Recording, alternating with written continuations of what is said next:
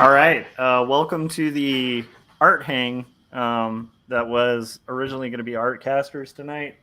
What happened was Scott Cirkland is stuck in like a snowstorm, and then our guest kind of got sick like last minute. So we are doing an impromptu art hang, which kind of works out because honestly, what I do during art casters, maybe you can fill people in on this. Maybe that could be a good topic to start off.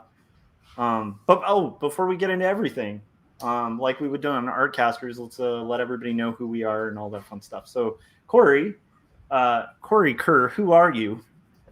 And I want like the profoundly deep philosophical answer to that. Yes, I am my father's son. Ooh, that hit heavy. I want to play some bongo drums around the fire. You should beat me. Oh man, yeah. I'm Corey Kerr. You can see my name at the bottom of the screen now. And if you go to CoreyKerr.com, you can see my stuff. And I'm on Instagram and YouTube and Twitter, and that's it. Love it. Okay. I will say my coffee tastes a lot better coming from a Swizzle Stick Army mug. Just a little shout out to Jim Lujan, who might or might not be joining us later as well. So, hey, Keeman, how's it going? Thanks for hopping over. I'm Joshua Kemble. I will just throw this out there that, hey, check this out. Boom. We kind of showed this off on a stream last night, but my publisher just released these advanced reader copies. These mainly are for like reviewers and people like that. And I will say the book's looking really cool. And this is my graphic novel coming out in June of 2022 called Jacob's Apartment. And it came out beautifully, and that's just the print job and everything. So I really encourage you guys to pre-order this because it is not going to disappoint. This is probably one of the prettiest books I've ever illustrated, which is kind of cool. How and where should they pre-order it? Oh, yes. So you can order that through graphicmundi.org. That's my publisher. And then if not, you can also just go to joshuakemble.com. Easy to remember, Kemble. And that'll take you to where you can pre-order it by just clicking on Jacob's Apartment there. Meanwhile, you can also purchase, like if you just don't want to wait for that pre-order, like you pre-ordered it, you're like, I need to read this guy's stuff to see what he's up to, which a lot of you have already supported and bought this, so that I appreciate that. But if not, stop delaying. If you watch our content, support the work that we do. Two Stories by Joshua Kemble is available on Amazon, and also you can check out little sneak previews of that on joshuakemble.com, and that's my stuff. So woohoo! We got through it. We got through the plugs. All right, done with the plugs. And we got Eddie and Chase and Keeman and Keith, and I'm trying to make sure I see this is everybody I see so far. So I absolutely love it in the chats. We're going to kind of freeform this. So if anybody in the chats has any questions or topics or opinions or hot takes, Eddie says that cover looks beautiful, and I agree. The book looks amazing too. It's not like one of those books where they went and hired some other cover artist and the interior is nothing like that. It's all like that. So that's cool. Yeah. Maybe we can touch on that a little bit too. That actually came out of a lesson that I learned as a young illustrator. Yeah, Josh, maybe you can answer Chase's question along those lines. I'd love to know more about the coloring process on Jacob's Apartment. Is the editing process longer getting the colors perfect in print form? Okay, so some really good questions. Hang on. Let me grab my pen that fell so I can work while we're hanging. Okay. The editing process, there wasn't a lot of color edits, weirdly enough. The book was pretty much finished by the point that I had gone to the publisher, and so a lot of the edits were like textual edits, and then a couple like extra images that we were adding. Like there's this whole sequence with a bee that you'll see kind of in the final that was never in the original. But I learned comic book coloring from my friend who's actually been a guest on Artcasters, Rick Reese, who used to color professionally for Bongo comics, like the Simpsons comics. And he mentored under like Dave Stewart and like some of the like legendary like Eisner winning colorists. And so the process is really pretty basic, where you're sort of taking your black and white line art, you're adjusting your levels, and I can't do like a full tutorial or anything right now. I'm actually going to be coloring some flats today, so nice. Yeah, and like honestly, what Corey's doing with flats is probably very similar. But what you want to do when you're because it's all hand inked, and so one of the things you want to be sure you do is you want to make sure you're scanning at probably a higher resolution than you're going to actually make your print work for. Oh, Jim's here too. Hello, Jim. Hi, I just logged in just to show you guys I got a haircut. Oh, I like it. Well I like done. it. I think we should talk about your haircut. I need a haircut. I shaved my head a couple months ago, and then I haven't done anything with it since. So now it's great. That's pretty important news. Have you heard the song by Pavement called Yeah. Cut Your Hair? It's a great song. It's a great song. Is that Blue Hawaiian? I have no idea what that means. Oh, Blue Hawaiian. I love that song. No. I'm going to check that out now because I don't actually know that one. I popped in to do the Johnny Carson thing where they're like, well, I know you can't stay, but what's the story? Where's Scott tonight? He's visiting his dad, and the entire town that his dad lives in just had a power outage from a snowstorm, and so he had to drive some distance to get enough cell signal to like call me and say like, I don't know what's going on, but I can't make it. I think it has something to do with his mutant powers myself. Yeah. Yeah. Well, I will say Scott would never miss Artcasters except for like a snowstorm taking out an entire town. Like that's what it takes to keep Scott from the Artcasters. Yeah. I really did just want to pop in and say a couple things. Number one is NFTs. Yes, I believe they're totally a scam. I totally believe they're a scam. How much of yesterday did you watch? About half of it. Oh, no. I'm not by choice because I just started watching it today. So. Not by choice, because I actually snuck into Jim's house and tied him to a chair and made him listen to it. You're like, Jim, how much have you watched of it? It's like actually at this point, Jim is still I'm in a different room than Corey. I'm in the part of the show where you're at the breakup stage. I haven't gone to the makeup stage yet. So, but I do believe if it's just obvious, it is some kind of money making scam. The only kind of cool thing about it is it's like whenever there's scams like that, there's a certain level at the bottom that also can make money before everybody loses everything. So I think that's where the excitement is. So that was going to be my one thing to say is like, I do not begrudge anybody making hay while the sun shines. So if it's like, if you can get in and make some cash as long as you're honest about it at the beginning, sure, why not? Yeah, so that's kind of the crux of like, it was a really long conversation, but part of it's just because like that's just how my mind works. Like if I don't know how I feel about something, I just have to go through it and like drill someone on it just to like figure out my own position on it. And what I come out of it with is exactly that, where it's like I personally don't know if it's like the most ethical thing in the world, but I also like, I'm a liberal, but I'm also like a capitalist. So I'm kind of like, hey, make some capital just as long as you're being honest. Like that's the key. So I totally agree with that take. First point. My second point is, Josh, your book. I don't mean to break hearts or anything, but your book looks like it's potentially your best book ever, and I know it's an older book. It looks so good, dude. So good. I don't take that as an insult or anything either, because it's like, dude, the print job on it, like I was so nervous because, and this will tie back to that color question, but it's like when you're working with like really saturated colors that are really specific, it's so easy to get that wrong for a printer. And so I'm kind of surprised, honestly. This is like the first time I've seen it off the press, and it's like I haven't found one panel in it where I'm like, oh, I wish they had like had more cyan or something on this. It's like everything's exact to what I planned, which is crazy.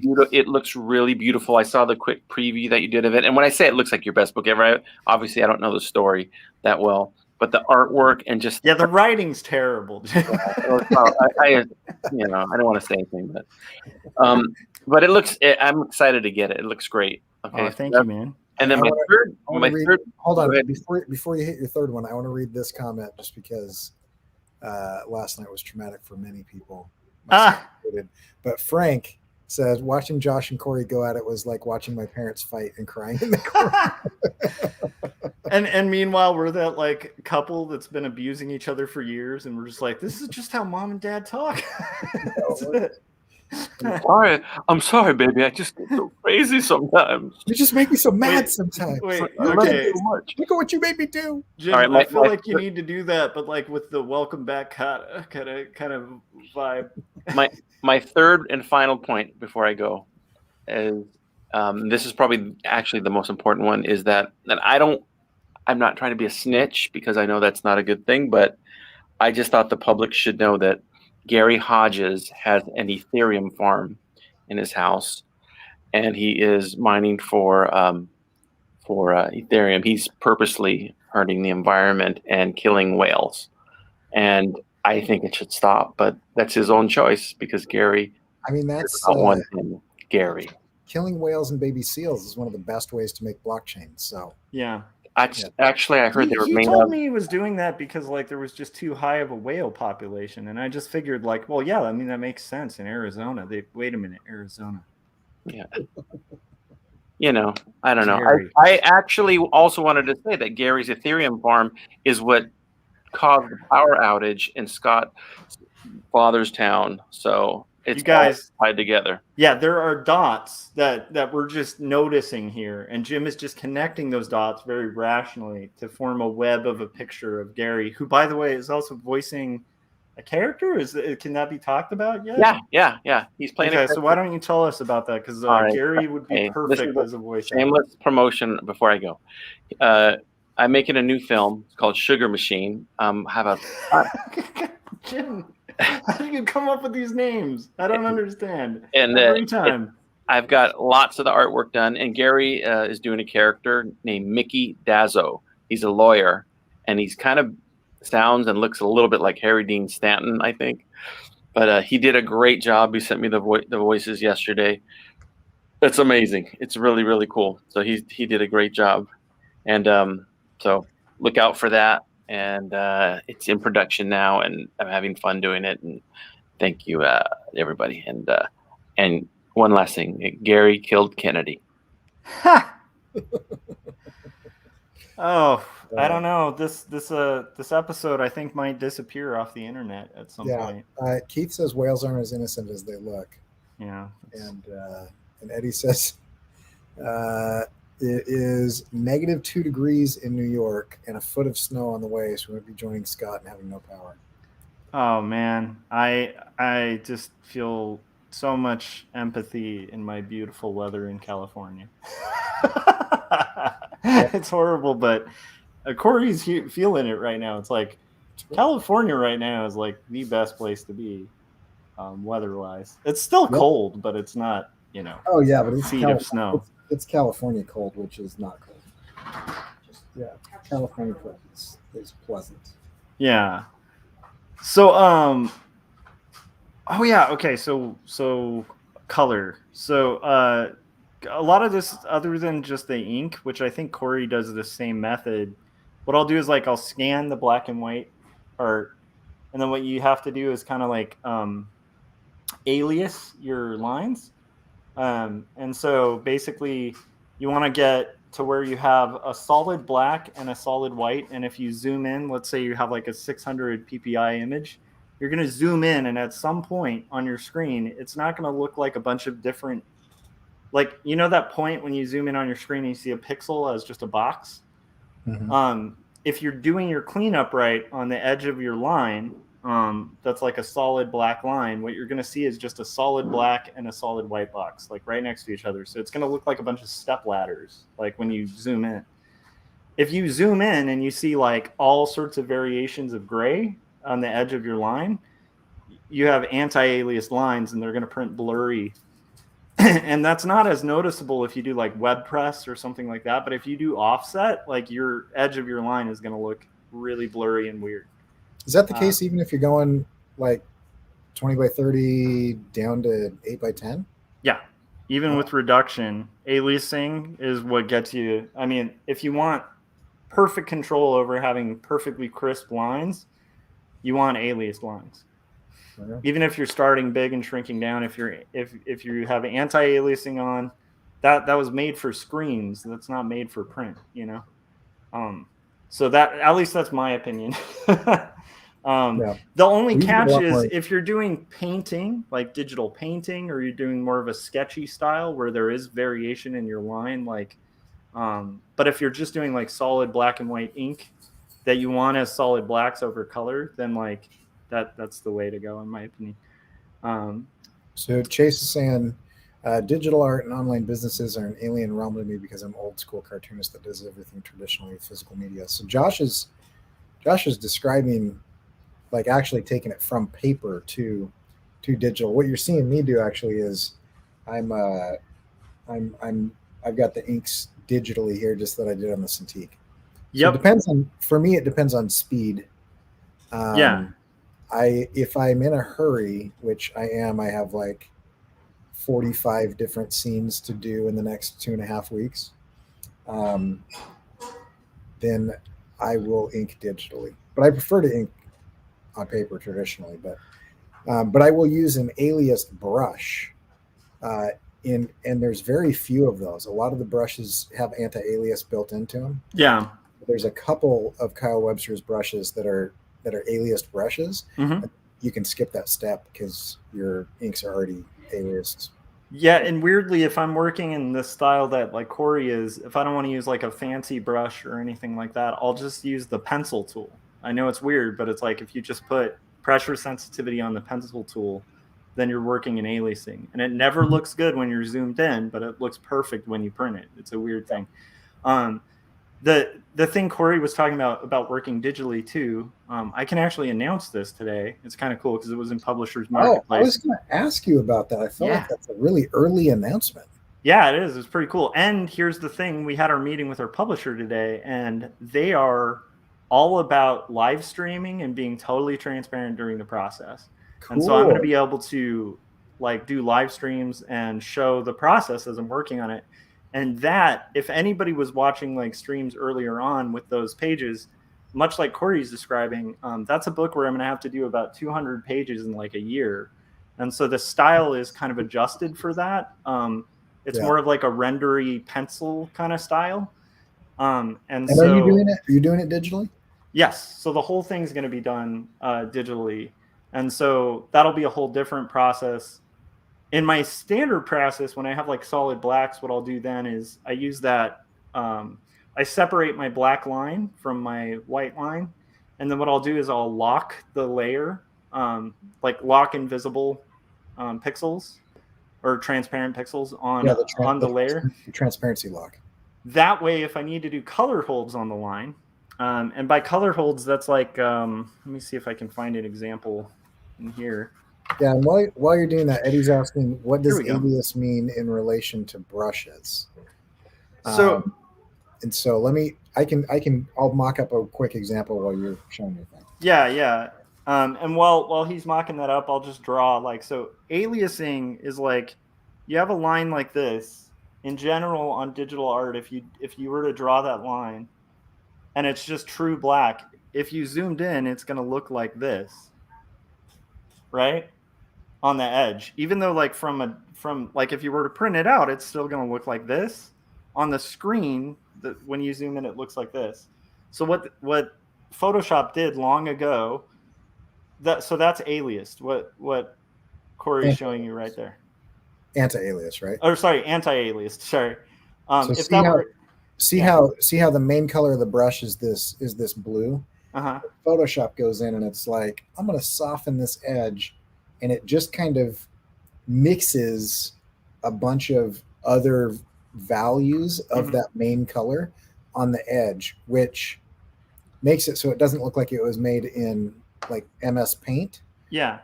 If you're using an aliased brush, which is not this is anti-alias, then you will at a high enough resolution, it's really crisp. Yeah, it makes for a really crisp edge of your line. So it's a good thing.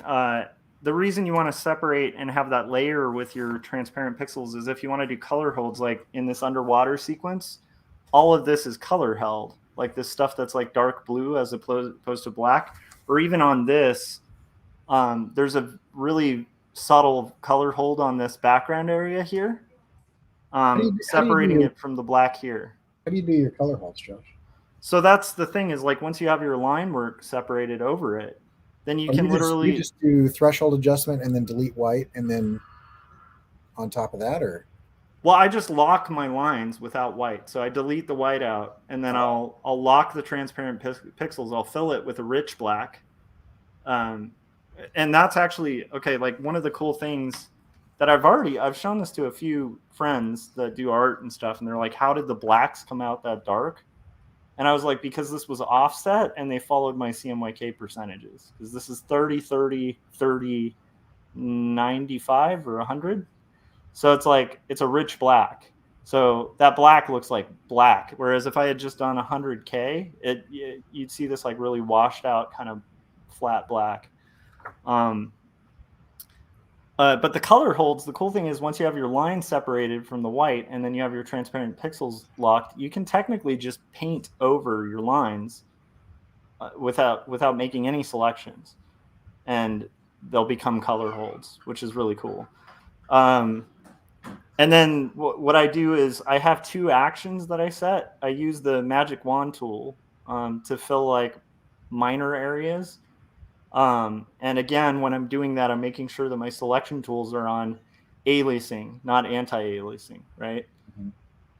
And then I just fill flats in the bottom layer, all on one layer. I'll do like flats. And then and the flats, I'm not even like too meticulous on the color. This is where Corey totally will relate. It's like when you're flatting, you're just filling out the broader spaces.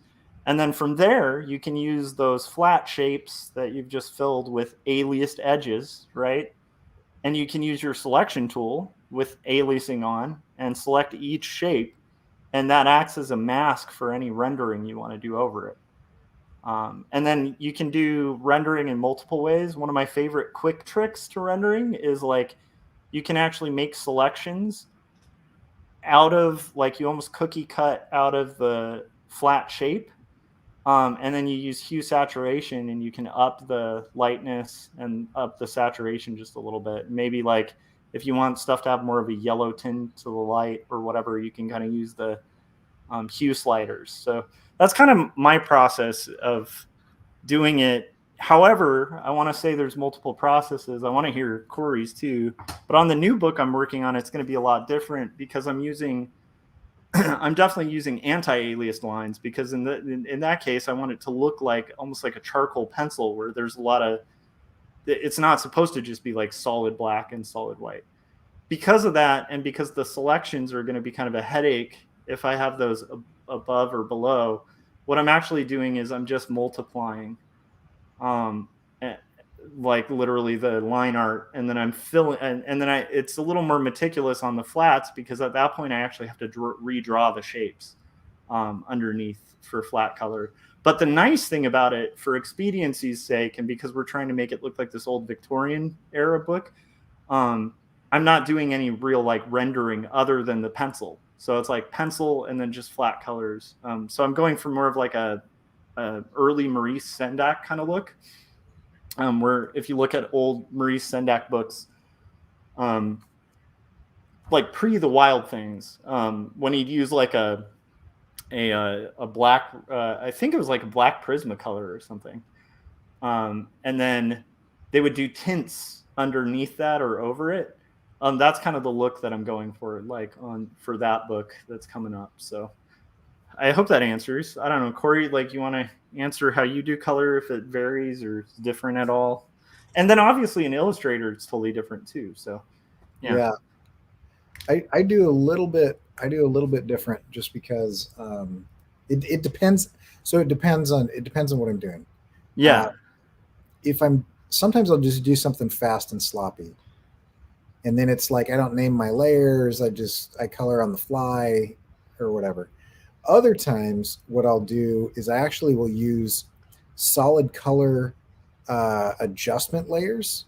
So if you go to the bottom of your layers panel, there's a circle that's like a little half filled. Yeah. Those are called adjustment layers. And then I'll apply those to an existing flat section. And I'll make one dark gray and change the blending mode to multiply. And I'll make one light gray and change the blending mode to either screen or overlay. Yeah. And then I actually paint in my highlights and shadows in on the mask of those two layers. And then I can come in and later, if I decide to change things, it's the mask that is actually causing that to show up or not show up, and I can adjust the layer. So it's almost like a fixed thing that is then changeable. Got it. And by the way, I hope this is interesting for you guys, because like a lot of this stuff, and I'm sure Corey would back this up too, it's like a lot of this is so much easier when you are doing a tutorial and you're like stepping through each layer and kind of showing people. So we're kind of approximating, explaining it, you know, as best we can. So if it's not interesting in the chats, let us know. If you until then, obviously, Corey, keep going. Okay. I can show this really fast. Let me adjust one thing, and I'll show everybody what I'm talking about. So if I come in here and grab this, but yeah, if you guys want to talk about something else, we can. Oh, dude, I'm not bored with it now. So, oh no, I was telling them. Yeah, screw them. I'm just kidding. By the way, we also take super chats. I'm trying to be more proactive about mentioning that every episode. So if you guys do punch in a super chat, we'll read whatever it says. Obviously, if it's like really offensive and derogatory to other people or something, then we probably won't read it. but anything that's like, you know, not gonna get our channels demonetized or something like that. Yeah. Anyhow, so okay. Go ahead. So I've zoomed in here, and I'll just show you really fast. So you can see that I've got different flats and I've got different layers here. Did Keith just say to the Thunderdome? That's awesome. Sorry. So this is just a whole thing. So if we just look at just this layer, oops, wrong button. I'm on a Mac, not a PC. There we go. So this is that's it, right? So my flatter just came in, and they just selected everything that was inside of the ink lines. And so, by the way, Corey, sorry, I hate doing this because I derail you a lot unintentionally. You are the worst interrupter. I really am. Charging you money every time you interrupt. I really am. But you mentioned your flatter, and for this upcoming 200-page book, I might be interested in outsourcing some of the flats. So, okay. When we're off air, remind me to get that info from you. I am there's a guy I use professionally, and then there's actually two or three students right now that I'm teaching to. Okay. And so we can talk, and I'll reach out to them and see if they're interested in making a little bit. Rad. Okay. Yeah. So I've got this, and you can see the inks. They're just inks, right? And so there's nothing in between. I did this digitally, so I didn't have to. I skipped a couple steps that Josh does when you do it on paper and have to scan it in and everything. And so what I do is right here, I'll go down and I'll add a solid color adjustment layer. And let's make it like a hideous, really bright color so you can see what's going on. And then if you hold Alt or Option and click in between those two layers, it actually applies that to that layer, right? And so you notice that where it was one color before, but there was transparency, right? So then I'll duplicate that a couple times by pressing Command J twice, and I will click while I'm holding Alt or Option in between those as well. Okay, and then this one I will change to I'll change this one to a dark gray. and then I'll change the blending mode to multiply. Okay, hide that for a second. This one, I'll change to a light gray, change the blending mode. I'll do overlay right now. You can do screen as well. Okay, and then I will black out everything on these masks by just pressing Command or Control I, which inverts everything. Okay, so now wherever I paint white, it will show up.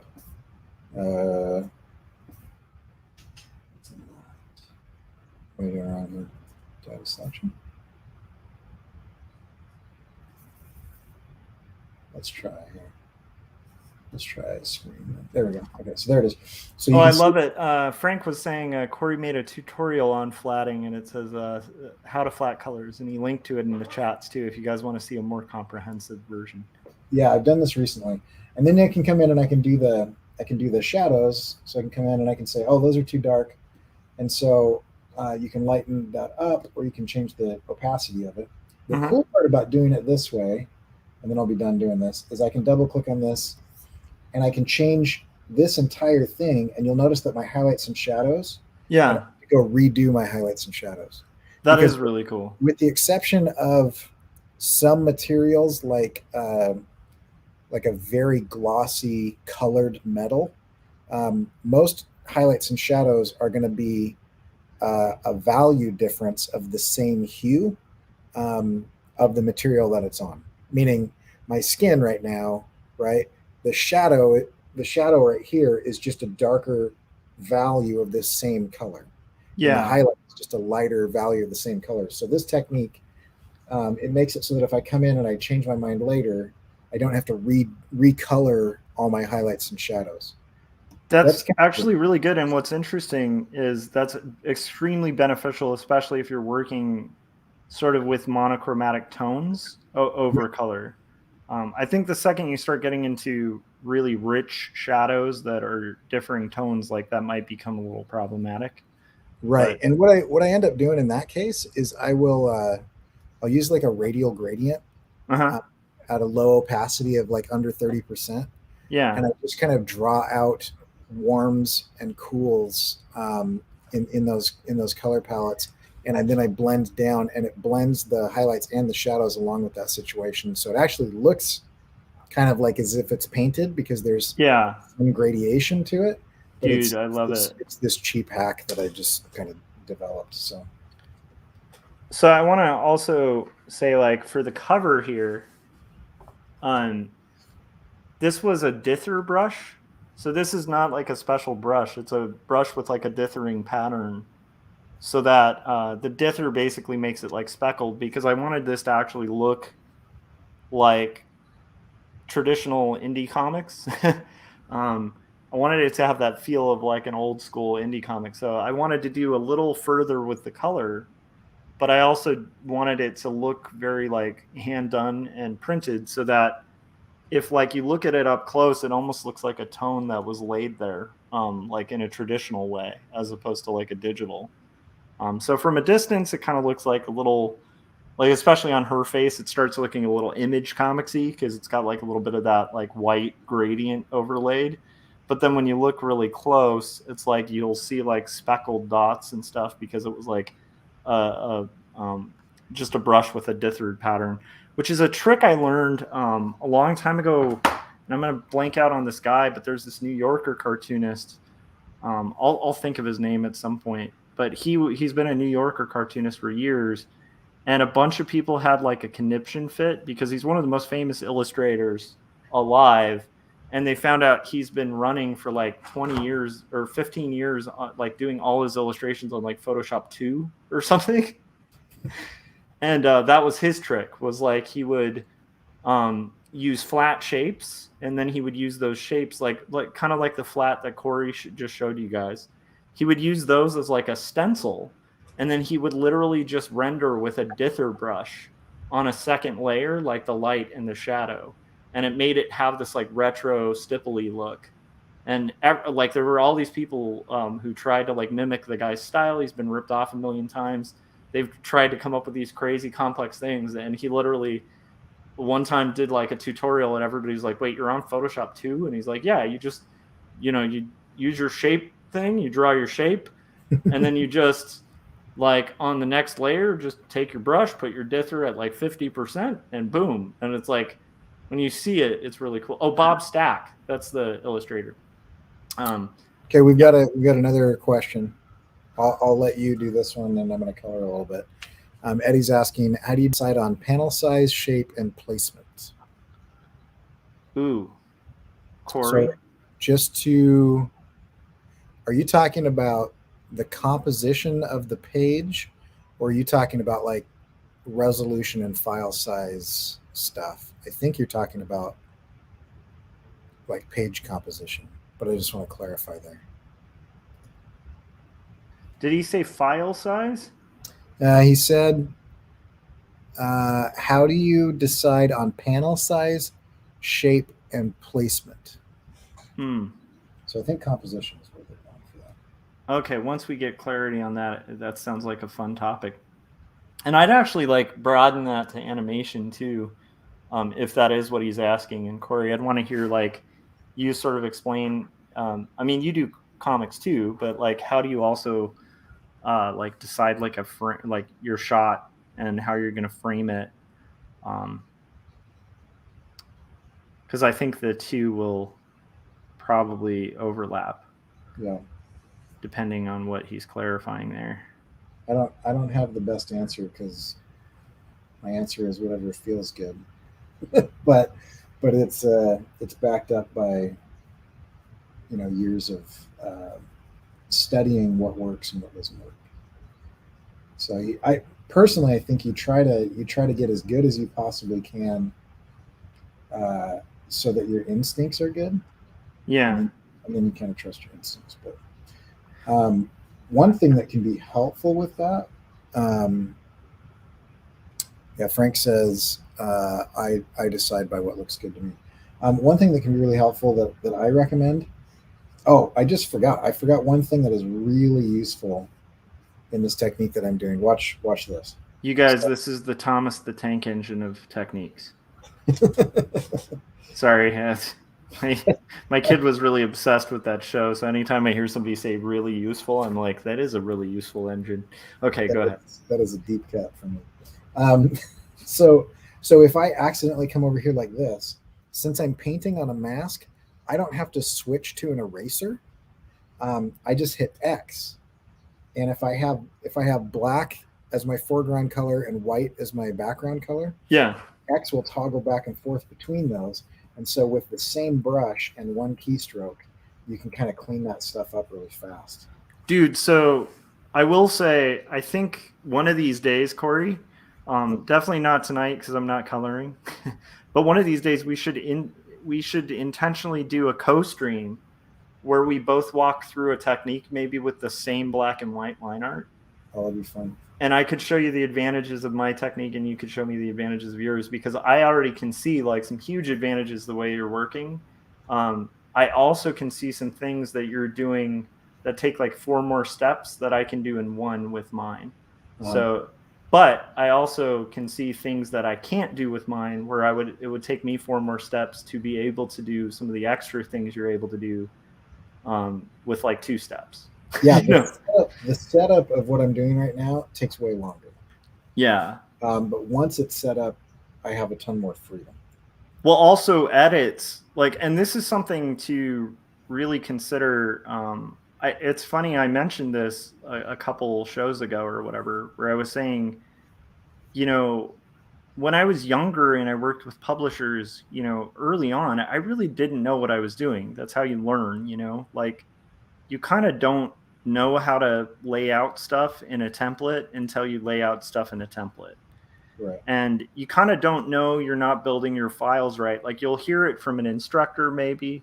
And the era that Corey and I were going to college, at least I was going to college, was like, there weren't any real digital art classes. So if you had like a rough comprehension of like how to use the programs, you were like, okay. But it wasn't like, they didn't really go over like file management or like layer organization or like, kind of non-destructive editing. I don't even know if that term existed at the time.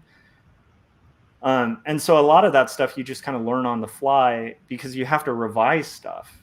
Even the best stuff you do for the best client, you end up having to revise it. So sometimes like the quick and dirty setup that works saves you a ton of time until your client asks for a revision. And then you're in a real pickle. Whereas if you have it set up like Corey has, it's like to make modifications to like a whole giant shape of color would take him like 3 seconds.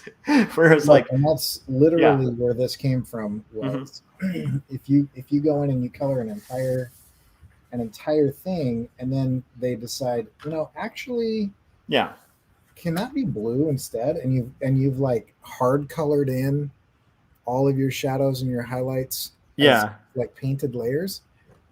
You have to repaint it or hope that you can kind of dial it in with like a find and replace color or hue saturation or something. Yeah. Which can work sometimes. And I do have some tricks to my method that kind of bypass that a little bit. Like I use the flat layer always remains in the coloring technique I use. So your flat layer is literally your cookie cutter shapes.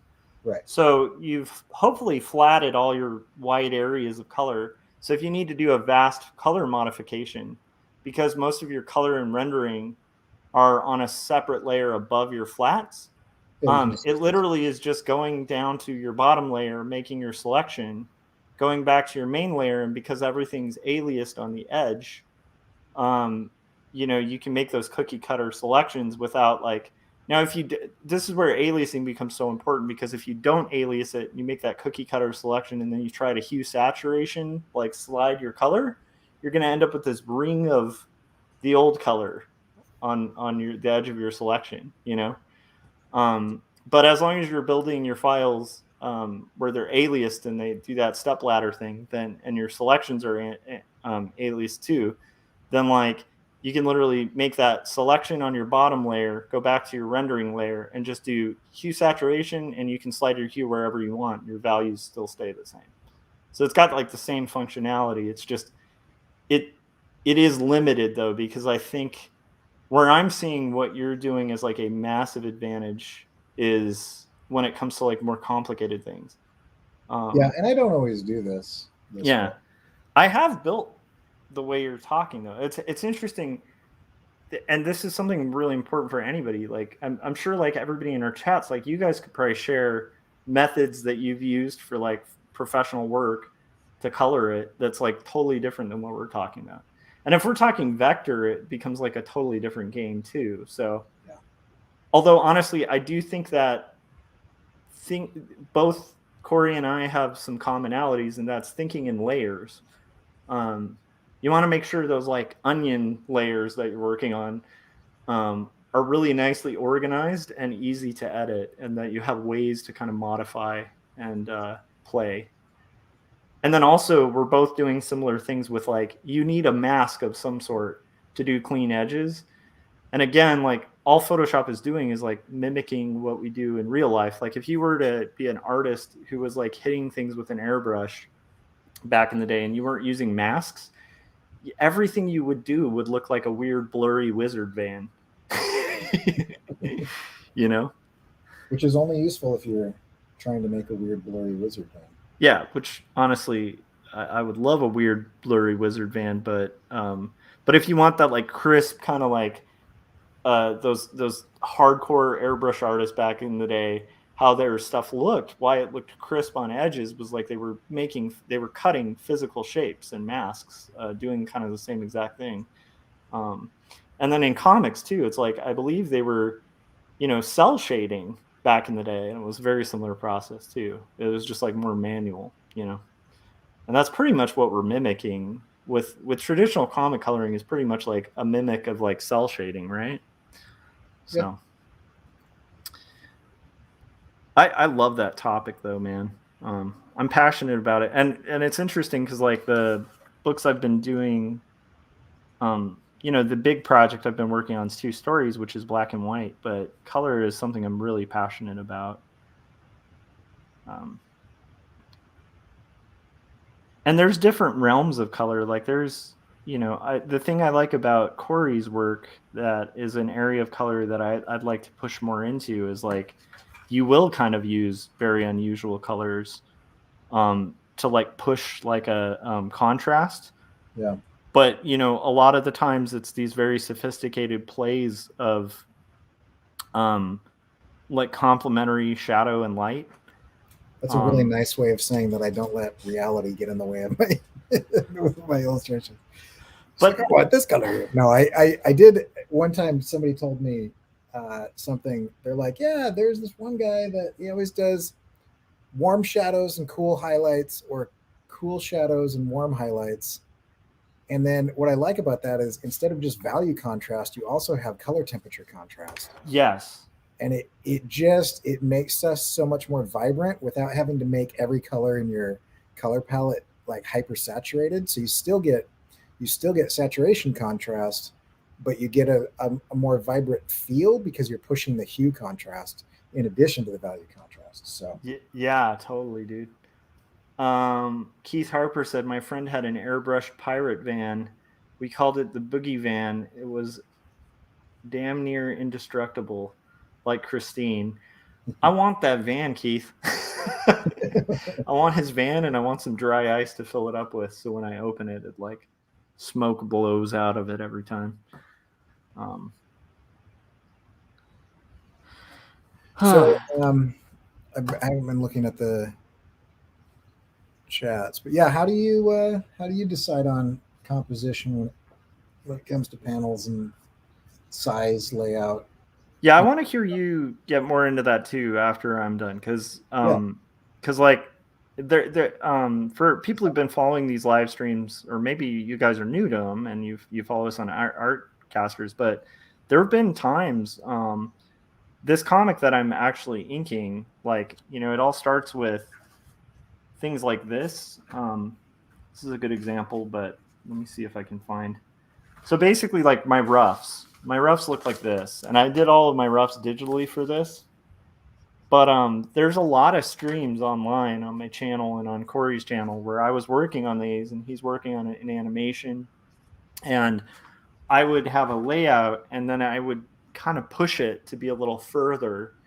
And every once in a while, actually, Corey would like chime in and be like, dude, maybe if you kind of made it a little more kind of fluid on the corner here. There was one in particular that I think is going to be one of the strongest pages in this entire book that Corey almost like art directed me on. He like bounced it back to me and was like, no.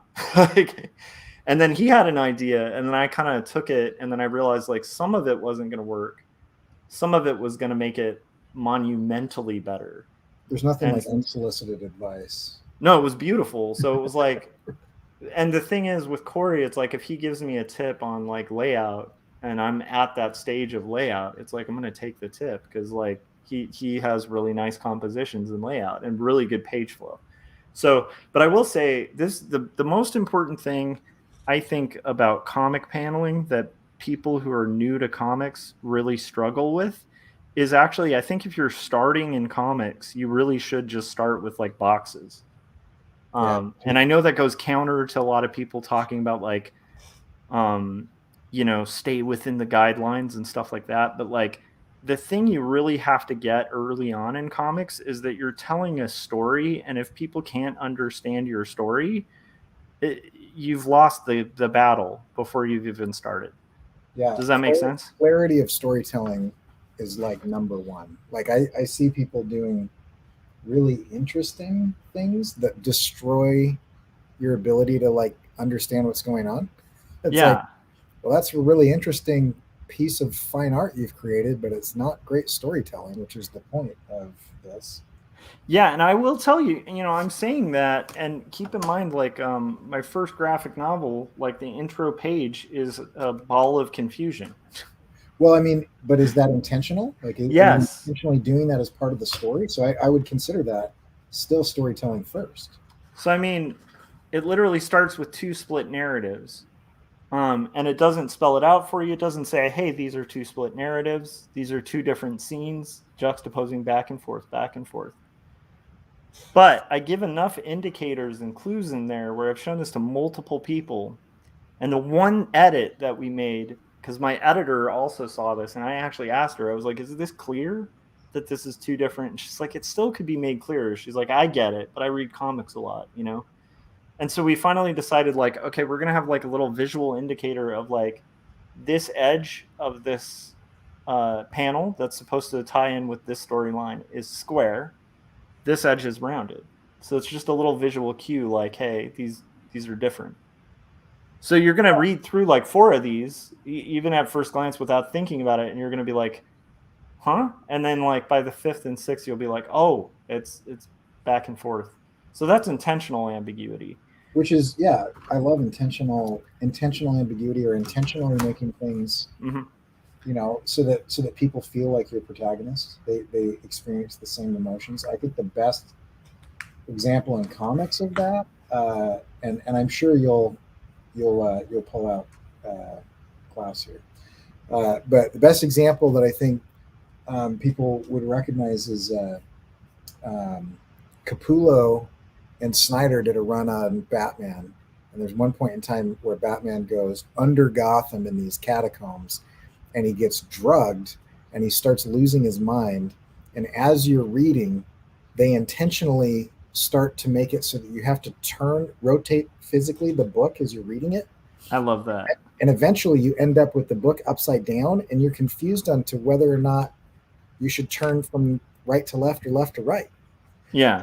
And the nice thing about it, and they even tell the story that they forgot that they did that, and when they got the prints, when they got the proof, they were like, "Oh, we've screwed it up! Like they screwed it in the printing. Like this is up." And then they were like, then they remembered.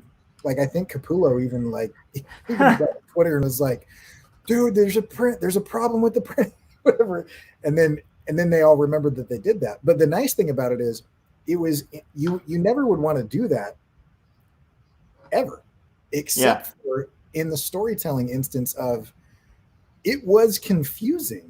Yes. And that's what the protagonist was experiencing at the time. Dude. And so as you do that, you're like, it was one of the most physical experiences that I've had with comics. And it was so cool.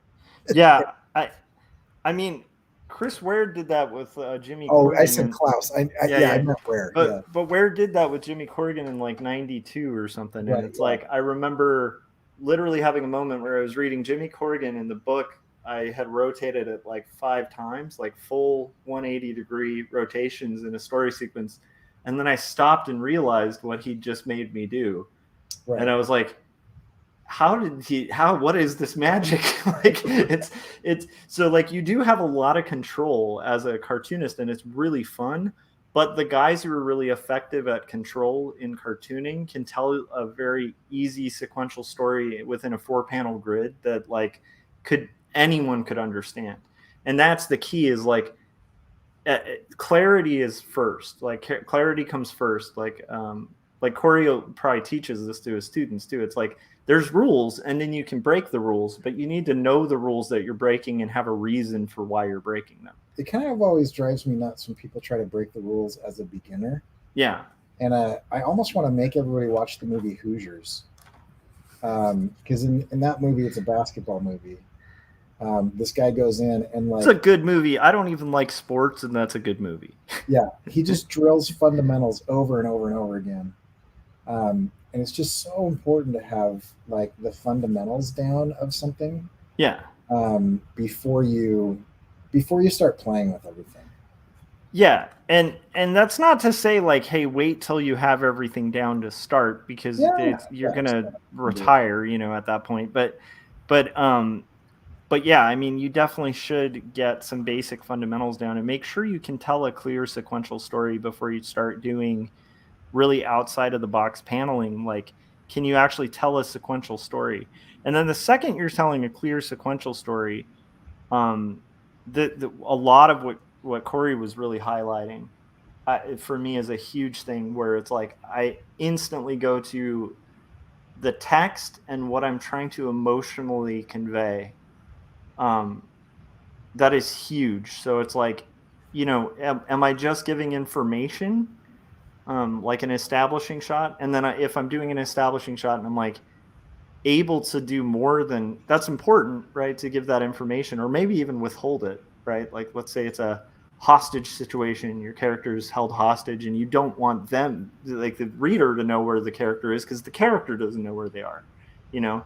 I don't know. I'm just throwing that out there, but like in general, you want your establishing shot for people to know.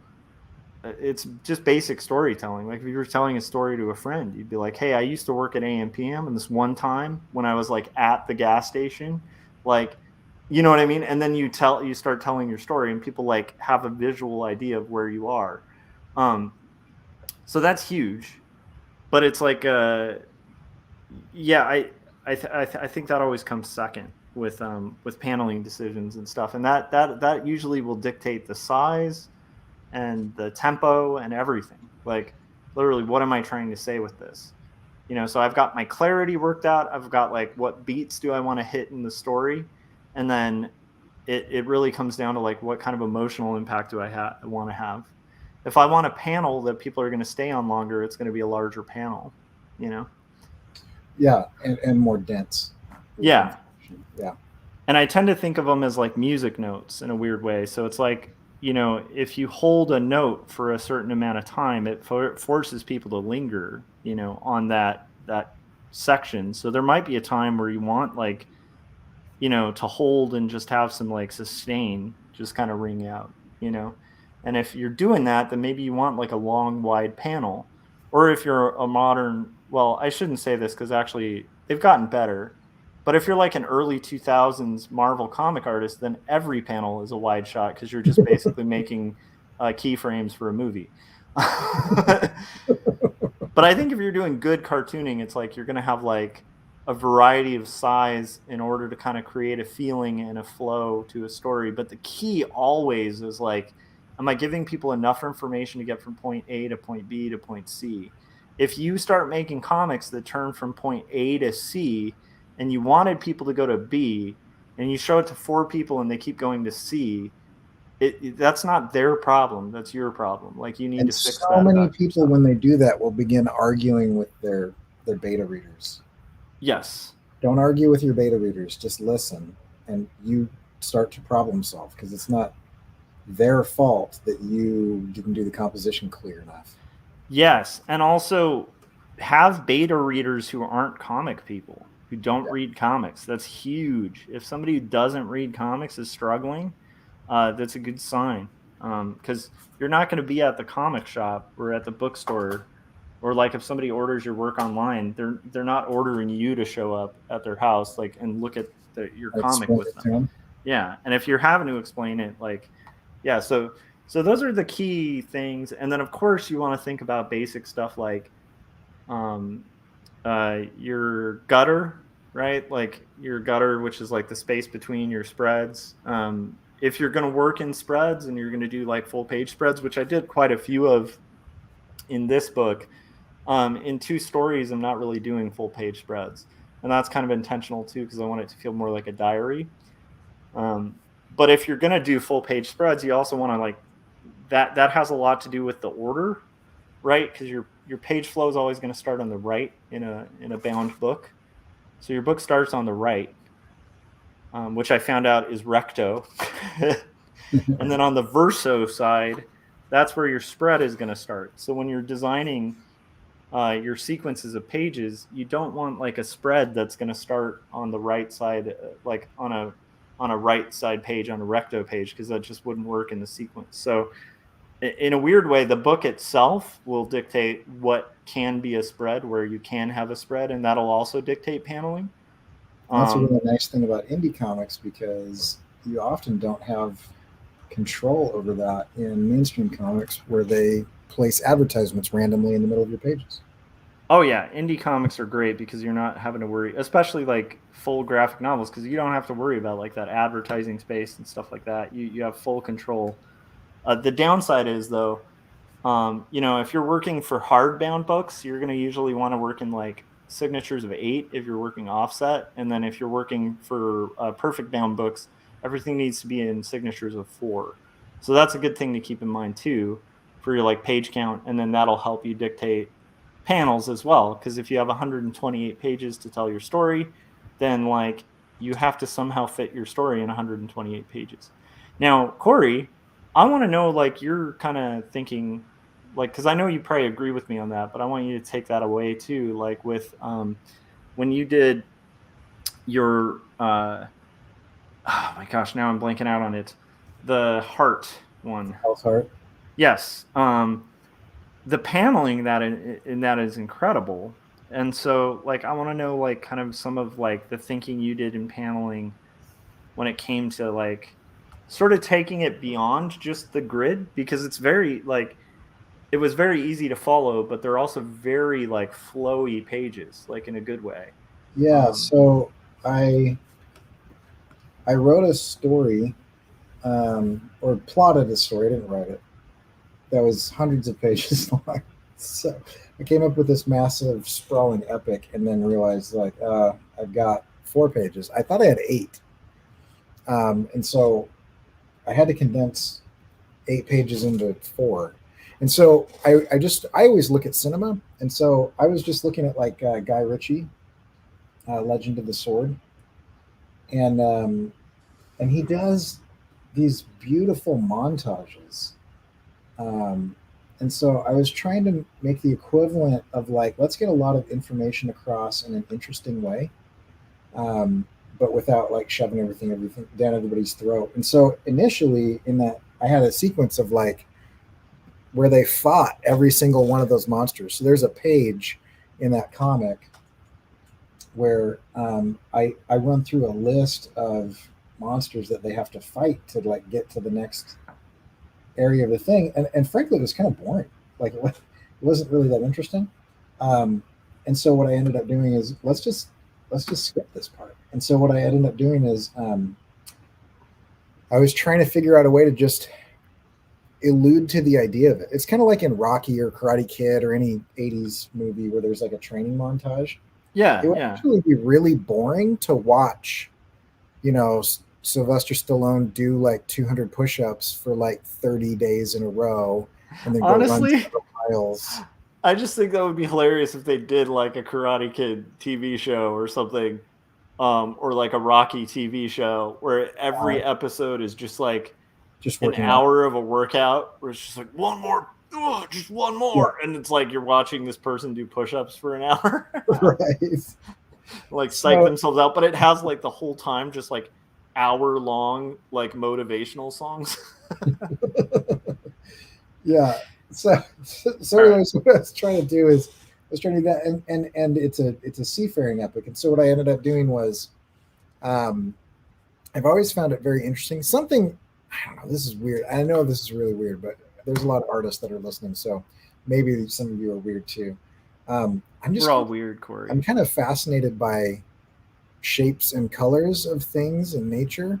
And one of the things that's always stood out to me is, you know, when the waves in the ocean, they crash and then they kind of peter out, and then the last little bit of energy, they go as far up the shore as they can, and as they recede, there's really interesting patterns in the break of the whitewater, the wash, the foam. That kind of breaks as it recedes, and so you get these little gaps.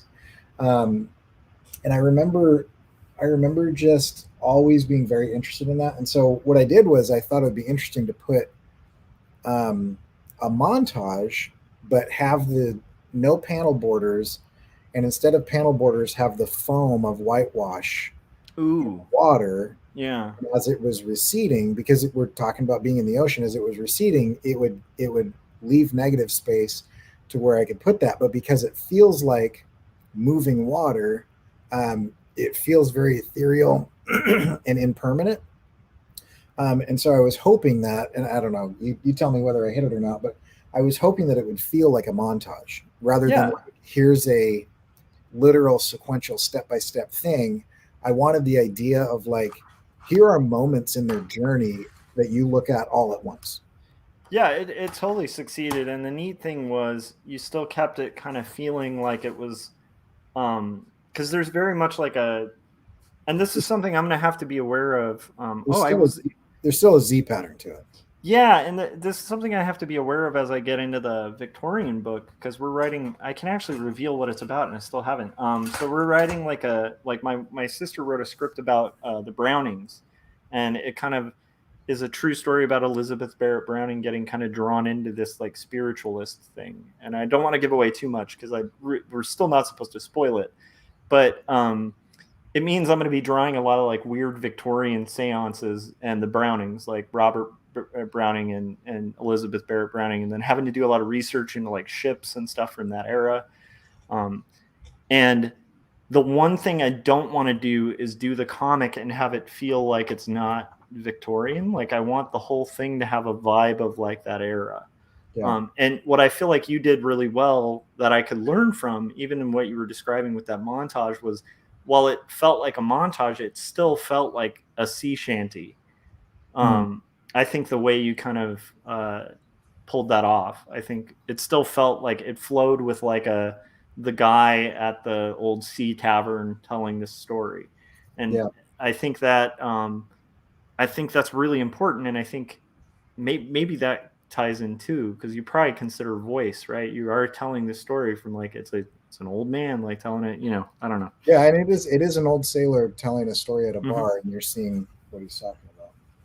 That I actually took that from not a lot of people read him nowadays, but I love his work. Joseph Campbell, or Joseph Campbell? No, it's just Joseph Campbell's Hero of a Thousand Faces. Um, hold on, it's the guy who wrote Heart of Darkness. Yeah, I think that's Joseph Campbell, because Yeah, I was Campbell. yeah, Yeah. because I was So initially going to say like Heart of Darkness, but then I didn't want to be wrong. This is me being vulnerable. I didn't want to be wrong and lose literary points. yeah, so Joseph Campbell writes Youth, Heart of Darkness, and he's got a persistent narrator named Marlowe who tells a lot of his stories, and he tells them, especially there's a short story called Youth, which is one of my favorite stories ever. I have some just personal experiences with it. That I read it at the right time. Anyway, and it's interjected throughout the entire story with little comments like "pass the bottle," or whatever. Like he's at a pub telling the story, and people interrupt him, and then so you get really into the story, and then Joseph Conrad. Chase Conrad, Williams was right? Okay. Right, not Campbell. See, Campbell's the hero's journey guy. The Conrad is the guy I'm talking about. I love it. So anyway, you get the idea. You get the feeling of telling a story to a crowd, but then you get lost in the story. But then he brings you back, right, like as you're about to like hit like a minor climax in the story. He'll say something like, pass the bottle, or the bartender will interrupt him or whatever. And so I wanted to have that kind of feel, but also, I mean, it's a 4-page comic, so it's. Dude, I love that though, and I think that that theme and like the feeling is really important. I want to show one panel I'm really proud of with this thing, since we're talking about paneling. And by the way, if you guys are, I do want to mention some of the stuff in the chats too. So this is hilarious. Chase Williams said the extended Peter Jackson cut of the Karate Kid is what the whole world needs. And again, it's just an hour of him just punching like a wall. Yeah. Just practicing or waxing on and waxing off. And it's Josh, just I'm going to step out just for a minute because my 3-year-old is losing it. So. Oh, dude, 100%, man. Totally cool. And then we have Chase saying good prog brands can write a 3-minute song. Bad prog rock bands will noodle and noodle for hours and hours. I agree. And I'd prefer like somebody who can like rock the good 3-minute, and then if they need to go 3 hours, they can go there. But they can also do something tight and concise. And usually that'll kind of like for jammy bands, like that'll kind of keep the structure. If they can do that in internal structure, like they have their tight 3, it's a lot easier to kind of meander and kind of, if you want to jam for 5 hours, great. But like you always can pull back to that like simple structure, which I think is huge. I'm going to show this while Corey's gone. I wanted to show it to him, but speaking of paneling, I also just do weird things that I haven't really seen, and maybe they've been done, but I haven't seen. So there's a sequence in this book where the 2 main characters are kind of having like a sort of date at a bar, and they're each having a drink, and as they drink more alcohol, it kind of goes into the stories of their past, and there's some kind of flourishy things that are going to tie throughout the storyline of these like bees. But what you also see is like you're going to see the drinks, you see them drinking, and as they get buzzed, the panel actually gets drunk.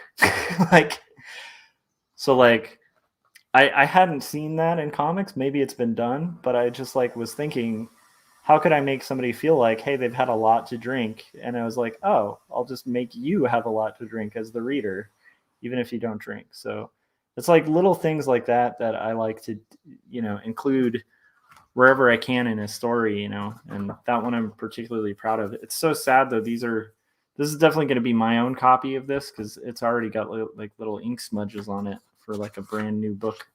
But so you guys will see this with like ink fingerprints and stuff on it, but hopefully that kind of makes sense. And then Keith said 50 points to both of you. Minus 50. I think that was for the Conrad mistake where we were thinking a different writer.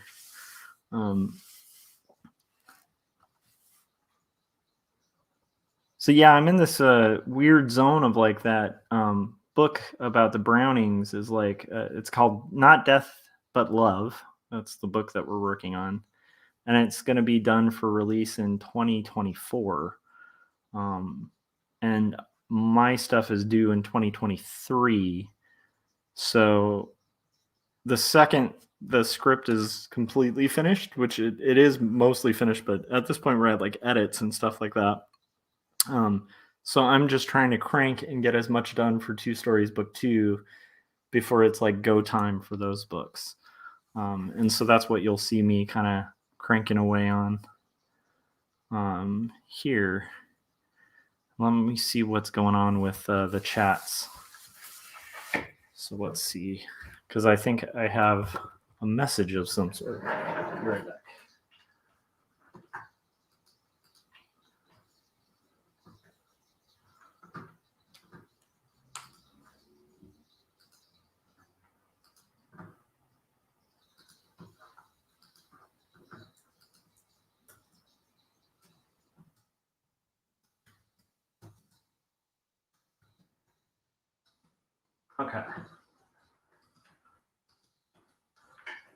Okay, so I think that was Frank sharing some stuff he was working on, which I can't look at right now, but I appreciate it. And I did send you, Frank, a link to like the conversation too, if you wanted to hop on.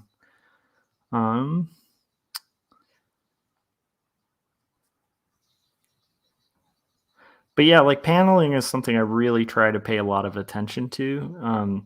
And I would say I think it's like a secret weapon because if you do really solid paneling and smart composition choices, you like don't have to be a perfect artist. I don't know if that makes sense, but it's like like the better you are at paneling and composition and choices like that, the more you can kind of highlight what is already decent work, but you can make it look like a million times better. And I've shown people this just in the stages of doing roughs where it's like you'll do a sketch and it's just like a drawing of a figure or whatever. And maybe that's your panel, right? I'm totally doing this. This is my great panel. But if you just like do it a little abnormally, like instead of your lens being like that, you tilt it, right? So now your panel is maybe from an angle. It can say so much more.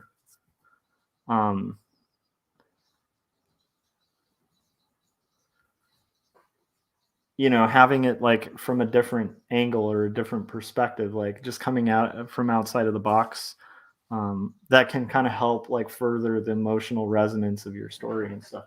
Well, I guess Frank's here, so let me throw him on. All right, Frank. Hello. This is great. What you should do when Corey gets back is just act like you're Scott Circland. Which that is that I remember when I think I talked about it in a different stream once, but I said I want to get a Scott Strickland lab coat. I think I mentioned it to Scott, and a wig or something, so I can cosplay as Scott for a bit or something. I love it. I think that would be hilarious, man. So Frank, I mean, everybody's pretty familiar with Frank. He's the mod of my channel and also like a huge friend of the show and friend of Artcasters and Corey and all of us in the comics community. So Frank, if anybody's not familiar with you, where can they find your stuff and all that stuff before we get back to our hang? Well, you can find me at Salazar Art Mission. That is my regular channel. It's where I'll make videos and talk about updates, show stuff what I'm doing. Sometimes I'll uh, talk about the process of making comics. And I also have a live stream show, which is a version of the Artcasters called the Turaco Creative Cast, which I co-host with Anna Robb, and you can find her on YouTube under the name Anna Robb. And and you can and in those both of those channels, there's links to my stuff and her stuff. So if you want to check out some of my mini comics and some stuff that I sell on Etsy, there's a link in those videos descriptions. Awesome. I love it. Let's see here. What do we got? Okay. So, Frank, what are you up working on? I am working on the fourth page of that mini comic that I started yesterday. Nice. And I'm actually going to go over some of the panels from those other pages because I was a scene that I'm working on. It's where it's the character CK on a motorcycle. Actually, I think I made it a trike. Is his name actually CK? Yeah, I'm gonna call him CK. Did you know that's my dog's name? Really? Well, I was going with Corey Kerr. Oh, okay.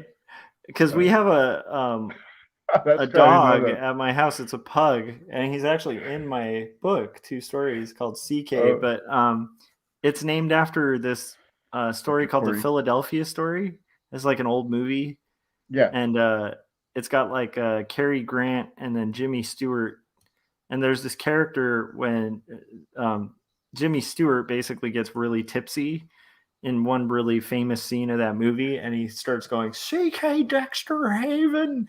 And we just thought it would be funny if somebody was like yelling at their dog like that. So we named our dog CK Dexter Haven. And he's appropriately named because he's one of those dogs that's like, we've taken him to like multiple trainers and they've literally been like, I'm sorry, there's like, your dog's insane. Like,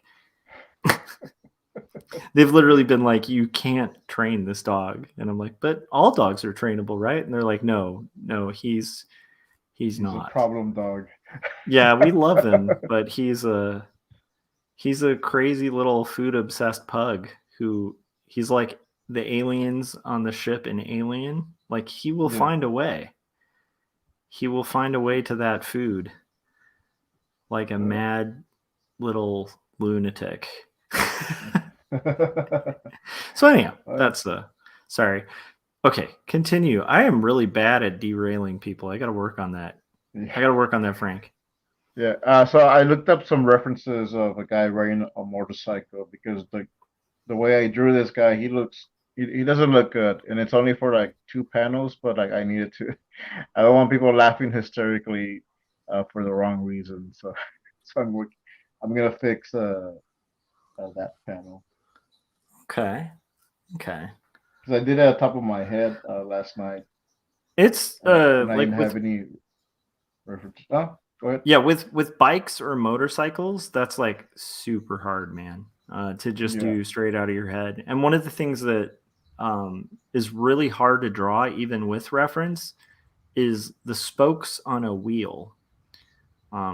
Especially like a bike wheel or a motorcycle wheel. Like it. Yeah. I don't know what it is. There's a pattern that's different than you would think. Yes. Do you struggle with that too, like the spokes? I struggled with it until I sat down for about 30 minutes and cracked the code of what the pattern actually is. Ooh, explain the code, Corey. It's I can show it. It's there's a couple different patterns, but it's kind of like this. So you got your hub, right? Mhm. And then you got your main wheel. Mhm. And what you do is outside. Oh, good night, Keith. Thanks for tuning in. Sorry, go ahead. Like Corey. Keith. Yeah. So if you My drop down nemesis. from the left side of the hub, that's where you start. But then that line will go to the right side of the hub. And then you do the same thing. So you draw a line down here, and that goes like that. And then you draw a line down here, and that goes like that. And it continues around. And then it also does the opposite. So they cross in the middle. Darn it, Corey. That was like a David Chelsea kind of moment where you break it down and now I feel like a moron. Which, by the way, anybody who's following me or Corey or Artcasters, we've had David Chelsea on. We've been fortunate enough to have David Chelsea on multiple times. And if you guys want to learn perspective or little like tips that will blow your mind and make something seem simpler than it really is, or say take something that's super complex and like boil it down into really understandable ways. David Chelsea, you guys should all be following his stuff on YouTube. Yeah, he's awesome. But that was David Chelsea worthy explanation there of the spoke. I hadn't cracked the code, Corey. Well, and I've had to draw a bunch of bike sequences. Now I'm going to have to double check my spokes. There's different Thanks patterns. a lot. There's different patterns. That's the most common pattern. It's not now I can kind of understand the confusion though, right? Because it's like it's counterintuitive to what you'd think. Because the idea now is, I need to remember, were you saying it goes from here to here and then starts? Or what was it? So if you start vertically, and you align it from the left edge of the spoke, and that's where the line starts. But then you go to the right, from that point to the right. So that first line that you drew, you don't actually draw that. You just use that as a measurement. Got it. Okay. And then you go from here to the right. Oh. Yeah, and so the right goes like that. Yeah, right. And then you imagine rotating the wheel, and then you drop another line to figure out where you start, and you go to the right again. And here's the reason for it. Oh, I see what you're saying. So like each line, I get what you're saying. So like these lines, yes, on this side are, you just imagine they don't exist. Yeah. So those are your measurement line. Oh, yeah. Darn it, Corey. So here's the reason. By the way, that's a good darn it. That's brilliant. I know. And I had to actually try to draw it myself. This is a tip too if you're ever learning stuff from people. Like draw it yourself because like you'll have more questions. Yeah, the reason for it is really interesting too. If you have a hard impact on a wheel, and if I'm going to draw again. So sorry, I think Victor actually proved you wrong. He said the universal code for spokes was up, up, down, left, right, left, right, B, A, select, and then start. Okay, so if you have a spoke that goes, who knew it was the Konami code the whole time? If you have a spoke that goes like this, right? That's the way spokes work. But the way a lot of people think about spokes is incorrect. It's like this. They think that it goes from the center of this straight down. Yeah. But the problem is if you have an impact right here, that impact goes straight to the axle of the vehicle. Oh, that's so smart. So it's designed. And this is one of the cool things about how your mind works, Corey, is like not only will you kind of crack the code, you'll also like ask the question, well, why? Why? And then it helps you remember it. Yeah. And so, but if you hit an impact on a correct spoke, the worst thing that can happen is that it rotates the wheel somewhat. Yeah. Because the power of that impact shoots past the spoke into a rotation rather than directly into the hub, which transfers to the axle or to the forks, and can bend your frame of your wheel. pretty significantly. And so they designed the spokes in such a way that the impact is thrown into rotation rather than thrown into direct transfer of power. Dude, you have literally blown my mind at this point. That's really cool. And hopefully that's helpful for you, Frank, because like I don't know about you, but I hate drawing spokes so much. Even with that explanation, I know it's going to be a pain. I wasn't planning on drawing the spokes, but now I must. Oh. Another thing to think about with spokes is you don't necessarily need to draw every spoke. You just need to hint at the idea of spokes. Well, it depends. Is it in movement? I still think you can suggest to the mind, yes, there are spokes here, and because I mean, the more detail you put in something, the more you're going to draw the eye to that thing. Yeah, that's true. And if it's not a focal point of your panel, then it's not. On mine, it's not, and that is one of the pages I sent you, Josh. Just what I was working on. I want to see it. I can't look now, but I want to see it. Like I didn't draw spokes, but the way I drew the guy, he looks weird. So. Well, anytime you're drawing, like I do recommend people, anytime they're drawing something complex like a bicycle or a car, to like get a 3D model or get a Hot Wheel or get something physical that you can look at, just so you can see the planes that you're trying to draw. Yeah, it's really which I didn't do at all for this one. Yeah, observation, especially with vehicles. Let's say you're trying to make like some super tank or something. I'm just throwing it out there, or like an aircraft carrier that floats in the air or something. Like, if you can somehow get a hold of some references of aircraft carriers, that's going to help. If you could get like a model aircraft carrier and build it so that while you're drawing it, you can actually pick it up. Kind of like Corey does with the bugs, where he has physical frozen bugs that he'll use for reference. But it's like, that's really cool, because it also not only gives you help in drawing, it lets you know what the form is that you're making. Because it's quite often in photos, it's still hard to tell what you're trying to represent. Yeah. But like, if you have like a physical model you can like rotate, it's like, it helps you spatially work out stuff, at least for me. And in addition to that, you also get the idea of you're not using the same reference that everybody else is going to use for that thing by doing a Google image search. Yeah. So there's like a myth out there that I fought for a long time, that you're just not a good artist if you have to use reference. And it's just no. That's ridiculous. So if you don't know what something looks like, that's fine. Go figure out what it looks like.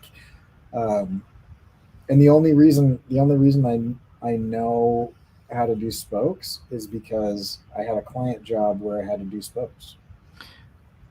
I remember learning more about Robert Crumb, who like I do want to always I kind of forget sometimes when I mention him to also say like, hey, if you're like a listener who's like a little kid, don't check out Robert Crumb's work. but it's a little saucy. But he has a very distinctive style, and he definitely doesn't look like a photorealist, Right. But I remember learning that he uses photo reference all the time, especially for buildings. And the way he had explained it was like, if he drew a building from his head, it would be like approximate, but like the things he wouldn't think to make up are like the weird, absurd things that make a building interesting. Like there's like power lines attached to like the back of it in this weird area you wouldn't think, or like there's like a trash bin somewhere, like there's weird stuff that like exists in life that if you're just drawing perfect squares and boxes, like it's hard to kind of remember to invent. And so, I think, I mean, I think there's different styles where you may need less reference, but I even think when you're working in a simplified style, if you use reference, it's going to like improve your work significantly. It's why Disney artists, I mean, Corey knows this, but it's like why Disney artists, like when they're going to do like the original Jungle Book, or like they're going to draw like a bunch of animals for something, they'll literally spend 4 months at a zoo with their animators just sketching, looking at animals. Even better than that, sometimes they'll bring a tiger into the studio and shoot it so that they can go back and not shoot it, but film it. I was going to say, yeah. are they like Joe Exotic at this point, or? But they will film it. And so if you look up Disney reference, there are live action actors that are acting out most of those early animated films. Oh yeah, where there's an entire film of reference where they've shot, especially the dance numbers.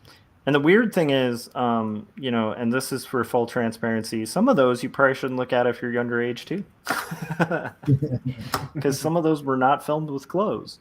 But there's a lot of sequences that are like, you know, full out reel to reel sequences that were acted out by actresses, and then, you know, they literally, you know, used each, like, so they could pause the video and be like, that's the pose, and then just exaggerate the poses and stuff. So if you want a really good example of that, the Hercules introduction Muse song, where the muses are singing like the exposition of the movie, that is a full-on dance number with 3 singers, and they act it out, and they intersperse it with like little bits of animatic and storyboard that they've done.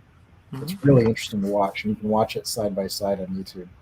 And I remember with Snow White, that's the part that I was saying was a little saucier than some references. There are literal, you know, they filmed, because I remember seeing reels of this in a book, like I think it's called The Art of Disney or something. It might be out of print now, but where they showed frame by frame. They literally they hired a woman to come in nude and filmed her moving and doing the sequences so that they knew every movement and every basis of the pose, so they'd know how the folds would fall on the clothes, which is extreme. But I'm just saying, like, yeah, I mean, like, these studios and artists, like, for years have gone to extremes to kind of like get as accurate of reference as they can.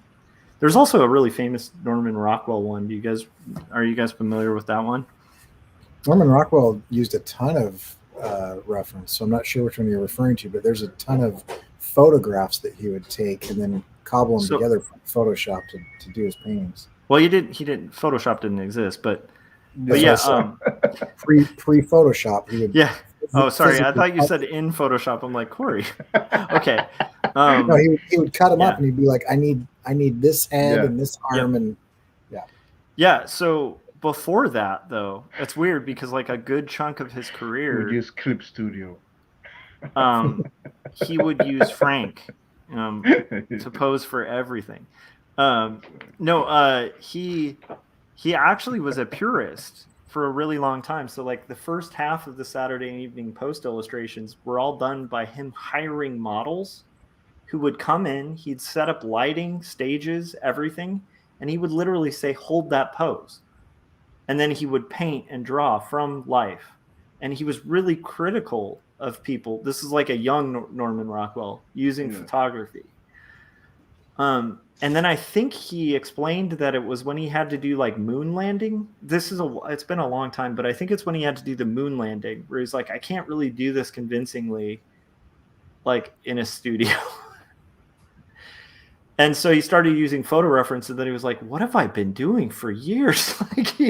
And that's when he started doing the cobbling together and just being like, yeah, use photographs for everything. Because like just the expense, I think about it, and it's like his own pocketbook, like to hire models to like some of those early Thanksgiving, the later ones were all photo reference. But some of the early Thanksgiving scenes where it has like this giant crowd scene, those were like people actually just sitting there under hot lights for like 6 hours while he painted and sketched it. And it's like, can you imagine just like the relief he felt like when he finally realized like photography actually works and is viable? Because it's like also the budgetary relief he would feel from that. Because can you imagine the cost to hire models to sit there at a table for 6 hours? And if it's not a physical cost, the cost of your family. Anyhow, I always thought that was interesting because he started as a very like critical of photography guy, and then eventually adopted it and was like, I've made a huge mistake. I've been a fool. So if Rockwell needed it, I don't know. They all, it's. I think people who are overly critical of that kind of stuff are also young. Yeah. We're not artists. And then if you want a really interesting thing, you can look up like some of the prisms that the old masters were likely using. Oh yeah. What's his name? Versace. I was gonna say vermouth, but that's a drink. Yeah, I there's a particular one, Vermeer. Sorry. Oh, Yeah. Well, There's a Camera- lot of dudes. Camera Lucida, I think is what they called it. Yeah, Camera Lucida.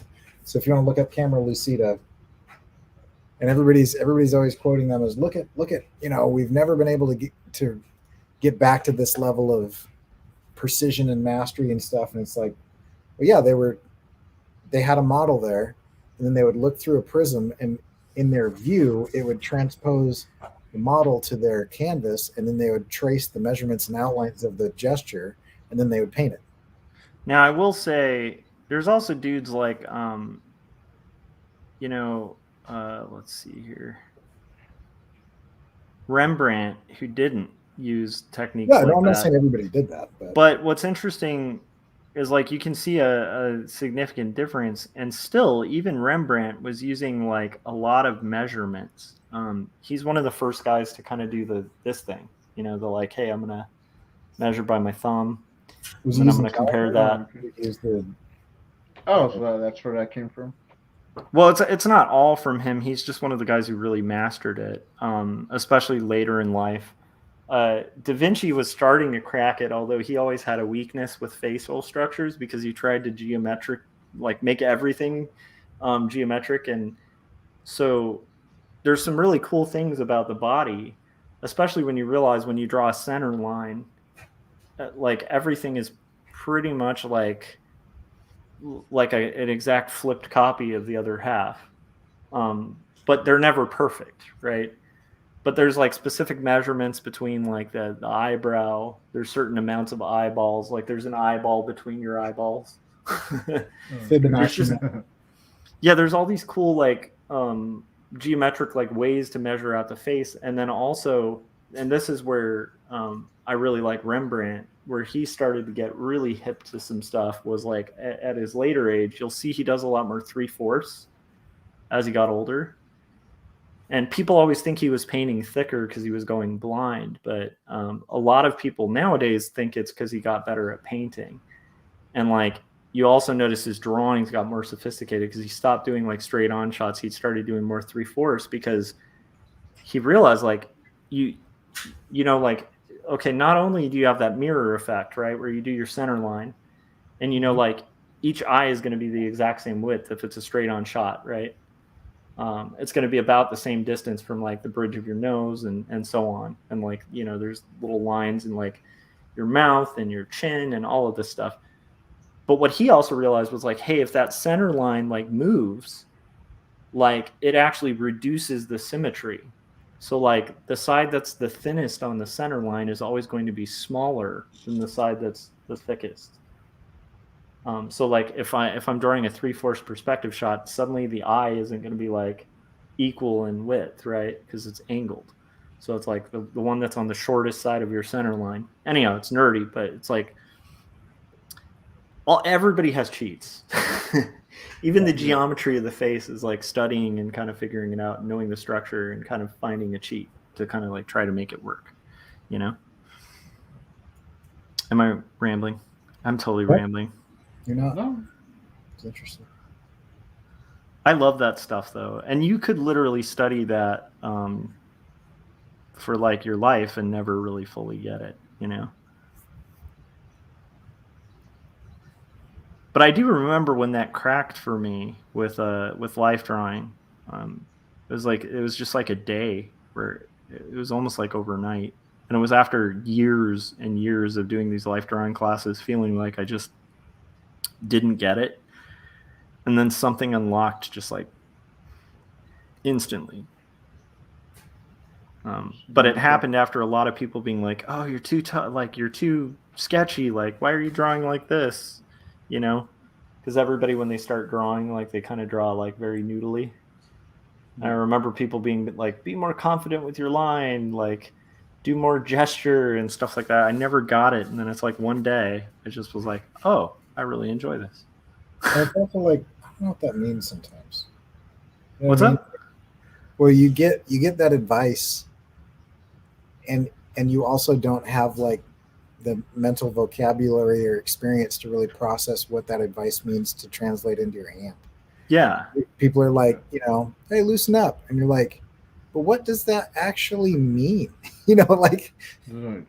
and then later you discover like, oh, this is what that means for me, but I don't know that that's really super helpful advice. Yeah, I mean, I can kind of understand it because I have had like early illustration students who are doing that like really sketchy thing where they're not being confident in their line. Yeah. And it's a really clear, like, I don't think people who are kind of newer at art like are aware of like how clear as day that is to anyone who's seasoned at art, to see a line that isn't confident. It's like you just know it when you see it, It's very sketchy, it's overworked, and it's like it starts being like kind of problematic because it's like so overworked to just get a line that you could do with like one stroke. I'm not disagreeing with the advice. But it's hard to translate that to a kid. Yeah, I don't know if somebody hearing it at the beginning of their career has the ability to really like apply it. Yeah. Oh yeah. And for me, another section of it was the tools, which now I think I'd have a lot of fun with because I'm not trying for perfection, but at that time you're like really wanting to like render everything, and you get like a charcoal stick and you're like, what the hell? Like, and like you get these different mediums and stuff, and they're like really frustrating. And now I think I'd have more fun with them, but also that was a thing that helped me too, was like I started doing life drawing with a pen. And for me, that was like the unlocking moment where it's like, if I'm going to go like sketch, like if you three were in town and we were going to like get on a bus and just sketch people on the bus, because that's a really good spot, by the way, to sketch people if you ever want to. Not right now, not during COVID, but like, whenever we're back at a point where there can be like group gatherings and stuff, like if you want like just to draw strangers, like sitting at a bus is really great for that, because like you're going to get these strange characters, and generally you can kind of be incognito when you're doing it. But yeah, like if I do that, I'm literally going to bring a Uniball pen and a sketchbook, and that's the way I like to work, because it makes me less like noodly. If I have a pencil, then I'm going to erase and like rework. And if I have a pen, then if I draw a bad line, I just have to draw over it with a better line. And I get less freaked out about my lines because I have to commit. And that makes me loose. But exactly what Corey was saying, that didn't really unlock for me until I finally had that moment of like, oh, I've been so tight with this, like, and precious with it. Like, I didn't even know what those things meant, Yeah. But it's hard too as an instructor. Like, can you ever really... Because a lot of it is like sometimes it takes 5 teachers to like say something for it to unlock, By the way, Corey, that's looking incredible. I want to get in that spaceship. I didn't design the spaceship actually. This is I can't remember if it's Caden or Colby, but one of my students that's on this project. Oh, wow. It's great design. Corey, what are you doing giving other people credit? Steal the credit. Be Stan Lee. Just be like, Excelsior, this is a great design. By me. I'm just kidding. Yeah. Sorry. That was my little Stan Lee diss. I apologize. I love Stan Lee, but that's the dark side of Stan Lee. Yeah. But Marvel Comics wouldn't exist without Stan Lee, so also love him. Love him, hate him. But I will say, Corey, the color is what, like, I really love what's going on with the color of the like interior and stuff. So we were talking about this, and I'll show you. Here's where it really comes to life for me. Is I'll come in like this, and I'll add a final layer over the top, and I'll start warming stuff up and cooling stuff off. And so I'll come in with like a gradient, radial gradient, do something like that, right? But then if you turn it down, you can kind of build it up Mm-hmm. in areas. So I can kind of warm up kind of the shadows, Mm-hmm. and then I can cool off some of the highlights. And now, if you guys think this warm and cool thing is crazy that Corey's doing, I'd really encourage you to, like, tomorrow, and I think most of us who are artists might see this already, but like tomorrow, if you wake up in the morning or whatever, or like honestly, if we're a little bit further in this stream and it becomes morning, Jeez. I'm kidding, but you know, peek out your window and like, or like when you're driving, just pay attention to like the light of the sun versus the shadows on the clouds. And it might unlock something for you, like, and start thinking about it more of like than just like the sky is blue kind of thing. Really pay attention to like, is this warm or cool? And what you're going to notice is like, if there's warm light, there's usually cool shadows. If there's cool light, it usually creates this weird cool warm juxtaposition. Similarly, you're also going to start seeing complements everywhere in light and shadow. So like if you've got yellow light, you're going to notice that shadows look kind of purpley. It's just the weirdest thing. If you have orange light, like shadows tend to have like a blue tint to them. It's really fun. And that's one thing I love about, I'm giving Corey a really long-winded compliment, but I think Corey represents that really well, where he highlights some of the fun color. It's why I like Cezanne as a painter more than like Dali, because Dali bores me. Like, I love what he does visually, but I think like the color of his paintings is terrible. Like, it's just everything's black that's dark, everything's white that's light, and it's like. But if I look at like a Cezanne fruit, I'm like, it could almost just be like splats of paint, and I still want to pull that fruit out of the canvas and eat it because it just looks delicious and real, more real than photography, and it's because of that warm, cool, and that color complement thing. Adam's joining us in the chats too. Adam, if you want to hop on, man, you can. Adam, that's cool. I was about to mention Adam because he gave me some advice on grays the other day, since I work more in grayscale and black and white. So it was kind of like what you're saying, like finding the right level of light grays and dark grays, and just making it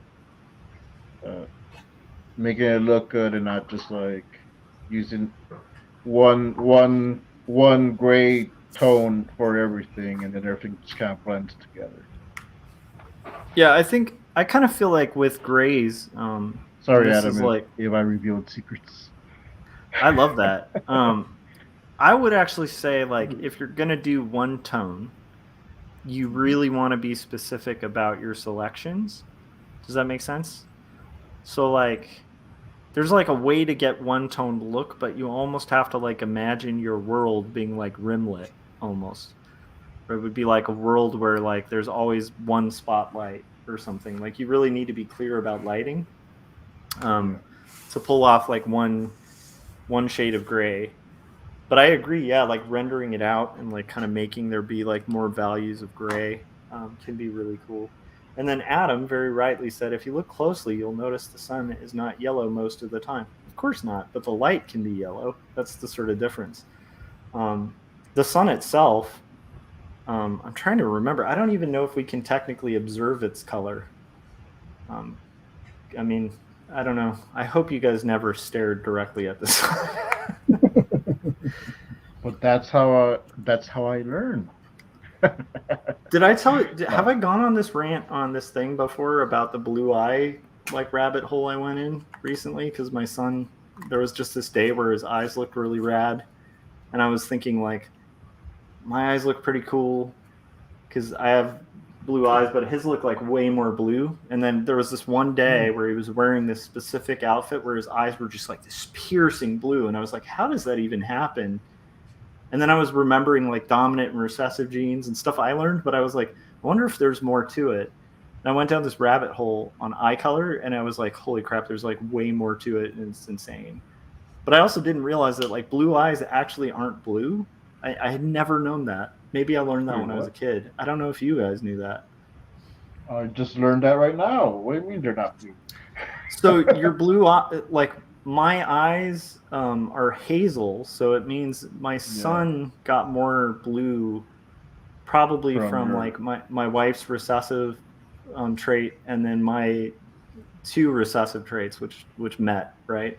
One of my recessives, one of hers. But the point being, he has less melanin, and that's all it is with the eye. So like the eye, there's like an area behind like what we can visibly see, and that is usually like a big pocket full of melanin with everyone. And then in front of it, there's more melanin, and so that's what creates like everybody's brown eyes. But there's a deviation where there's like a lack of melanin, and like the less melanin, there's like different receptors in the eye that like are either going to have more yellow, or just like hardly anything. So it's just like clear. So what you're seeing when you see a blue eye or a green eye is what's happening with those eyes is actually what happens with the atmosphere, where it's like when you look at the earth, like the sky, it looks blue because of like bounced reflected light, but it's actually not. Our eyeballs are doing the same thing. Like, so people with blue eyes, like part of why their eyes will kind of shift in color, like they'll look really radiant blue one day. Like when I was looking at my kids' eyes, I was like, why are they so blue today? Like, I mean, they're always blue, but they look like piercingly blue. Piercing blue, yeah. And it's literally just doing what a blue sky does. Your eye is just like, it's literally just, it's like a glass that's just refracting light. Isn't that crazy? I had no idea. So I was like, that's weird, but like, that's the only reason eyes come out that way. And then the fact that like there's this weird genetic defect that somehow managed to like, you know, I also think it's cool and weird because I don't know if any of you have experienced this when your kids were younger.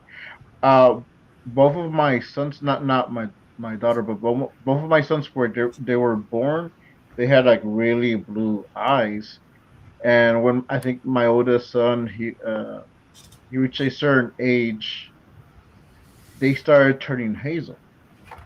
And my other son, it was like when his eyes turned hazel, so did his eyes. So like the blue went away, and they both now have hazel eyes. My daughter was born with hazel eyes from the beginning. Yeah. I mean, it makes sense because it's like the hazel's a little different because hazel just means you have a little bit more melanin. So it's like my sons are a little more blue, and I think it's specifically because he just has a little less melanin in the eye. And some of that can be an illusion when a kid's younger because like the melanin might just be developing, and then it kind of it gets in there. But like it's like, so that's why the eye shift seems like a shift, but it's just part of the growth of the kid, you know. But it's like it's a weird thing with like and then like I said with green eyes, it just means there's more of like a yellow tint in there. So you're actually like, if you have green eyes, you really don't have green eyes. They're actually pretty yellow. And if you have blue eyes, you really like, if you could clearly see what it actually looks like, it would probably just be clear, which would be really creepy. Like, can you imagine just somebody with like invisible eyes? With just a dot, and then you're just seeing like this weird, all the stuff that's back there? That would be really creepy, but that's what it is. So I thought that was just, I don't know, that blew my mind because I had no idea. So if you're ever bored, go on a rabbit hole of eye colors. I'm gonna send Adam the link so you can hop on. He just messaged me. Oh, hell yeah, dude. Do you have it? Yeah, I'm just gonna copy the one you sent me and I'll send it to him. Okay, that's good timing because I need to get a coffee, but I think I'm gonna bow out. I'll use that up. That's a fair time, Corey, because you've been at it, and you also hung a whole 5-hour stream before this. So I'm still gonna kind of hang in there because I want to ink this, and I just got to the fun part where I get to use brush now. So I can't stop when I get to use brush. That's the funnest part. And Corey, again, look at that color. I mean, this one? No, just like the smoke you just made. Yeah, that's just a trick. It's a good trick. It's just I choose So I choose that, and then I Yeah, I'll be roughly right back. guess a more vibrant opposite hue, and then you just put that in as a radial gradient over the top. Dude, I adore it. I That's adore that. Cool. All right. Dee Dee just said, what did Dee Dee say? Nice flashing lights and glow on that piece, Corey. So, yeah, and she said, see compliment above, Corey. Yes, very nice work. Corey's got I don't know, you're too talented, man. You got to start sucking at animation or something just to make up. Did Adam message me? Maybe he wants me to send it. So let's see, Spacecraft. Invite. And then this one set. Boom. Done.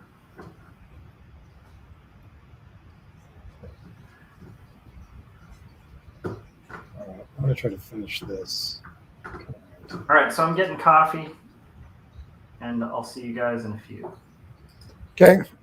See you, Josh. Oh, wait, what happened to Frank? I don't know. I think we lost Frank. Yeah, he might jump back on. I might jump back on a couple hours if you're still on in a couple hours. Oh, I hope not, but you never know. Right. I just said we lost you, Brody. Okay, we got Frank back. You guys, it might have been a crazy snowstorm. I love it. Okay. I'm back, guys. There was a crazy snowstorm. I knew it. It's this is actually not Frank. He's turned into Scott Circlin. And I still, Frank, I was complimenting this yesterday, but I really do dig the mustache, and I think you should keep it. It's rad. Yeah, I'm keep. I've been getting a lot of compliments. So yeah. Oh yeah. I'll keep it. Very cool.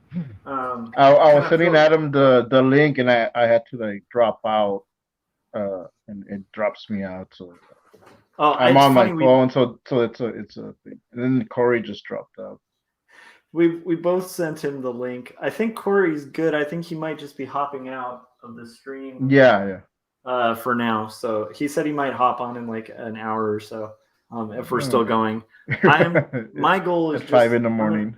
I'm gonna finish this panel, and I do have to work tomorrow. So like yesterday was an unusual day where I literally had today off of work because I had a meeting with my publisher at like 10:30, and so I was like, cool, so I can get some extra work done. Oh, and I also got well, to be continued. I got to go get coffee. Yeah, go. Okay, and if Adam hops in and he can't be pulled up yet, just tell him hang in there for like 2 seconds, and we'll throw him on. Oh, okay. All right. So. Okay. Hello. I was gonna say orchestras, but hello, Kemble heads. Let me check the chats, the comments.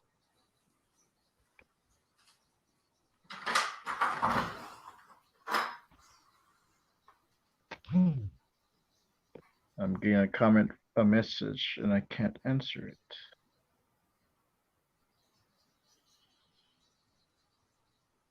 See you, Corey. Oh, Dee Dee's here. Kareem! Hey, Kareem. How is Scott doing? He's just stuck in the middle of a power outage. We'll have to disemboweling. All right, Adam, whenever you're ready, just give a thumbs up on your camera and we'll pop you up there. I want to make sure you're all set up. I don't want to throw you. Okay, cool. Is he back on? I'm getting a message. Let me see if I can. All right, we got Adam Laurie of Toad Road Comics. Hey, how's it joining going? us? Adam, where can everybody find your stuff? Oh, geez. Mostly on YouTube, I guess, Facebook, Instagram, but most importantly, my comic just dropped on indieplanet.com. Yeah, it's a lot of fun. I enjoyed it. I will show it off real quick. It's pretty good. It is, I guess there's the safe for work version. I will say for people who follow me, probably would like the not safe for work version. Yeah. It's way more funny. But I haven't seen the safe for work. I'm sure it's good too. But it's just full of like a lot of absurdist humor, but it's like not, it's like, it just reminds me of like Ren and Stimpy, like in a good way. In a good way, yes. Thank you. That's a compliment. Like before John K, as much as he's not like the most nice person in the world, like I really did like his run on Ren and Stimpy. I feel like it lost a little bit after that, but Yeah. but it reminds me of like that. It still to this still to this day, my favorite bit is the uncomfortably long makeout sequence. Which I love that you extended it like 2 panels too long just to get that laugh, and I really like it. So yeah, I don't know. Do you want to tell people a little bit about Toad Road and stuff? Sure, yeah. We're all working. Toad Road Comics. So the comic book version is Toad Road Comics. I used to do it. I used to call it Toad Road when it was more kind of like a comic strip version. But it's the main character is Ted, who is an amputated midget, and it is like Josh said, it's like Ren and Stimpy is a huge influence. Calvin and Hobbes is one of the really big influences. A lot of times I'm like trying to make it look like a like a Calvin and Hobbes Sunday comic strip or something like, or when you bust open a Calvin and Hobbes book, just like the paneling and stuff. It's kind of a combination of that. The humor, though, I'd say is not really comparable to either of those. But yeah, it's just kind of a fun, whimsical humor comic. I'm trying to make it cartoony, like traditional cartooning. I like it. I've also just been really excited to see you like finally putting it out, and I don't mean that as a critique. It's just it actually. I've been watching a lot of your live streams lately too, and they're really fun. And you get in like really interesting discussions, sometimes like really deep theological discussions. Yeah. And like you have like different people, some people on like Frank that I like know and I totally get along with. Some people that I might like really not get along with, but at the same time, yes. Still, I think I enjoy it, and I enjoy the dialogue, and I've always liked your stuff, and also Adam does music too, and I warn you guys, do not listen to the "You Better Not Sleep in the Ocean" song, because that song, like, I re-listened to it like 2 days ago because I was watching some of your streams, and then it's been stuck in my head for like 2 days, and I'm like, damn it, Adam. Yeah, that's the chief complaint I like get about my music is it's very it's like catchy. A sea chanty. Yeah. It's like a cautionary disco chant about you don't want to sleep in the ocean. Yeah. He'll explain why. You guys have to see the video. I'm not going to tell you. And then that reason why is going to just be stuck in your head for like 3 weeks. But it's a good thing. And talented stuff, but like it's also a very vulnerable thing to put out art and comics, and so like I think it's good that you're doing it. Because it is like a brave. It is vulnerable, isn't it, Josh? And it's a brave thing to do. Like, and like, so welcome. Yeah, awesome. Yeah, thanks. Yeah, I've been working on this thing comic for a long time, but the second one is almost done actually. So I'm kind of, I was planning on doing one every year, but at the pace I'm getting stuff done, I might increase my schedule because 2 a year. Yeah. I might have like the third one done here the next couple months or something. So I don't know. Well, I might have to change my schedule. I kind of like, I got this sense, and this is a weird thing from talking to you a while ago, and maybe I'm supposing too long, but we've been, talking online for a long time, Yeah. I think possibly going back to like BIPT days, maybe not that far back, but I do know we've been conversing online in chats for a while. Yeah. And to me it feels like it's exciting to see, because and maybe I'm over empathizing here, but it's like before doing Numb, which was like that first comic I put out, I had years of just like paralysis when it came to comics. Like I would start projects and I wouldn't get them out. And it was like this weird thing where like whenever I made it, it just wasn't good enough. Like, and I remember just being in like school and like studying and being like, okay, at some point it's going to be ready and good enough. And then I don't know what happened, but it was like this weird clicking of like, oh, you just like, this is how comics are made. You just do it. And then like, that's how you learn. And then you put it out and like, then you get better. And like, so, but my point is like the halting and like the writer's block and all of that stuff, it didn't really break until I had that like first big published thing. And then it was like the floodgates opened, you know? But it's like, it took that first thing, and I'm kind of seeing a similar thing happen with you. I don't know how much of that relates to your own experience, but it's like, it's exciting to see like you plugging out pages and like really in a zone where, you know, you just seem like you're in a good zone. It's cool to see. Yes, I am in the zone. I call it the infinity zone when I get in the zone, because it's like, it feels like it's never going to end. Yeah, it really does. But in terms of like waiting to put stuff out and not being good enough and stuff, this is one of the first things I finished where it was like, for prior to this one here, this was like, maybe I finished this like 5 years ago, this image I have on screen. And prior to that, it's like a lot of times I'll finish something. I'm sure most artists have experienced this. You finish something and it looks amazing when you finish it, and then you look at it a year later and it's like, oh my gosh, I suck. Yeah. So this was one of the first things I finished where it was like, I looked at it later the next year and was like, oh, it still doesn't suck. And then it's like, look at 2 years later and it still didn't suck. So I got to a point where I was finishing things and I was looking back at it 4 years later and it still held up. So once I kind of got to that stage, it was like, okay, now we're doing the life and space anthology.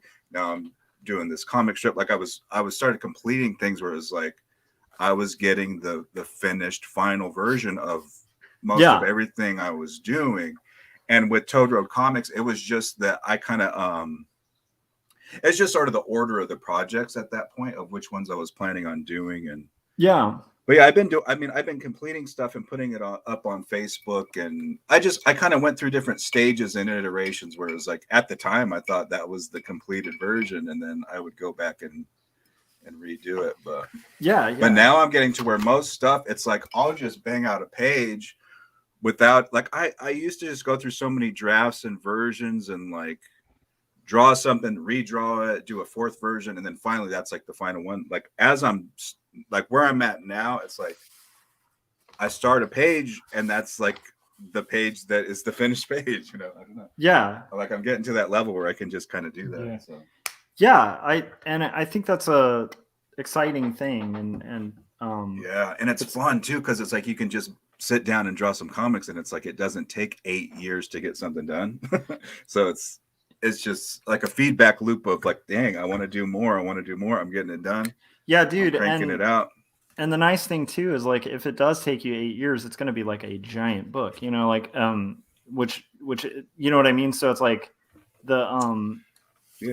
I think what you're describing is really good. It's also just that flow state of like for me, it took a while, to adjust to like, you know, sort of a work-life balance, right? With like, before kind of like, even when I used to freelance, like I was at home all day, but like I had this problem where I would like, especially that book, Jacob's Apartment, that took me like twice as long as it would now for me to do. Yeah. And it was partially because I was like doing a lot of freelance work, and then just to get back in that state and that flow would take a really long time. So there was a lot of like lost time between like having a clear time to work and then actually getting to work. And I think it was important at that time to kind of go through that, but it's like, because of kind of what you're describing, I feel like I relate to that, because I think with this, I have my workflow pretty much figured out, like how I like to work. And then like what stages I need to be at, you know? Yeah. So like when I have like 30 minutes to like sit down, even if it's just like 20 minutes, I like know I can work at it. And like, it's not like panic inducing for me to like sit down and do it. And it's a lot different than like my early experiences with it, because it's very much like a built-in habit and flow. And the only times I break from that is if I take like 3 days off, and then I'm like, oh yeah, now I gotta go through all the self-doubt and all the you know, I've been nightmare building stuff. that up lately. Like as soon as I wake up, I'm like, I want to live stream. I want to work on my comic, and I'm like in the zone. But yeah, actually, another thing, Josh, is anyhow, that's inspiring, man. yeah, thanks. Like last year, like the last couple years, I've had some really, really serious, debilitating health issues. Yeah. So that was another thing that was like really keeping me from being just productive on, you know, as much as I wanted. So more recently, my health has been in a place where I physically can use my hand, for example, to draw. Yes. And, I have like the focus, like I'm, you know, physically and mentally in a stage where I just can get things done. So I'm just trying to like, I'm not taking that for granted. You know, I don't know that I'm always going to have that. It could just, you know, my health could go back to what it was like a year ago. So that's another motivating factor of just, man, I might as well just start the next issue and the next one and the next one if I'm in a state where I can do this stuff. You know, it may not last. So, dude, that's a really good point. And also, sorry you had that. Yeah, I relate to that a lot. I had my other hand die for like 4 months. I remember that. Yeah, and it was unusable, this hand. So like it really sucked for digital work. Luckily for like this, it doesn't have much impact because I literally am just, you know, maybe using my hand to like move stuff, but I'm not using this hand much. But for guitar, I couldn't even hold a chord. Like if I tried to, you know, hold like a string on a fret. So I actually thought for like a couple months, like I might just be done. Like I may just never be able to like play music again. Yeah. And so now that it's back, it's like I'm a little more cautious with the way I treat my hand, but I also like really enjoy being able to play music, and also it has given me that window of like, you know, cartooning is a limited window. Yeah, sometimes, sure, yeah. And also like a real admiration for guys like Schultz who like found a cheat in a way to work around it, you know. Is there any tips and tricks on? Oh, sorry, go ahead, Frank. Is there any like tips, tricks, or exercises that you can do to prevent your hand from like getting damaged or cramping up? Because I've had that too, where I'm like just drawing because I'm in the zone, and it'll like cramp up and I have to stop. Well, the ideal advice people are always going to tell you are usually artists who don't do it themselves. There's some artists who can do it. It's easier if you're painting. If you're painting, drawing with your arm rather than your wrist is ideal. Okay. So if you're painting, like a lot of painters I know, especially older ones, they'll paint like this. They'll hold their brush like this, even for details. And they're using their arm rather than their wrist to kind of move. And I can paint like that pretty well. But there's a difference between like laying paint and like getting really fine ink lines. And unfortunately, the way I've trained myself to ink, I have to use my hands and my fingers. So I don't know a lot of inkers who do use their arm. But I mean, that would be the ultimate way if you were just using your full arm rather than your wrist. Okay. The exercises, I mean, taking breaks is important, but at the end of the day, like, you know, the damage that I had, at least in this, was a repetitive motion thing. So it literally was just that the tendon was messed up and there were no exercises that were going to fix it. It was just like I needed cortisone shot, you know. There were some exercises, like there's a squeezy ball. There's different putties that they have for like stuff like that, like arthritis and stuff. Okay. Adam, any other tips than that? Like there's I found there's like a stretch you can do like this, where you just stretch your hand out like that. Oh yeah, that's I found definitely that I've certain things like lettering, especially like if I'm doing tight inking, touching things up tight and lettering especially, it hurts my hand like really bad to a point where I can't even use it. And I found that just like doing that stretch like that has actually helped surprisingly well, just like with stuff like that. But lately, luckily I haven't been having that too bad. My issue was I have some like neurological stuff going on. So it's like I was having stuff where it's like I just my hand and my legs and stuff are like paralyzed where I can't even freaking move. Oh, got it. Yeah. So, but yeah, there like that's a problem too. When if like I mean that's a problem all artists have is if you're going long hours, you're gonna wear out your hand. Yeah. But I've just lately I've been trying to keep my hand looser when I'm drawing and inking, like you said, like draw with your arm more than your wrist and stuff. So it's like a lot of times, like I said, it's just like when I'm doing tight inking and stuff, even then it's like I'm trying to kind of loosen up. I try not to hold the pen so tightly and just flex every muscle. Actually, Josh, I learned it from watching your streams because like I can see like your hand looks so just like gentle and rested. It's like, oh, look at he's just like I feel like I'm like like I'm doing a workout, like I just am like gripping the pen and like yeah. I mean, you don't want to draw hard. I mean, that's a really big lesson. And I used to be a guy who I would like home. I would carve. I would literally like damage my paper because I would hold a pencil so hard when I used to draw. Yeah, I've done that. It's actually one of the reasons I like to use like mechanical pencils because it keeps my touch kind of light. But it's tough to do. Like if I were doing stuff like Adam's doing, where there's a lot of line width variation. Yeah. It's hard to pencil with like a mechanical pencil for that. Like it would almost be like counterintuitive. The kind of penciling that you're doing, Adam, I think you'd need like a Ticonderoga or like a thick like some kind of thicker item where you can get a lot of thick and thin. Yeah, actually, right now I'm using this like a lead holder, Statler, right? Yeah, where it has the like. Oh, cool! And just X-Acto it. Actually, I'm using like Frank taught me. There's a little sharpener on the other side of it. I didn't know. Right. I didn't realize that for like a year, and it's just like sitting there unused because I couldn't sharpen the damn thing. Wasn't that like a Scott Circland? Yes, I learned it from watching Scott. Like Scott did a video, and he also had it on his newsletter. That was like one of the tips. I think that's also on his website.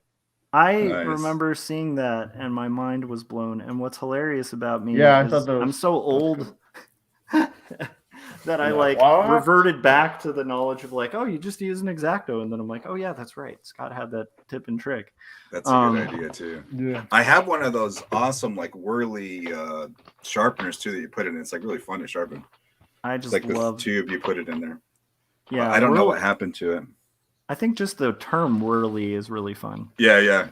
But yeah, I actually, even though mechanical pencils are not the best, I've found that that's just like what I originally started drawing with as a kid. And I just I'm so used to it, even though I get such a better line out of like a more standard classical pencil. Like I kind of went back to mechanical pencils because it's just like, it was my comfort zone, so I've been doing that. I'll more switch lately. Back and forth when I'm doing like traditional, like if I'm doing a light sketch, then I'll use a mechanical pencil like this one. Yeah. And if I want to do a little bit more, I'll get another pencil. Yeah, I totally get that. But like the thick to thin inking, like I just kind of keep that in mind and save it for the inking stage. Yeah, that's a lot of fun to be able to do. That's the funnest part of art for me. I love inking. The inking stage is my favorite, and the thick to thin aspect of inking and just getting the ink out and making a mess with it is the best. Oh, inking is really fun. Right now, I'm not having much fun with inking because I'm having trouble with my little micro lines. I'm getting blobs, no matter how many tests.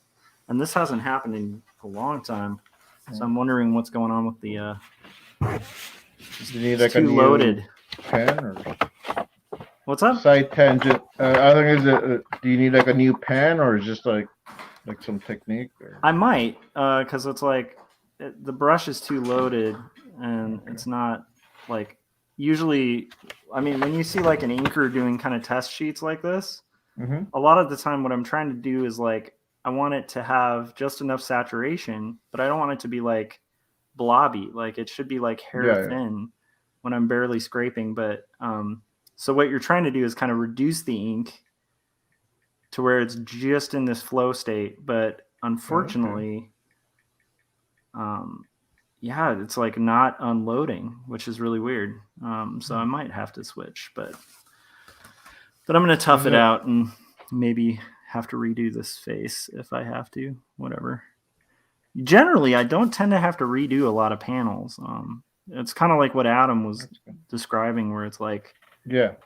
it's kind of a fun state to be at, but I might take it for advantage sometimes, because if I do have to redo it, it's like extra annoying. Because I'm like, dude, I rarely have to do that, you know? So I want to do that. Yeah. But I also like, I do feel like, Adam, like, it seems like your output's really increased, man. Like, Yeah, it really has. It's almost Yeah. like mania, like a mental illness. Like I just can't stop. I'm completely obsessed. But yeah, redoing pages I think more than most people, I used to just do some, like I did my Birdmouth comic strip. I was like submitting comics to the newspaper. And I went through so many iterations of drawing the exact same thing, like over and over and over again, just to get to a point where I had like a sort of streamlined process down of how I Yeah. wanted to do it. And I felt like since I've done that so many times, it has helped me so much to where now it's like I'm to a point where I've just redone things, all these iterations that now, like I'm kind of repeating myself, but now it's like typically the first time I do something now, it's like the first iteration is the last iteration. So it definitely paid off doing all that, but I spent a lot of time doing it. Yeah, it's a weird thing, man. I mean, every project ends up being like this very strange learning lesson where you level up, but you rarely feel like you're leveling up because your expectations level up. But you do get to this point where, like, you know, like Jacob's Apartment, that's a book that, you know, so 2 stories took me 5 years. Jacob's Apartment took me about 5 years. So that's a book that I finished about like 5 or 6 years ago, you know? And when the publishing deal came for it, I'm like having to go through the old pages and stuff. And I made a note to myself not to like redo everything, because that would literally be insane, you know? And then also the weird thing was, looking through it, I was like, oh, I actually don't have to redo a ton. Like there were a couple pages that I kind of redid and touched up, but like in general, I was pretty happy with the work that I had done.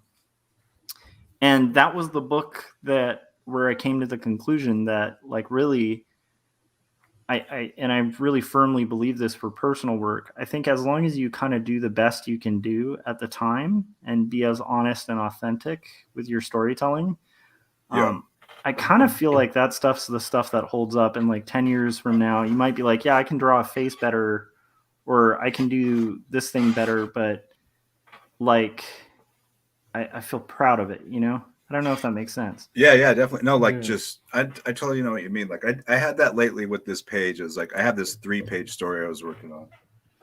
Actually, it's right here, and it's like when I first had the pencils down, I was like, "There's no way this is going to be usable," and I just I kept with it, and I went. It's like not the best thing in the world. It's not my favorite, but it's like I'm glad I didn't completely redo it. Like I just kind of held to it, and now it's like it has this sort of charm to it where it's like it's kind of sloppier than what I wanted, but it's that like flow state you said, like just getting in there and just, hey, I'll do better on the next one. And I'm not that, it's like good, it's good. Like I never liked the idea of like it's good enough, like finished not perfect philosophy, but like I think there's a balance of just having fun making comics, like, and just not obsessing over it, and just like this one doesn't have to be amazing, you know. I like the idea of like that's another thing I've been trying to do is like there's certain pages in this comic that have to be just right. It has to be really good, and I might have to redraw it.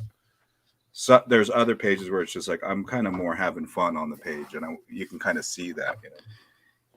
Yeah, and there's a balance too, because I'm not a subscriber in the finished not perfect, not because it's not true, but I think sometimes the wrong people adopt it. Or people adopt it at the wrong stage. I think if you have like the mentality, your mentality can make a difference. The mindset. Yeah, because like like being flippant about it. Like, hey, it's not perfect. So what? And then like, no, it should look good. Like it it or at shouldn't look least like a 2-year-old did it when you've already been doing like a lot better work. yeah, or at least at least strive to be better. Yeah, But I do understand the philosophy in the sense of like there is totally this thing in art where stuff gets overworked yeah, and just like destroyed, Yeah. And yeah. like it's definitely one of those things. I think we've all seen it where like you'll see like a rough or something and you're like, that looks way more energetic and cool than like the final. Yeah, that's the thing I love the most. Like, I think you probably saw like in Life in Space my my Zigmont and Zagmont thing. Mm-hmm. Like, that was probably one of the sloppiest comics I ever did, but I just had so much fun with that. It was like so much energy, and I was like inking like George Harriman Crazy Cat style stuff and splattering ink, and it's like I don't look back at that as like the most amazing work I've ever done, but it was definitely one of the funnest things. Like I want to try to do more stuff like that where I'm just splatter some ink a little bit, have fun with it. I don't know. Have fun. It's fun to at least like find opportunities to be able to do that. Yeah, and the more you kind of get in that zone and you like know your control, like like on the like a good example, weirdly enough, would be like this, where my pen was kind of blipping out on this face. I might have to redo some of that. I may not. I don't know. We'll see how I work it. But it might just look good like that. But like what's weird is with experience, it's like the second I felt that line, I just know. I'm like, oh, my brush is too lighted. Like it's not like this big confusing thing of like, oh my gosh, what's happening? It was working. Yes, like it's like I know what the issue is. And like that's another thing about that sort of zone state where you get better at kind of knowing like, oh, this isn't working because of this. Like it's not so much that you get like so much better. It's just you get better at like quickly going, oh, I'm making like a wrong move here and I can fix that by doing this move here. I don't know if that makes sense. But so I don't feel like we ever get really good. I feel like we just get better at like correcting our errors, and adapting, For sure. Kind of like throwing a ball, right? Where it's like you throw a ball and you miss, and then you kind of correct your angle and you throw, and then you maybe miss again, and you correct your angle and you throw, and then you throw it correctly. And then the next time you your first attempt at throwing is going to be to do that same mistake, but you're like, oh yeah, last time when I did that angle, it didn't get there, but when I did this angle, it did, Yeah, like instinctively. Yeah. Frank, what were you saying? So I have a page here when we're talking about finished not perfect. So I'm going to show this. So this is a story that I was working on. I think it was my second story for the second anthology. So I was having a lot of problems with this story in particular because of multiple things, like health issues and also just like time constraints. So I had a lot of difficulties in. So this is not my best page, but it was a thing where I had to do the finish not perfect because like Adam and I told you this before, that I was working myself so hard I was having anxiety, and like I almost had a stroke working on this, and I had I was working on my tablets and I had a lot of difficulties. The program was freezing and glitching, and I lost a page, so it was so I was putting like so much extra pressure. Yeah. That this page was like I wanted to look good. Then someone gave me that advice, and I was like, I'm in this instance I'm gonna have to go with that, like finish not perfect, because if I didn't at that time, I was gonna give myself a stroke.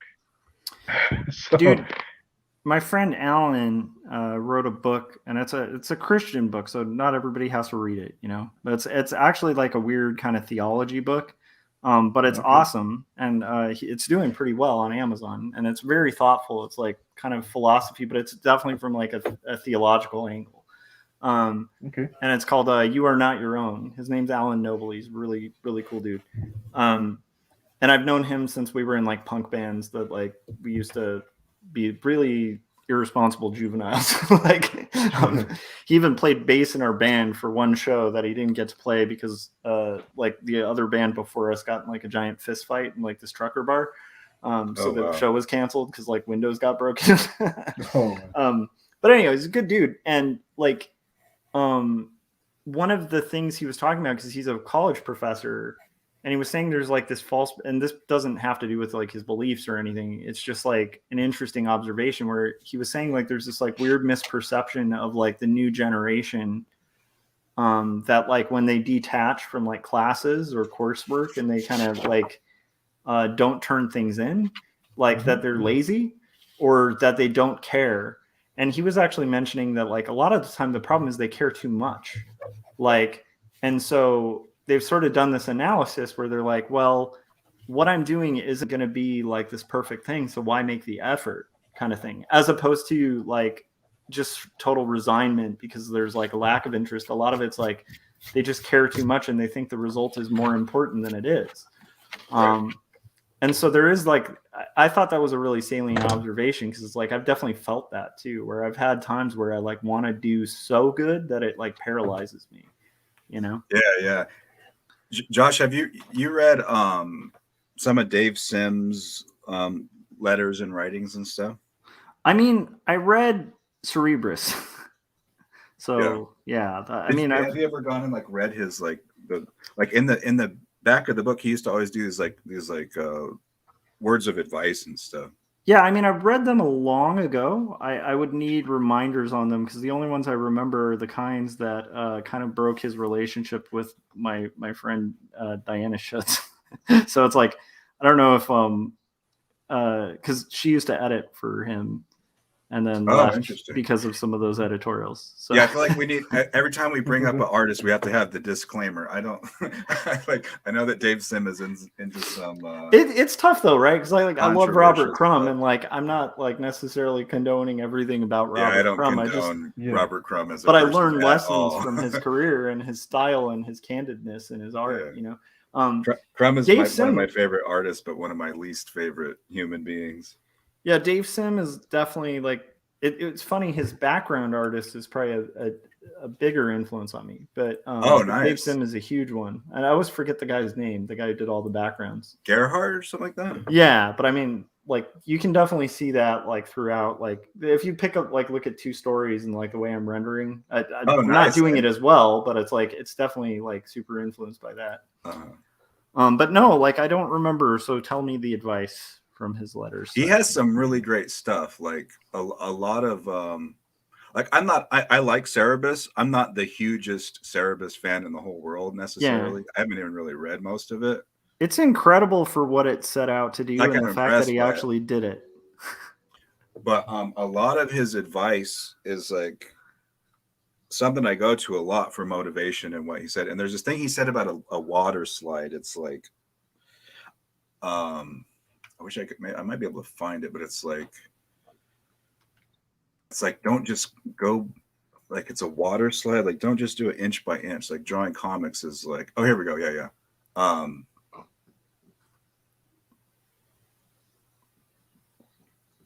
He cusses in this, so I'll try to edit. That's okay. There's cussing on this channel. This is my channel. I mean, as long as you're not using, demonetizing language, you're good. Let me see. I think this is it. Like, so all swear words are acceptable, but slur words not cool. All right.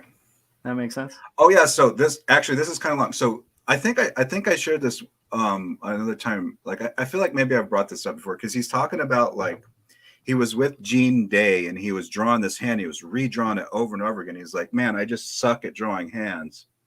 And Gene Day came over and he looked at it and he said, no, that's a Dave Sim hand. And he talks about how that was like a moment that like changed his mindset a lot. Like learning to just like draw the way you draw and draw what you like and that sort of thing.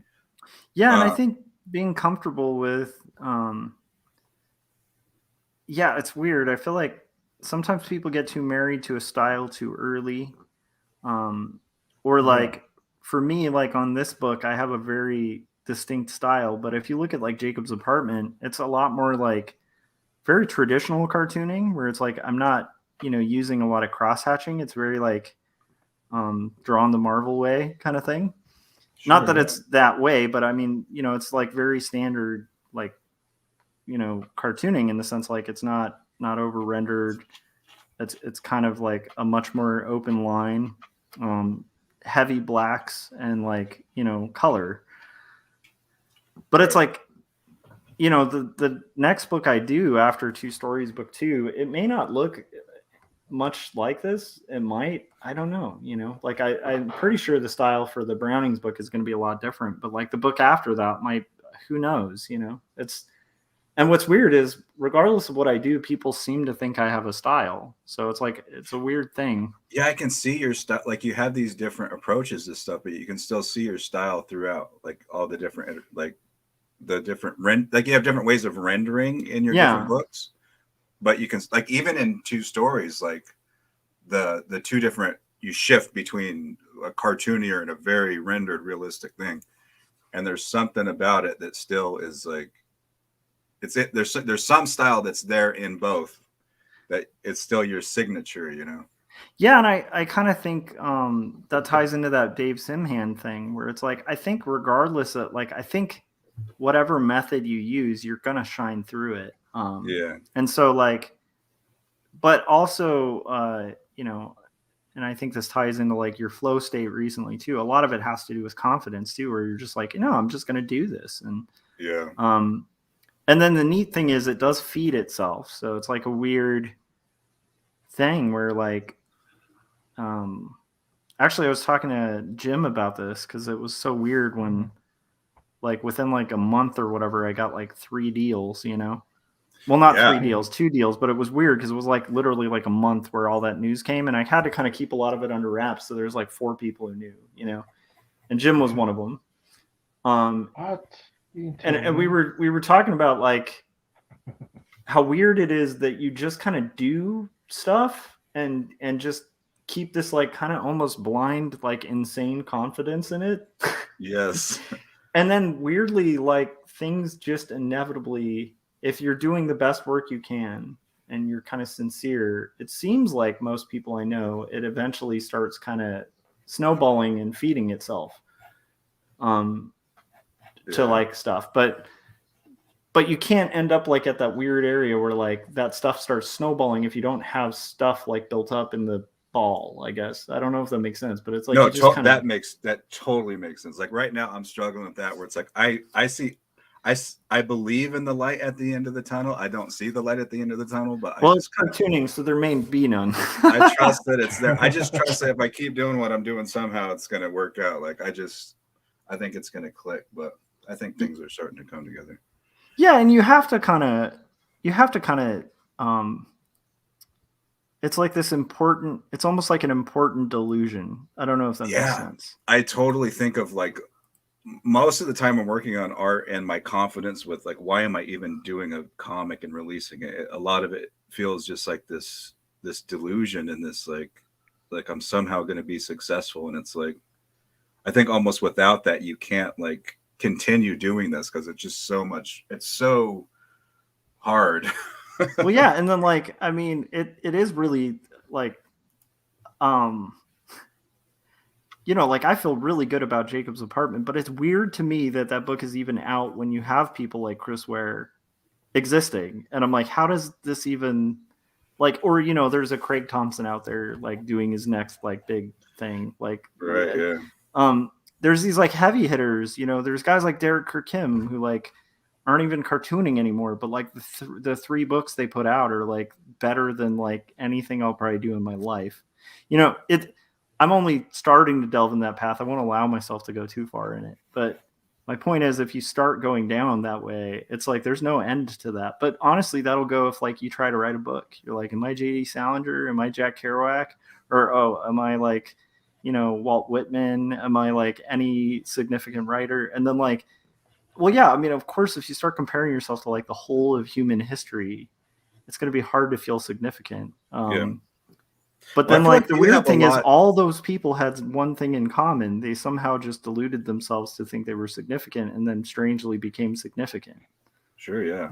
Well, I feel like obviously I totally get where you're coming from. Like, you're not putting yourself down, you're just comparing yourself to these great artists. But I feel like in a lot of ways you're saying, oh, well, how is someone going to look at my book when there's Dan Clowes or Chris Ware out there? Well, I think with what you like, you have your own specific thing to offer that I can't think of any artist that draws these huge rendered pages the way you do. The detail of like your lettering and the intricate designs, the way you do like I can't like sort of these diagrammatic, like Chris Ware does some of the diagrammatic stuff, but just you kind of do your own take on it. You know what I mean? There's like 3 or 4 things just alone that you're doing that it's like you have these unique approaches to comics that I don't know, maybe there are other artists out there in Drawn and Quarterly or Fantagraphics that I just haven't seen who are doing stuff like this. But I think you have your own specific voice and your own approach to stuff that you do have to offer that you don't get out of a Dan Clowes book, you know. Thanks, man. I don't want to disagree because no, because like this is something I've tried to work on in the last like few years of like getting better at just accepting a compliment, because like I've been in a position where I've given somebody a true like where I'm trying to give a sincere compliment and then they go like, well, you're stupid, you know? And it's actually kind of demeaning to the person giving the compliment because you can't like belittle somebody's taste or whatever. So it's like, hey, if like, even if I disagree, like I have no place to be like, oh, you're wrong. Cause like, I actually don't have the clearest perception of myself. Like, I think, so I will take the compliment and I appreciate it. And that I'll use that as fuel to like keep going. So I appreciate that. I personally feel like there's probably truth a little bit, but like less than like there probably are people doing similar things, but it's important for me to have the delusion of what you just told me. Like I don't think it's a delusion though. Like, you know, what maybe... I'm saying is like I think it starts as one, and then I think it starts getting more close to a reality by just sort of pressing through and aiming. You're definitely great, and you're definitely doing unique, important stuff. The delusion is that we're gonna connect with an audience and be like that, you know, people are going to appreciate how, you know what I mean? Like there's a lot of really great art and comics out there and music that people just don't know. It's hard. The greatest stuff is not necessarily the most successful stuff. Yeah. And it's so weird because even with books and stuff, it's like, you know, half the game, as I'm learning and is like, you know, when you're done with a book, that's not the finish of the book. It's the majority of the work that all authors hate, but like even Neil Gaiman has to do, you know, at his career now is like, you have to hustle and promote and do interviews and all that stuff. Yeah. That's like the dark side that like isn't necessarily talked about as much in art, or it's like waxed over. Like, well, if you promote in like all the time and stuff like that. But there are like specific ways you have to kind of try to promote. Yeah. Go ahead. And in order to keep sane during that process, again, you have to kind of rest on that idea that like you have to believe that what you are doing has value, that it's important. And like if you have that, even if it's a delusion, it's like going to be really way more compelling for an interview. Or for somebody to get into your work, you know? It's the good delusion. I feel like delusion is such a bad word. It's like we believe in this dream, you know? It's like believing your dream. Well, the reason I'm saying delusion is... I use the same term all the time, though, too, so I'm not putting it down. Like No, I love it all the time. I think it's important to like, I try that tack because I'm more of I come from like a more cynical, depressive background. Oh yeah. And so for me, like coming from that background, if I hear stuff that's like too woo-woo or you know, too like feel good or whatever, I instantly tune out. But there is definitely something to state of mind. It affects art. It's like if you're not in the right zone and you could care less about a drawing, like people will know it when they see it. I can't explain it, but it's true, and we all know it. Like we've all seen art where you're like, this is technically good, but I don't care about it, and they didn't care about it either when they made it. So you almost have to care about it when you're doing it, but it's like this weird thing. Cause like there's days where you show up and you don't want to care about it, so you have to get in this weird zone. Mental states like have everything to do with art and promoting art and stuff like that. So like being in a good flow state, or like growing confident with your art and even your flaws as an artist, and the fact that like, I know it's lame, but like getting in a mindset of like, okay, those flaws are something I will always improve, and that's how I'm going to view that, as opposed to like, oh, I'll never, like, right. It's just like learning to love the little peculiar, you kind of do it your own idiosyncratic way, and not necessarily always seeing it as a negative. Yeah, 100%. There are things that I do wrong that I like doing wrong, and I will do wrong till I die.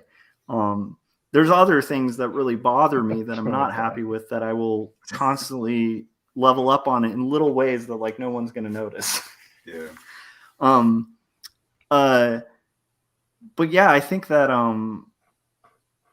it is really I don't know, Frank, do you feel like that? To me, it feels like your mindset really does impact also just your own creative fulfillment, which that's the real win of it, is like you can kind of end up digging your own grave if your whole goal is to get fulfillment from only the success of it, because that's such an unmeasurable thing. Yeah, like for sure. Like your mindset does have like a big part of it. And there is a thing like believing your own hype. So that's a good way of putting it, Frank. So I think it's like a balance. Like, you know, like I know I'm probably not the best, maker of comics with goggles in them, but I know I'm pretty good. But knowing that and improving, but I know there's improvement that can be made. Yeah. And but also if you're just downing on yourself, like my mentor, he says, and I think it's a Jim Rome quote, where he's, whether you think you can or you think you can't, either way, you're right. Yep. So. Yeah, and like it again, like that could even be considered a delusion, but it's a very powerful one. And I guess an illusion would be better. It's like a mindset really does impact. And so as artists, it's like we're very emotional. Most people I know who are artists are. I don't know what you're talking about, Josh. You're like, whatever, man. Don't talk about I'm out of here. But because of that, it's like it's really good to be in tune with that, and find flow states or habits like that kind of help like navigate this weird terrain of like creating these things where we're kind of pouring ourselves out on pages, Yeah. Which is like, and I really want to clarify to people, that's not like unique to like the type of stuff I do, where it's like this auto bio stuff, because we're all making auto bio stuff, like it's not all like as on the nose as my stuff, but it's all there. Like every artist, whether they're doing, whatever genre they're doing, usually artists are kind of pouring their soul a little bit on a page. Mm-hmm. And so maybe they're making, Montreal pop like rock, or like they're making like punk rock or whatever it is. Most of them are probably like pouring their soul out a little bit. Yeah. A piece of them is in the art that they make, whether it's music or paintings or comics which makes it hard when it comes to the commerce thing, right? Because it's like, I think I was talking to you about this yesterday, Frank, where it's like sometimes it feels like you're kind of like at a con or something, and you're like having to be a Verizon salesman for like a phone that's your heart. You're like, well, I mean, let's see, why should you buy this phone? And it's like, so it can be a little bit of a mind game, but also a really good humbling experience, like where it's like, oh, okay, like, it's good to actually kind of, I don't know. Yeah. I'm so I rambling. think commerce is a word that has not been in my vocabulary, but now that I got my book out, it's like I've been struggling with that. Like I really don't like promoting and selling anything, so it's been kind of weird trying to navigating that. I think naively I grew up thinking I was just going to be like Bill Watterson, who did Calvin and Hobbes, and just sit back weird. in anonymity and just let the work speak for itself, and just Yeah, and it's tough with send like it in and get it Watterson. published, and it's just there, and you don't have to do Yeah, go on I some had world that. tour promoting everything or whatever. Yeah, I had that perception when I was younger too of like Watterson, and like I know later in his career that's very much where he was at. But it's like he also was represented by like what was it, King Features? I can't remember which syndicate. I don't. Yeah, I think it's Universal. Okay, so it was like it was I'm either pretty sure it was Universal or Universal. King. Yeah, it was but you're Universal. probably right. So if it's Universal, it's like so he had a whole crew of people doing that dirty sales. Yeah. And then also like early Watterson was doing interviews, was doing like local paper stuff, was talking about Calvin and Hobbes. Sure, yeah. I mean, he was in the Comics Journal. Yeah, and like it's a rare interview because he pulled back when he didn't have to. I feel like Bill Watterson did occasional interviews throughout his career, but oh yeah, he just wasn't doing like he wasn't going out of his way to just promote. He wasn't doing because that time yeah. That time, a lot of that pre-game work, all the hustling and the kind of dirty stuff was like in the submission process where you'd be pitching like a strip, and then there would be this back and forth because I do think he had like a couple failed pitches before that. Yeah, so you'd have like, you'd have this like back and forth that was heartbreaking because you'd like devote like, some of those guys would spend like half a year like developing like half a year's worth of strips. And then they'd submit it because the second you were with a good syndicate, you were going to be serialized in a minimum of like 200 papers. And that's a bad deal, So it's like you'd be, set if you had that. So that was like the gold standard. That was like the 2 million subscribers on YouTube kind of thing, where it's like, yeah, I mean, there are people who have that, but hardly anyone gets there. But that's what they were trying for. And so it's like, I guess once you get there, you can kind of pull back on the publicity a little bit, But Watterson is one of those like really admirable guys where he even drew lines where I don't think I would, but I would hope I would, but I don't think I have that conviction. Like, I think if somebody wanted to offer me, $10 million to put like my character on like underwear, I'd be like, yeah, go for it. Oh, really? You would put like your cartoon characters from 2 Stories on some underwear?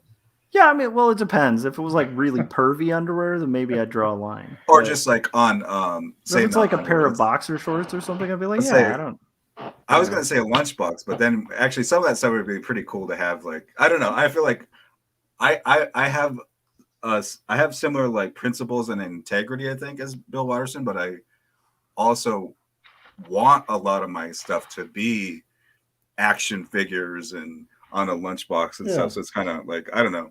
Yeah, so like that's the thing. I don't view myself as like this person who would easily sell out because there's definitely a line for me. It's just in a different area in the sand than I'm probably way more on the Charles Schultz end of things. Interesting. Where I think that some of the ways that, some of the deals he did, I may not go that far, but I do admire that he kind of found ways to like, make his thing and his vision, and then like also just make a crap load of money while doing that. So you wouldn't have Kid Josh selling life insurance? I don't know about that. Like that's the weird thing, But then again, like, I know there's like been punk bands that have done like, that have been played on life insurance things and people always come after them, but it's like might be the first paycheck they ever saw, and so it's like, I don't know if that's all that bad. I mean, I guess if that was the difference between like, say you have some big animated movie you want to make and that's the only way you're going to have a budget to do it, I've thought about that. Like I might sell out to have a chunk of money to do a project, Yeah, to me, I think it would depend because, like, I wouldn't want to. There are places I draw the line, and I think a lot of those just have to do with like, okay, so like, let's say somebody wanted to make a movie, but they wanted to change the entire meaning of my story. So I couldn't deal with that. That's just I don't think I don't care I how don't. much money they give me. I wouldn't be able to do that. Yeah, that's the thing. I don't think I could have it change like its core. But if they had like some little changes that just made it better for the medium they're adapting it, I don't know if I'd be like drawing a line in the sand. But I would definitely draw a line in the sand if they're like, the moral of this is going to change entirely. I'd be like, yeah, I can't do that, you know. So I do think I have a line, but it's just I think Watterson. It's like I think of Watterson as like Ian Mackay too. I put them in the same class. Crumb too. I really I think John Kay, Bill Watterson, Robert Crumb all have these like principled stances. Like you're gonna turn Mr. Natural into an animated movie. Like forget it. Like just I don't care. Like they're like starving and they're broke, but he's like, you're just not gonna exploit my stuff. Like I feel like that was so deeply ingrained in me growing up, where it was like, yeah. Well, I definitely got a lot of that from Discord too, where it's like you literally had Ian McKay being offered, you know, $5 or $6 million. I think at a certain point it was like hundreds of $1 million to sign Fugazi, and they're like, no, we want to do shows for $5 and put out our own CDs. It's like, really? Like, but and it's incredible. Like the more I was reading a biography of an autobiography of the first singer for Black Flag, and I'm forgetting his name. It's a really good biography too. But he was talking about like he was the lead singer of the Circle Jerks too, and the Circle Jerks were in like a meeting to get signed by like this massive record label, and they just kind of revealed that the whole meeting, the whole reason they wanted to sign the Circle Jerks was to try to get to Ian Mackay. So they were willing to spend like millions of dollars, multi-million-dollar record contract just to sign a band to get close to signing the band they wanted to sign. That's how much they wanted Fugazi at the time. Oh man! And that's part of why they signed Henry Rollins too. They were like, well, Rollins knows Fugazi. It's kind of weird. It's interesting. Is that why to me, like that gives you an idea I know... of. Sorry, go ahead. Is that why people are calling me because I know Joshua Kemble? It's true. They're just trying to get to me, Frank. Don't sign with them. Actually, if somebody wants to give you millions of dollars to get to me, take the million. Yeah. But yeah, I was just only bringing that up because it was astounding to kind of realize the reality of the sort of money that he just had the integrity in his own convictions, you know, which are different than mine. Sure, yeah. But it was just interesting the level of the integrity of it, where it's like, I mean, this is like absurd amounts of money that he was having, you know, which is very equivalent to Calvin and Hobbes. Like you think the money, I mean, Crumb was offered a lot, but if you imagine, can you imagine like what just a plushy Calvin and Hobbes at its peak would have brought him as a paycheck? Yeah. I mean, the fact that he wasn't willing, it's really impressive, you know? Yeah. I think in the long run, though, it's like if you go to a bookstore, even a small bookstore, and go to the humor section or the comic section, it's still, there's Calvin and Hobbes there. Like the integrity of it held up because it was like, it wasn't this exploited thing that was merchandised to where you just saw it everywhere. And it was like, everyone got sick of it. And there's like Garfield freaking everywhere. Like none of us have to sit through a movie that's like a, you know, questionable interpretation of it. Yeah. I think in the long run, he like, I don't even know if he was thinking the long game of it, but I think even just as a marketing or commerce decision, he made a good choice in that because he didn't exploit his own work, it ended up having this longevity. Like you know, it's like classical music. It's going to stand the test of time forever.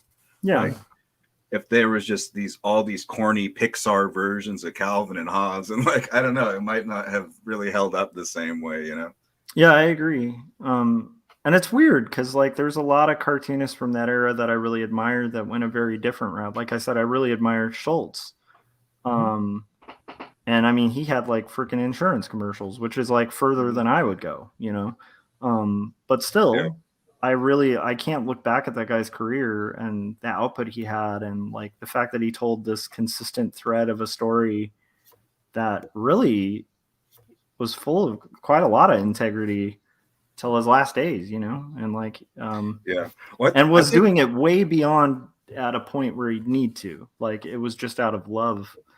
I think Schultz definitely had integrity, but he had more humanity, human charity integrity more than his artistry, I think. I heard this interview with him. It was I don't know if it was for the Comics Journal, but it was on the Comics Journal website where it's like an audio recording interview with him. I think it might have been Gary Groth interviewing him, and he was talking about like selling out and MetLife and the life insurance selling out, and he was like, it changed my perspective because he talked about how he put that money, that was a lot of money, and he put it towards his family and through these different charities that he's doing, and it was like this greater good. You know, he wasn't just selling out to be some big shot Hollywood. That's the thing. Money a lot of the deals he would do, he didn't really need the money. You know, because his level of success is like, I think it might be a little unequivalent to like any cartoonist. Probably, yeah. I don't think maybe Jim Davis.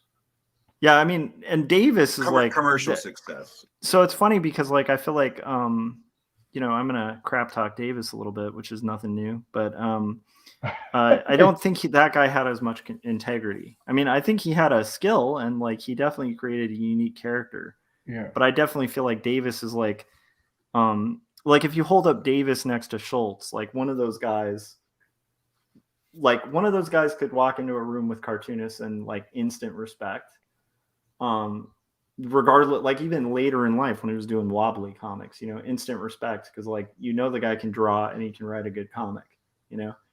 And then you had another guy and like, okay. I don't know if that makes sense. Maybe I'm trashing Davis too soon.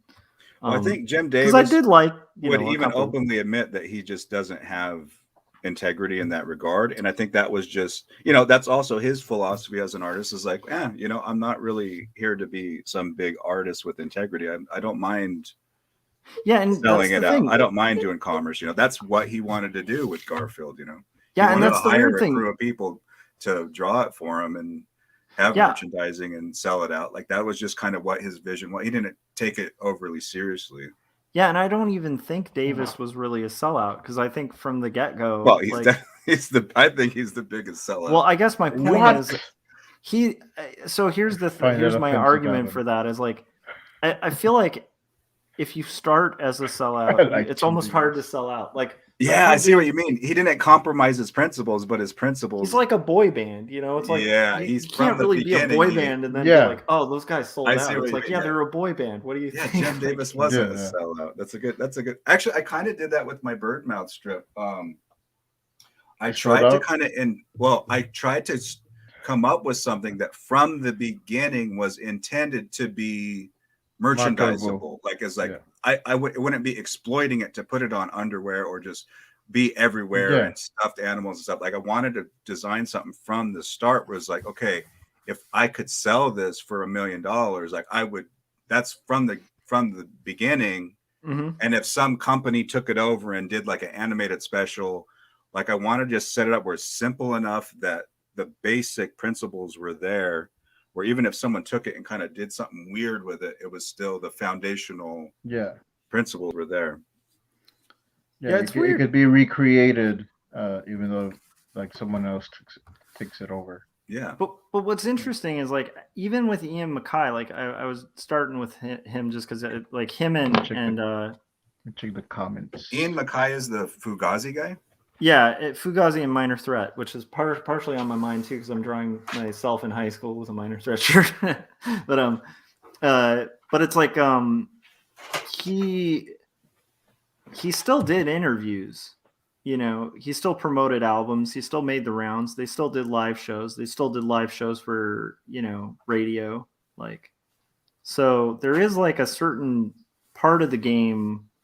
And that's the navigating part that you kind of do have to do a little bit, especially if you don't have someone doing it for you, you know. And that's a hard one to get around. I think I'm just bringing that up because I feel like you and I are probably similar in that struggle, like where it took me a while to kind of get okay with that, because you do want to live in a world where you could just do the art and then like people just go, this is brilliant, and you're like, okay, well, I don't have to get people to know it, you know. Yeah, yeah. You know? So yeah, but what do you think about that? Yeah, I think I have kind of two different sides. Like I have my artist side, and I have almost kind of like this like TV personality talk show host thing. Like growing up, I thought maybe I would be like the next Conan O'Brien or something. You know what I mean? Like that was kind of like one of the types of things I was interested in. That was one of my dreams too. Yeah, to be the next David Letterman. Sure, yeah. So Both, I feel like if I'm I can so glad neither of you mentioned the chin fellow, but yeah, because I'm like, oh no, yeah, because I'm like, I'm Hey, guys. sorry, you guys just brought up really good dudes. That's all. The way that was a good one. Yeah. No, I'm not gonna mention it. That was good. I never wanted to be like Leno. I like some of his comedy, but he's not someone that I wanted to be like. Well, I just like I get all like very like pro Conan in those. Yeah, Jay scenarios. Leno is a piece of garbage. Yeah. With the But Conan again, thing, like, yeah, he's kinda like the that's Jim hard. Jim Davis of Davis, that. Jay Leno. Like who else can we put down? Come on. Let's see. Okay, yeah, we gotta get on a more Robert positive Crumb is a straight here. scumbag. With like such awesome crazy art. I mean, I can mention someone super controversial, but it'll kill the stream. No, let's not. I've already yeah. done a video So about that guy. Scott Strickland. Oh my goodness. Oh my gosh. Okay, so there's How this many guy, videos on making comics do we really need? dude? This guy is like putting out all the content on making comics, and it's like free. Yeah. Yeah, how are we supposed to make money doing videos? And there's a free comic toolkit. Yeah. But if you want to get the more extra stuff, you gotta pay for it. Come on, make up your mind. Oh my gosh, you guys! I have to finish this background before I sleep. Just kidding. I love you, Scott. Just kidding if you're watching this. I have to finish this background before I sleep. These are like the weird little. Do you do this, Adam? Like, is this part of the kick you've been on, where you'll give yourself a goal and be like, this has to get done in this amount of time? Usually, I typically like to finish a big like a page. Like if I do a page of comics or 3 pages at once, I want to do it all in one sitting. Like I don't like. Mm-hmm. I like the 100 days of making comics thing where you split it up into a little chunk every day is like the hardest thing for me to do. You guys have seen like in my live streams, I want to go for 16 hours until the damn thing's done. Well, and then I'll sleep for 2 days after that, but I just want to get it done in one thing. The main goal with that was just to get you started to working on something and do it manageable. But if you Kevin Cross has said this before, if you have like 10 hours to work on a comic, then use those 10 hours to work on your comic. Yeah, one of the things. Like don't limit to the 30. Like that's. I'm not putting them down. I'm just saying like. I know. I'm clarifying that for people who want to jump in. Yeah, definitely. But just like for me, like not like doing it like you're not allowed to miss a day is the hardest thing for me. I can't do that. I have to be able to miss it. I have to be able to work like a crazy person and then take. Yeah, well, I think if you're doing like as much work as you've been doing on like knocking out pages and stuff, then you earned a day of rest. Yes. Well, I think it's like a mix, right? Because like I remember. And I think a lot of people might have misunderstood Kevin, like when he was talking about this, but like I think the gist was, if you're doing the 30 minutes a day thing, like let's say you have like a day job, that's what a lot of it was like arranged around. Yeah. It was like the idea, like he had 30 minutes. You have like if you have a kid or you have like a thing that's an obligation that you can't get away from, and like you're having struggles getting a comic done. Right. then like it makes a lot of sense to be like, well, how hard is it to make 30 minutes to sit like instead of like when I get home from work, like watching TV or whatever and winding down and having this excuse to like, oh, I need to wind down, like work on comics. That's the gist of it, is like if you're just too busy. But like I think one of the things that frustrated Kevin was like he would see people who like had no anything, like they didn't have to worry about like a any sort of outer obligation, and then they're putting in 30 minutes a day, and it's like that's just weak sauce. Like if you have 8 hours to spare, like put in 8, man. I mean it's well, I think for some of us too, it's like not just the time constraints with work and family, but it's like for me just like anxiety, for example, will be something that was preventing me from being able to sit there and focus for more than an hour working on something like. Oh yeah, that's understandable too. And like those kind of things are going to come up, but like I guess my point is like I think the whole purpose of the 30 minutes thing was literally to be like, yeah, this is a good way to get started, and like Frank was saying, like to build a habit. Yeah, definitely. And then like, you know, just to see that it's possible, and to see that like if you carve at it a little at a time. For me, if I could have my way, I would be like working on this like 16 hours a day.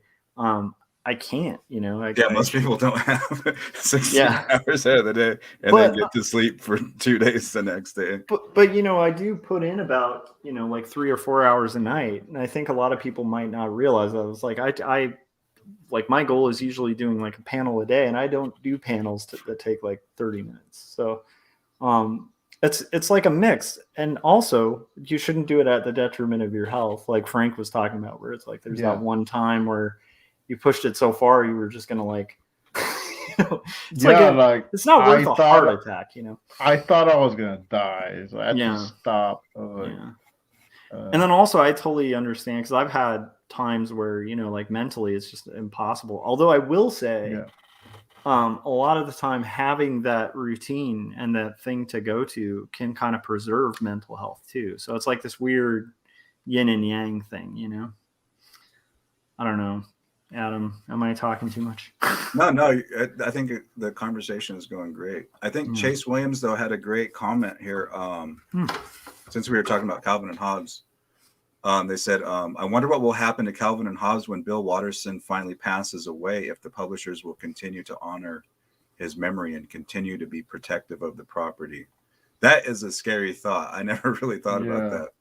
That would really suck if they just like is he still alive, Watterson? I thought he did pass away. Yeah, he kind of stopped at a fairly young age compared to a lot of his peers. He, like, one of the other things that's unique is he had a money printing machine with his comic. I mean, that's what Calvin and Hobbes was, like, even at its best. It's a money printing machine. And he's one of the few people who was just like, okay, I'm stopping the machine, because the story is done. Like, it's hit its peak. Anything beyond this will just be like ruining the thing. And it's like, that is so unheard of. I think Calvin and Hobbes probably still brings in a lot of money, though, because like those books are just evergreen. 100%. But my point is, like, the cut in what he was gaining, like, just by being a current cartoonist at the time he did it, because he didn't do it when the syndicate started dying. He did it like pre-syndicate, so he's just like, he just cut the pipeline of that syndicate flow just to be like, yeah, my story's done. He's like, I'm done with this. There's no more to tell. I'm sure he's very wealthy from it, but it's like it does speak to his integrity that he was willing to just kind of cut the pipeline of the so much greater wealth. I think it was like that with his original art too. Like, he could have made so much money selling his art, and he just gave it away to the Cartoon Art Museum in what is that place called in Ohio? Oh, nice. The Billy Ireland Cartoon Museum. Oh, I should go there if I'm ever in I think Ohio most again. of the Calvin and Hobbes pages are over there. Is that in Cleveland? I believe so. I think so. Wait, let me think. I don't know. It's somewhere in Ohio. All right. If I'm ever in Ohio again, I'm gonna make that a stop. Yeah, all the Bone pages too are over there. Ooh. That's like the mecca of great cartooning art. Oh, I have a little, I guess it's like a pre-announcement. I was talking to a friend earlier today. He's a graphic designer and he gets like things printed and and stuff. So I was talking to him about um, turning this comic like actually published, like professionally published by an actual printer. So I might actually just do a small run of the third mini issue of Bugging Out, but professionally printed, like Oh, on nice. good paper. Uh, I'm just gonna have to go back on some pages and fix little things, but That's a good idea. Sometimes that can actually save you money too. I know it's yeah, weird, but and it's like that's part of it. And what I was telling him is like I really like how this one came out, and I think it's too good to be just like a little DIY thing. I think it needs some professional quality paper. There you go. Uh, Nice. and this is a collaborative work where I am proud of Anna's contributions in it. I want that to be reflected when you're reading it. Like, which I have no problem with making like comics like this, but like, you know what? Let's take it up a notch because that is what I want to do eventually is get a small run or of some of my comics professionally published or printed, not necessarily published, but like so when I show something to someone, they're like, "Oh, this is nice. This is good. Like you did this." And they're like, "Oh, that's nice. You made this at home. Oh well, keep it up." Right, I right. will say, for me, there is a charm and an awesomeness about a handmade mini comic Oh, I that I love them. really enjoy. So I love them. I just think it's like I yeah, want to up some of my stuff, but I love making mini comics. I think I'll still be making them. but yeah. So I was just saying, like, in response to that person who might be like, "Oh, you made your own thing." I'm like, that's half the fun of mini Yeah. comics, man. Yeah. So, but yeah, it does make a difference, like being able to get stuff. I gotta disappear for a second to wash this hand that's starting to look like a coal miner. So, I'll be right back.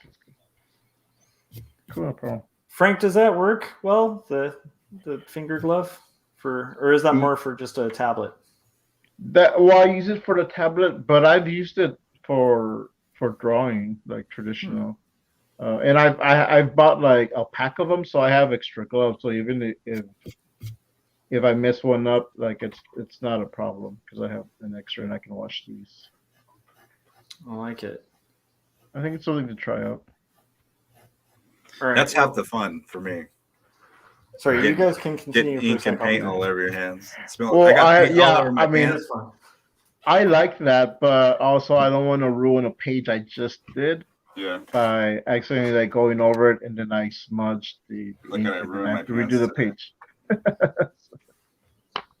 Oh yeah, I have ink on my pants from the other day from trying to. I like when people can recognize you're an artist just by seeing like ink stains on your. Yeah.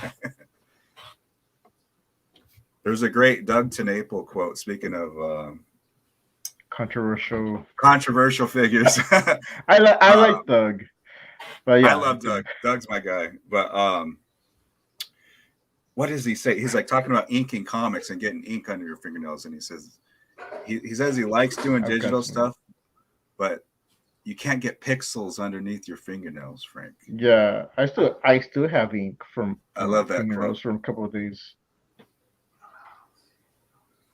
Although I'm not hating on pixels, but there is an aspect of physical pigments and getting it out and just yeah. Like I like digital, but I'm traditional first. But I see the benefits of digital. So I've been doing more digital, but I will go back to traditional on certain things. Sure, Once I get a good scanner where it's actually going to scan into the computer, I might do some panels or pages or comic where it's more traditional, where I can actually play around with certain techniques and then scan them, and so you can actually see that. But I mean, I like both, but I learned with traditional. I started with traditional, I guess. Hey, speaking of Doug TenNapel, you want to talk about NFTs for 4 hours? Oh, sure. I missed the last episode, but I hear that was the conversation. Oh, NFTs, please, Yeah. please, no NFT. No more But NFTs. I did want to, Josh, We if you got want in to a hear it, heated debate. I wanted to share that the Dave Sim quote with you. Oh, I love it. That would be awesome. Thank you. All right, so yeah, like getting back into just getting in that flow state and finding your own rhythm and stuff. This gets me pumped. And I read this years ago, and like I feel like I'm finally starting to achieve this. But so he was talking about, like he was drawing that hand with Gene Day, and Gene Day is like it's a Dave Sim hand, right? Mm-hmm. Yeah. And he says that cleared away a big roadblock for me. And then he says, basically, there's a little more that he says. He says, draw like you, get a rhythm going. Draw what you like to draw the way you like to draw it. I spent a year trying to be Barry Windsor Smith when I started Cerebus. Oh, that's so good so far. So go ahead. Sorry. Then I started trying to be me. Yeah. It's like his whole like letters from the president thing or whatever, notes from the president. It's like it's like this. It's like really motivational. He says, people always comment on the jump in quality in my work. Blah, blah, blah, blah. I didn't know how to draw accurately then, and I don't know how to draw accurately now. I just do it until I like the way it looks, and then I leave it alone. It's never going to be right. The arm's too long, the eyes are a smidgen too high, the hand doesn't connect exactly on the spot the wrist is supposed to. The folds in the shirt violate every rule of hanging drapery invented since the 14th century. Sticking to a monthly schedule for 13 years, I'm a lot happier with the way I draw than I ever have been before. Dude. It still sucks. It's still wrong, but I like it. And I'm the one who has to look at it for 8 to 10 hours a day. Yeah. Yeah. The one of the things that's really important, especially there's two problems in cartooning that I see with cartoonists. It's either you care too little or you care way too much. Yeah. And like, I think that really perfectly kind of describes what my experience has been. Like this is nerdy, but like, and I'm not trying to just promote this book. Like I'm like sincerely excited because this is the first time I've gotten publishers proofs before for books that I got like hired to illustrate for other people. It doesn't feel like this because this is a comic and it's my own, and like everything about it, from like the design of it to the flow of it to the spreads to everything, was like something I dedicated like half a decade to. And to get a little more personal about it, my first comic I was doing for a publisher, I'll just be open about it because I'm actually taking a little pot shot at their editor in Two Stories Book 2. So I'm not going to call him out yet, but there's a panel where anybody in the industry will be like, I know who that is. I know that guy. I went through like one of the most heartbreaking things I think anyone in comics could, where I had gotten the Zarek grant for my first 24-page comic that I did seriously, which is unheard of and weird. And then I was on like this pathway where like I very quickly got a publishing deal with actually, I'm not even going to call out that publisher because I don't want to do that till the pot shot in the book. The book is but it was a publishing deal with a publisher who puts out a lot of guys that I really admired, and they're an indie publisher, but they're an indie publisher with like decent distribution. Most of their books are hardcover. They're like right under Fantagraphics on like at the time on ranking for like independence. So they weren't like Fantagraphics level, but it's like right under. And I dedicated 5 years to a book. I lost half the book because I got like jumped and beaten. That's in this story. Oh wow. And so I had to like go through all that weird psychological stuff of like, like if you've been a victim of violent crime, there's all this stuff. Like I couldn't walk on streets for like 2 years. I couldn't I couldn't even walk on the street during the day without like being very defensive and ready to like, like fight. Like right. Just really weird triggers, like where I had to like double check locks, all sorts of stuff. And amid all that, like struggled through recreating all those pages, finishing the book. And when I finally sent the last page to the publisher, being told that we're not going to put this out. And the whole time the publisher had been giving me feedback every page. And it was the most heartbreaking thing. And so to go from that to like having a decent career in illustration, and then like to be able to like kind of go through the mental game of like wanting to do comics again. When the whole creation of that comic was like, Adam, very much like what you were describing, with like a lot of self-doubt, a lot of like, every cartoonist I'd meet, I'd be like, do you feel like this? Like, do you ever feel like every page you're doing, like, I don't know what I'm doing. Like, I kind of do, but, and then like experimenting and coming out with a product I was really happy with. And then kind of dealing with that like heartbreak was like weird. So my point is, when I got this in the mail and it's a reality and it's actually beautiful, and it was my first serious attempt, and like knowing like how hard like these pages, like just this spread took me like 20 times longer than it would today. Right. Every page I did, and I did it in order, so it's like I can literally see like how I progressed and like how long this took. Like these first 16 pages took me like half a year, you know? And like, so it's like, it's cool. It's just really cool. But like, here's the thing. It was kind of insane for me to keep persisting with this. And then to like, after that failing, by all means, to move on and do 2 stories and like go to grad school and like really just double down and be like, no, I want to make comics. Like, I don't care. And then like to get to a point where I can confidently do pages where I'm not having that questioning every page, you know? Yeah, definitely. So that's a great spot for me to segue into the end of this quote here. Oh, I'm sorry. Did I interrupt your quote? No, it's right. It was like a long thing. So it was like, I got the first chunk. I love it. So he was talking about all that stuff, and he's like, "This is supposed to be fun, damn it." And that's the biggest difference between drawing comics and being a plumber. If you want to spend years learning the exact and precise way to do something, I'm sure plumbing offers you all of that you can handle, and it's lucrative. Get out of your own way.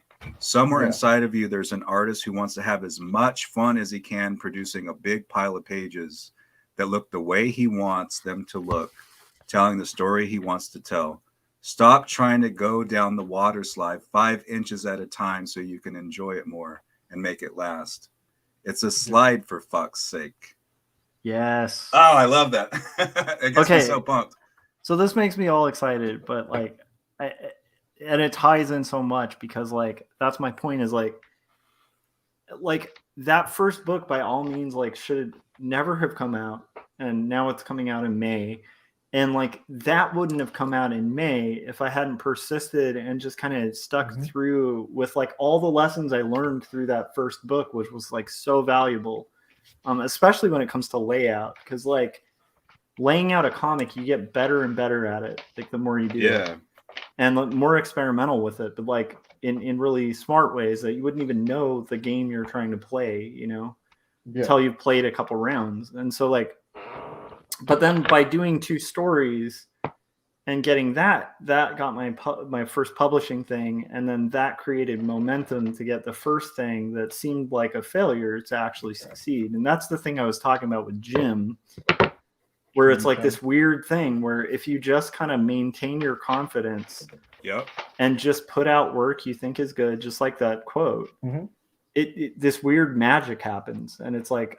I'm not saying it's going to happen for everybody, but it's been in my own life, and definitely most creatives I know have had like really, like, it's not like my story is that unique. Like a lot of creators I know have had like really heartbreaking experiences in the process, but it's like there's this weird reward that happens for pushing through it and kind of actually and like that quote was talking about, like finding the love in it, where you're like, I would do this if I didn't get paid, you know, I would do this if it doesn't get published.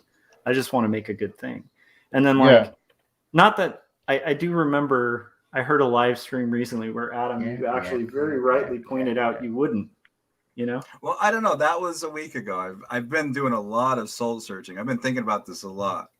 Like if I was stuck on an island and there was no audience, how much of this would I still be doing? What do you think, Frank? I think, Frank, you said you'd do it. I would. Going back to what Josh had said, like it's something that, hey, I just want to do it. I have fun doing it. I love doing it, and so I probably still would. Um, it wouldn't be like, oh man, I'm stuck on this island.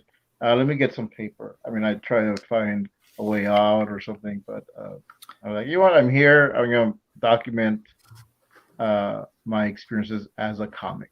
Yeah. Maybe someday someone will see it. I don't know. No, Maybe no not. one gets to see, the whole scenario is no one Listen, can see it. we've been through this before. I That's would the still whole have point. that. I would still have that hope that maybe Yeah. Like you that would, is. so that's what. Okay, so you would still have that idea. Well, okay, supposedly no one's going to see it, but still, I'm going to do it as if someone's going to see it anyways. I'm still just going to continue on as if someone's going to see it, regardless. You know what's Yeah. weird? I kind of like, I kind of agree with Frank. Like I think I would somehow think that, I think that's like that weird hope that you need in order to kind of do this stuff. The good delusion. Yeah, But it's I not necessary. love. That's the weird part. Yeah. It's always this, like, that's the part that's weird, is it tends to self-fulfill. I don't Yeah. know why. It's a self-fulfilling prophecy. Yeah. Like I love, like I love making comics and mini comics, and like I was just saying, like even though I want to up my game and like make the size bigger and make more pages, I'll still make comics and I'll still make mini comics, even if I go to like have someone else, another a printing company do it. I'll still make some on the side. Mm. Like I'll still be doing it, because it's fun, and so I just like to give some of these out. But I do think, like, Or Adam, crazy. like the point you had made on it, and maybe you can reiterate that, like, for anybody who hadn't seen that stream. But it's like I actually think I might kind of agree with both, which might be a cop out. But my point is, like, I do actually think we're making these things because we want people to see them. So it is one of those things, like, if you didn't have that hope, then you may not make them. Yeah. But I think that's kind of what Frank's like sort of saying, is like, it would be really hard to like quash that hope, because it's like just sort of there. Yeah. Well, I think part of my conclusion too was like, I definitely would make some form of comics if I was stuck on the island. I don't know if I would sit there and meticulously do every detailed thing, and every, like, there might be parts of the process I would skip if it was just me reading my own comics. Like, I feel like a lot of the like, it might be just like these unintelligible like thumbnail hieroglyphs. Like I would do like storyboards and thumbnails, and I would choose probably certain parts that I would do finished like glorious paintings of or something, but I wouldn't sit there and do every single panel like neatly lettered. I can read my own sloppy handwriting. I write neatly so that people can read what I'm saying. Like, I already know the vision. I already know what I'm trying to communicate. I don't need to like. That would be. It's weird. There's also a part of me that almost sounds like a fantasy. Like, yeah, it does. Like, my biggest struggle is finding time, and so it almost does become like that Twilight Zone episode where, as long as I have my glasses and I have this library full of time to work on comics and the tools, and the lack of distraction too, I think. I had something like that happen to me when the pandemic happened and we had to shut down here. I was like, oh, no problem. I have what I need here. I can work on this comic. I did make a little comic about it. My phone, which is at that time, and I still use my phone a lot, but that was where I made comics. That's how I use that to communicate with people. I dropped my phone and it broke a day before we were supposed to be locked in unless you were an essential worker. And I was like, no, I had time. No. You had time. It like pans I out. have time. And when Rod Sterling shows up, you're like, what is going on here? Yeah, there was like some guy in a suit outside talking to people that weren't there. I was like, get out of my house. That's crazy, But man. I That's walked rough. to the McDonald's, and I think it was closed, but they have Wi-Fi. So I took my laptop, and I'm like sending out emails, letting people know. I think I emailed Scott, and I emailed a friend of mine, let them know what happened. And it was funny because I emailed a friend of mine, and at that time I had a link automatically in my email that had videos to about suicide awareness. So with everything that I was saying, like what just happened, and then at the end, check out these videos on suicide. So it sounded like it was like my suicide letter. And he showed up the next day, and he was like, "Hey, are you all right?" And like I open the door, I'm reading Canadian comics, and I make a mistake. And he's like, "Yeah, I'm made for this, man. What are you talking about?" And then he's like, "Hey, let's go do something about your phone." So we went. So he was he is an essential employee. So I went to go work with him. So I made money that day. We went and bought me this phone that I have now.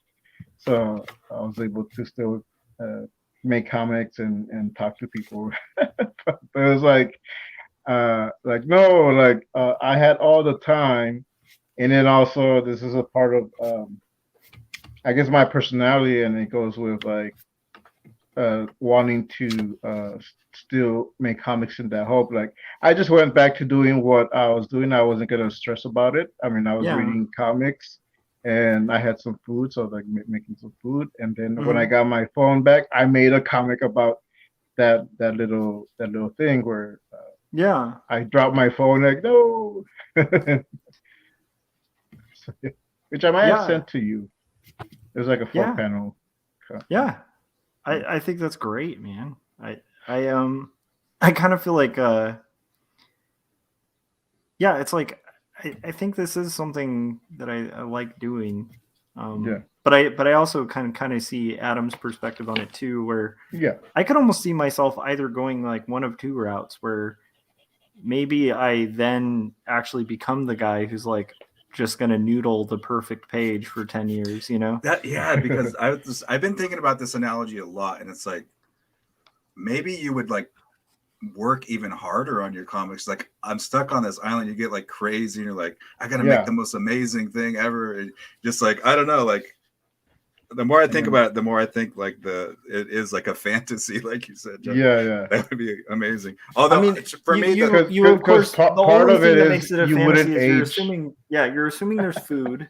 You're assuming there's food and like there's resources. You have everything you need. You just have no people, and you're on an island. And I'm like, that kind of sounds like every cartoonist's like mad fantasy. Well, the problem is the thought experiment I set up was no one can ever see it. Like it's not going to be like you leave behind this pile of comics. Like that's the difference to me. If there isn't an audience, why would you ever do it? Like, I don't know. Like I feel like that's the number one reason why I take the ideas in my head and try to translate them to the pages for an audience. Like exclusively. That's the almost only reason. But I've been thinking about it a lot. Like I don't know. I think that I think the more I think about it, I like the idea of just even if no one will ever read it, I'm still gonna do. I have projects planned out that I've been thinking about since I was in middle school. I have the vision in my head, and I want to execute the vision. Even if my audience actually, this is something too. I've been really struggling with this. I've been going through like a midlife crisis about this because I'm I'm just questioning the whole thing, the big picture. Wait, and Adam, I'm curious, like, because I don't know, maybe I'm crazy, but how do you mind saying like how old you are? I'm 38 years old. Oh, okay, you're not in midlife yet, dude. Well, you got 2 years. You're young. I got 2 years. I don't know if it's a midlife crisis. Do you just plan to live until you're 80, Josh, and that's it? I don't know how long I'll live, but I'm just questioning, like, if I. Well, you're in 1920s midlife. I'm older than Adam, and and I don't think I'm in my midlife. And that's probably fantasy. I plan on living till I'm 300 years old, but that might not happen. Okay, there you go. I don't know. A 300-year-old Frank would be a really interesting. I'm sorry. But Make comics and get off my lawn. It's like this ancient monk, like with a giant mustache at this point, because Frank's gonna keep the Probably. mustache. So it's gonna be like the wispy, gonna- like mentor mustache, where he kind of goes and like pulls 5 mini comics, like Gambit. There you go. Well, whether it's a midlife crisis or not, I feel like I'm at a point in my life where I really have to decide if I'm going to fully commit to doing this, Mm-hmm. and if I'm not, I need to stop now because I'm not. It's like I put so much time into this. I'm kind of running out of options to do anything else in my life. So, anyways, I've just been questioning the whole thing, and and getting a book out and trying to sell it. It's like reaching an audience. I've been thinking a lot about like how the importance of having an audience and what an audience even means. Mm-hmm. And most of my life, I always assumed that an audience was like a crowd of people. Mm-hmm. Yeah. Like, isn't that what you think of an audience as being? Yeah. Like a group of people, like a crowd of people. Yeah, that's like the first thought that you get. Like you're gonna be So, in front of people presenting something. I was thinking about this because I don't know. This is something I've been really depressed about. When I first released my comic for quite a while, the sales were very low. Like there was like 2 people ordered my comic, and it was just like wow. Yeah. And I was like struggling with this. I was thinking about it, and so I looked up the definition of audience. Like, what does audience literally mean? What is the literal definition of an audience? And an audience is not a group of people at all. It's not a crowd of people. It's not a group. Audience just means listener. Mm-hmm. Literally audience, like the word audio, audience. Mm-hmm. So audience, so one person, if one person reads your comic, you have That's your audience. Yeah.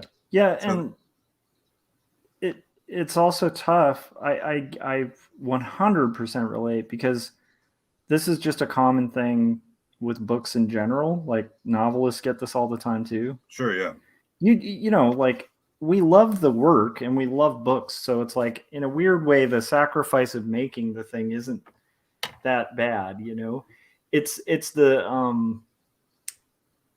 the reality of it when it comes out, and especially if it doesn't instantly land. And then the weird thing is, even if it does instantly land, it's never going to quite fulfill what you would like.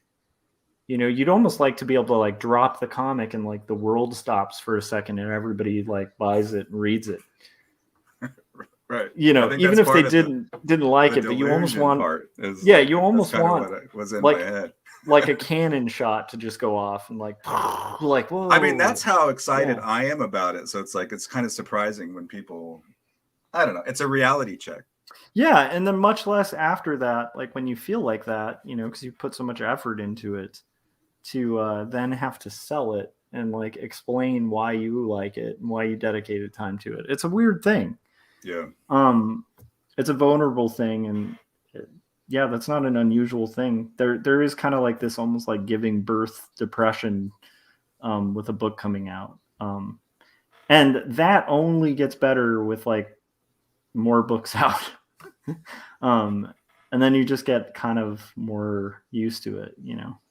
Giving birth depression, that's interesting. Do you mean like it's completed and now it's just like it's there before your very eyes, and there's not like one thing I realized, like I've spent so much time doing these iterations, and like I have this kind of pre-production state of almost everything I've ever done most of my life. Yeah. And now that it's like done, it's like it's kind of like just over with. It's kind of a weird feeling. It's like there it is. It's like there's no more fantasizing and thinking about it. Like that issue is done, and I'm moving on to the next thing. And it's like, yeah, it's kind of a weird. And then also just the reality, you know, like the thing that happens with anything, right? It's like, like, I don't know. I'm trying to think of like anything in life that doesn't kind of work that way. Where it's like when I was a little kid, I used to play. We had this like Nerf, those Nerf basketball things. Yeah. Sure, yeah. You guys remember, especially in the 80s, it was just like a trash can basketball, like a little hoop, and like I don't even think they were made by Nerf. It was just like a big puffy ball. But I remember these late nights where I would like pretend I was in this like crazy basketball game. And I don't know, it was like be like 12 midnight or something. Everybody's asleep. I'm just supposed to be in bed, but I'm just like pretending I'm like this star player in this final game. And I think it's because I think my dad watched like the Lakers at the time. It's like back-to-back Lakers kind of stuff. I think it's about that era, like Magic Johnson, like all those guys. And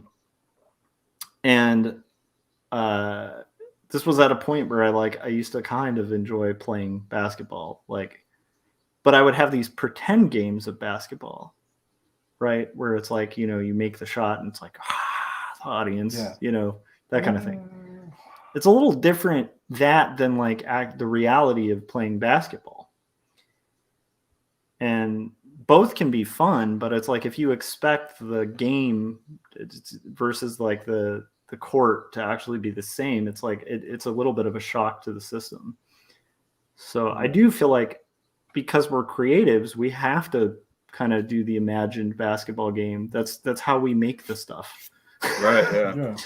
So you have to go from this like pretend creativity era and then to like the cold reality of like sometimes sales numbers are low, and then you have to get out there and hustle, and sometimes you'll get out there and hustle and 1 out of 20 people will stop by, and even if you're winning at it, you'll feel like you're losing because there's the 19, and maybe the 1 out of 20 didn't even read it, they just bought it.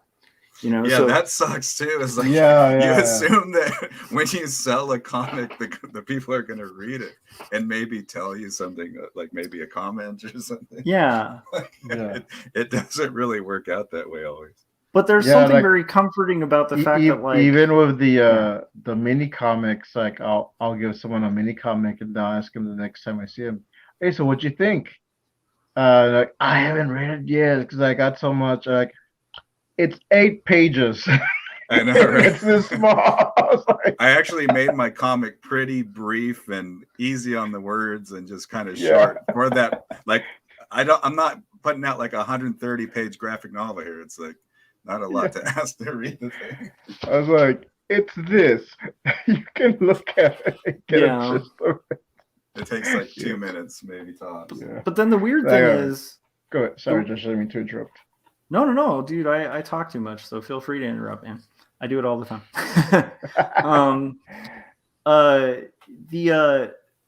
The thing that's weird though is like just what you said, Frank. Like the one thing that's hard to remember, it's like the freeway fallacy, where we all feel like when we get cut off on the freeway, it's personal, and it's rarely ever personal. And we've all had a moment where we might have accidentally cut somebody off on the freeway. It's kind of a similar thing, like where I've totally had moments where somebody gives me a mini comic. I mean, with all my heart to get it, but like things get busy and I forget, and then I pick it up like maybe a month later, maybe 3 months later, and I'm like, ooh, this is cool. Like I finally had time to read it.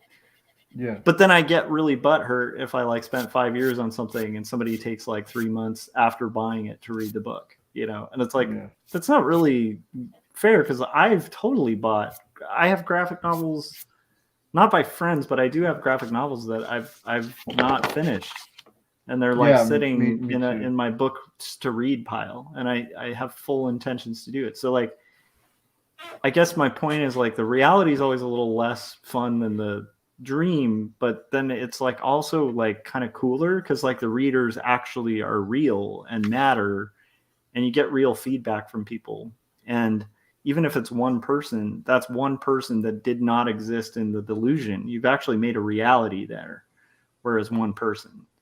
Whereas like the delusion of it being the whole world stopping is still that. It's a delusion. So it's like that's the point where it starts kind of transferring over. So but that is weird to navigate. It is very strange. I think that's I honestly think that's one of the reasons a lot of people don't write.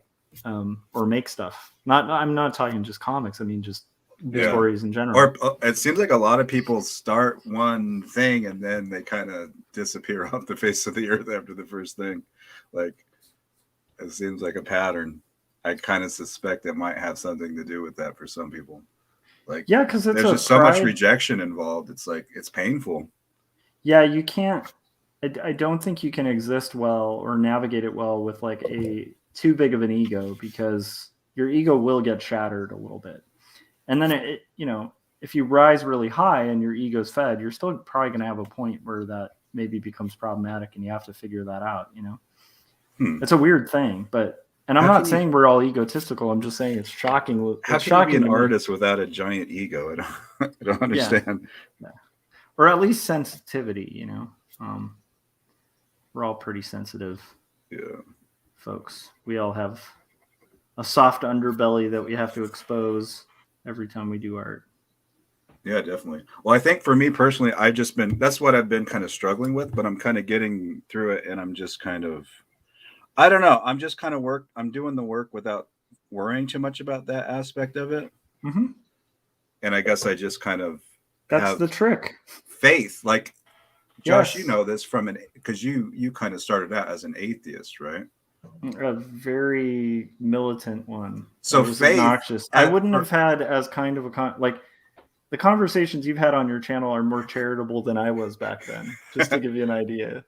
Well, you know that for an atheist, for a lot of atheists, faith is like a really bad word. Like, they treat that as like one of the worst things. Yeah. Like Richard Dawkins or something is like, faith is like his favorite go-to bad word. Like, I want to be charitable to atheists and say that there's a newer breed of atheists recently that kind of have properly seen some of the sort of logical fallacies of some of the guys that I used to really dig, the new atheists. Sure, yeah. Well, yeah, definitely. That have adapted everybody, but. Yeah, and incorporated a little bit more. But yeah, I agree. Yeah, But anyways, I think that I kind of have just faith that I'm not thinking too hard about worrying about all this stuff. I'm just kind of doing the work, and I have faith that it's going to work out. And I don't know. Well, I don't know if I'm as much of an enjoy the process type of guy as you guys. I really mostly do not enjoy the process of making comics. I like the beginning and the end of it. Mm-hmm.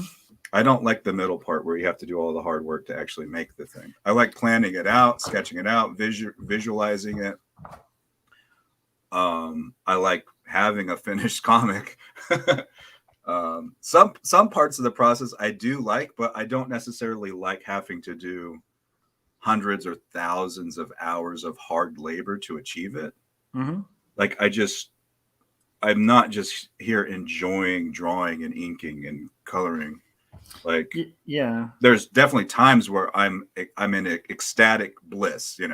There's times where I'm really just in heaven doing it, but majority of the time it's like, this is like washing dishes. This is a chore. This is hard work. This is like, I don't know. I guess maybe some people really enjoy washing dishes. So, but I'm trying to learn that too, just to enjoy the process more too, and have more fun doing it. Also, just knowing that not everybody does enjoy the process. Like I think I've told you this before, Adam, but like I went to a show when I was first working on that first comic, Numb, that I got the Zarek for. But it's before I got the Zarek, and I was just like and like now, if I thought about like being that freaked out and taking that long on a 24-page comic, I'd be like, But that's only because like I slogged through that crazy 24-page comic that took forever. Yeah. And I remember just like being about to give up, and then I went to the Masters of American Comics. So this will date how long ago this was, very long ago. But it was an exhibit called the Masters of American Comics, and it had like all these originals by like Spiegelman and like Ware and like all the way back to like originals by like Frank King and like that, all these like old school guys. Wow. It was amazing. It was like mind blowing. All the originals just like at like the MoMA, and it was like, this is unbelievable. And then Chris Ware did a lecture, and I got to sit at it, and I was just getting into Chris Ware's work. And somebody asked him for like what you would say to a new cartoonist, and of course my ears perked up because I'm like a totally new cartoonist at this point. And he basically said, yeah, like understand that like it sucks and you'll hate it. Right. And then like they were like, what? And he's like, yeah, and he told this story about like Jeffrey Brown, who was like a local Chicago guy that he was really excited to meet and mentor because he thought he was the guy who was enjoying making comics. Like he finally met the cartoonist. And then he met Jeffrey Brown, and the guy was just like, yeah, when I was working on Clumsy, I had times where I wanted to give up. It was like terrible. I felt like I was pouring my soul out. Like it's just, I hated it the whole time. Right. Yeah. And he was like, oh, so even Jeffrey Brown doesn't. And so he was saying, like, anyhow, it was an encouraging speech because he actually said the reason he said that is if you're a cartoonist and you're in this audience, you're going to make them anyway. And he was like, right. That's the thing. Like, and then he was saying, I'm saying this because I was back to the island. Yeah. Yeah. And he was saying, when I was making cartoons, I was like, I hate this. What's wrong with me? Like, why do I hate this? Like, all the guys I admire didn't hate this. And he's like, and then I met the guys I admire and they all hate it. And he's like, I wish more people said that. So like, you wouldn't feel so weird about hating it because we all hate it, but we love comics. Yeah. There was a quote I don't know what book this was. You probably will know this better than I do. At the beginning of one of Chris Ware's books, he has a Charles Schultz quote, which is very similar to a famous Jack Kirby quote. Oh, dude, sorry, we also gotta hit these chats. Remind me after. Oh yeah, I was looking at those. Stuff.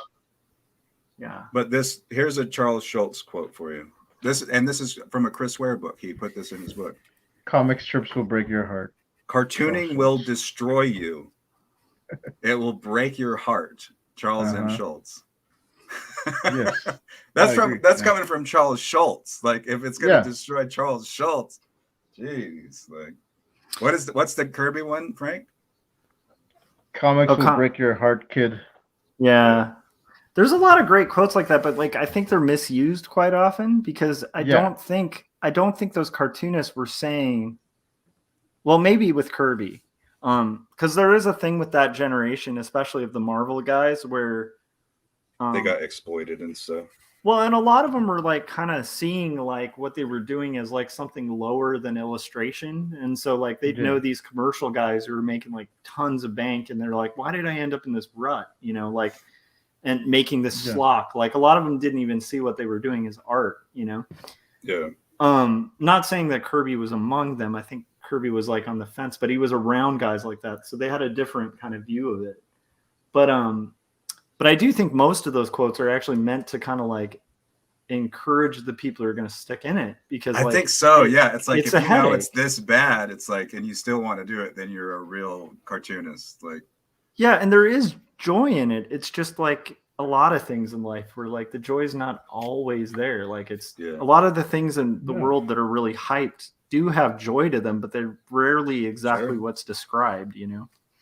Well, love will break your heart too. I mean, but it's still, you're still going to want to get some love. Mm-hmm. Yeah. There's a similar one. You probably know this too. We're starting to sound like a Joy Division album, guys. I don't know. I don't know the reference enough to get that. Love will tear us apart. We'll tear out your heart. Okay. And love will tear us. Oh my gosh, I'm gonna get us flagged for. Okay, never mind. There was a similar thing. I'll read the comments that Dan Klaus did. It's like a it's just like a 3-panel Wally Wood thing. Have you seen that, Josh? I haven't, but I do think Frank was mentioning the chats. I think we should hit the chats real quick. Oh yeah, go ahead. Yeah, because I talk too much, and if I keep going, we're gonna not hit the chats. And there's a lot of interesting stuff. Okay, Frank, hit the chats. All right, let me go back to it because there's a big long conversation, so I'm gonna read it all. But yeah, because I feel like Chase was talking about his how he started when he was 19 and hasn't stopped. He's gonna keep going. And Brianna was talking about her second novel. And okay, all right, let me read some. I'm trying to find let's see. Brianna says, I am super excited and scared because I am about to invest this year into a niche I'm super passionate about due to early midlife crisis stuff Adam seems to describe. And chasing 23 is literally the most goth age ever. A lot of iconic post-punk was made when the musicians and singers of that genre were 23 years old. I started my career when I was 19, so I've committed to being a cartoonist for quite a while, on top of sketching nonstop for the majority of my life beforehand. And Brianna says, when my debut novel came out and was received like a newbie writer's book would, it knocked me passive for almost 2 years before I talked myself out of the rut. Dude, Chase I want says, to hop in You on wanna- that one and say, Okay. like, so I have a literary agent, right? And she represents a lot of writers, you know, so she's used to like sort of navigating the pitch process and the first novel process and a lot of the promotion. And it is interesting that like, you know, this person is in a position of like coaching people through that first book. What you're describing is not unusual. Like, I think they were a little, I think she's been interested. It's been an interesting relationship with me and my lit agent, because like I've been through it a bit, so I'm like I'm familiar with like what the odds are in the industry. And so I'm not like shocked when like, you know, it's like I'm more excited about things a lot of people are kind of like too new to like realize are really cool things. So but it's like, but anyhow, my point is I totally relate to that, Brianna, and that's not really uncommon, especially with writers, which is why I also think it's good for us as cartoonists to like broaden our sphere a little bit and also talk to people who like write books and stuff, because a lot of our struggles aren't like super unique to comics, you know. Anyhow, so go ahead, Frank. That was good though. And she goes on to say this, but it has made me really strong. Online hate barely touches me, and I am super open to criticism and feedback without taking it personal, which I couldn't do before. Just the fact that I was able to start working on the second novel affirmed to myself that, yes, I am a storyteller. Yep. And Chase, let's see what Chase says. I Thanks kind of have for to create sharing the that, graphic guys. novel and making it now, because holding in the story and not letting it see the light of day wouldn't be beneficial. It has to take tangible form and manifest. Like you gotta make that. That's the thing. That's part of why we do the comics. You gotta make something. Yeah, and tacking on to what Frank's saying there too, this is something I realized too, because there is a lot of fear. And I mean, Adam touched on some of this stuff too, but it's like there's a lot of fear like putting it out there, because like your worst nightmare, it's like going to a convention. Your worst nightmare is like you're gonna have a booth, you're gonna have spent money, and like everyone's gonna pass your table, you know, right? That's everybody's worst nightmare with books too, where you're gonna spend years on something, you're gonna pour your heart into it, and then like maybe your mom buys it, you know, like that would be, you know, most people's kind of like worst case scenario is like, you know, I'm going to get a sympathy vibe from family and that's it. But here's the thing, like, you know, and this is one of the things I write about too in two stories, where like there's chains of depression that I write about in the first book, where it's kind of logical, but it's like skewed logic. You know, and it's skewed logic that like only depression can bring, or fear can bring. And so like even that kind of thought is kind of skewed, because what's going to happen if you don't write the book? I mean, you're guaranteed your worst fears. Yeah, I think that's the even worse fear. Yeah, you're like, no one's going to buy it. You're not even going to get a sympathy buy from family, because you like literally never actualized it. So you didn't even give it a possibility to defeat your worst fears. You just gave in and instantly accepted that result. And so but to I think me, living with that, like you didn't do your comic, you didn't do your book, like that seems like it would be the worst. Yeah. And I think if you're like you just got a job at a normal office or whatever, like if you just gave up on your hopes and dreams, that would be even worse. Yeah, and if you're able, then like maybe that's good. You know, like if you're able to give up the dream and close that drawer or whatever, and like it's not a big deal, then like cool, you probably weren't, you know, a writer or a cartoonist, you know. Because like most of us can't, you know. I don't know. It's interesting. But yeah, And sorry. to what we were talking about yesterday, Josh, about the talents. Mhm. With the first guy that had the one talent, he literally had fear, and instead of doing anything, he just buried it and didn't do nothing. So he gave in to that fear where like, oh, what if I fail, or what if I don't make more, turn this into more money? I'm just going to shove it aside and not think about it, and it, his he just threw it away basically. So, and that's the worst fear that like I would never want to give in to that, like, oh, I'm not gonna make a comic because what if I suck, or what if no one likes it? I can't give in to that. So I want to make it. I want to make something, and I want to put something out there. Yeah, my take is if I ever stop doing comics, I want it to be something that I naturally want to stop doing.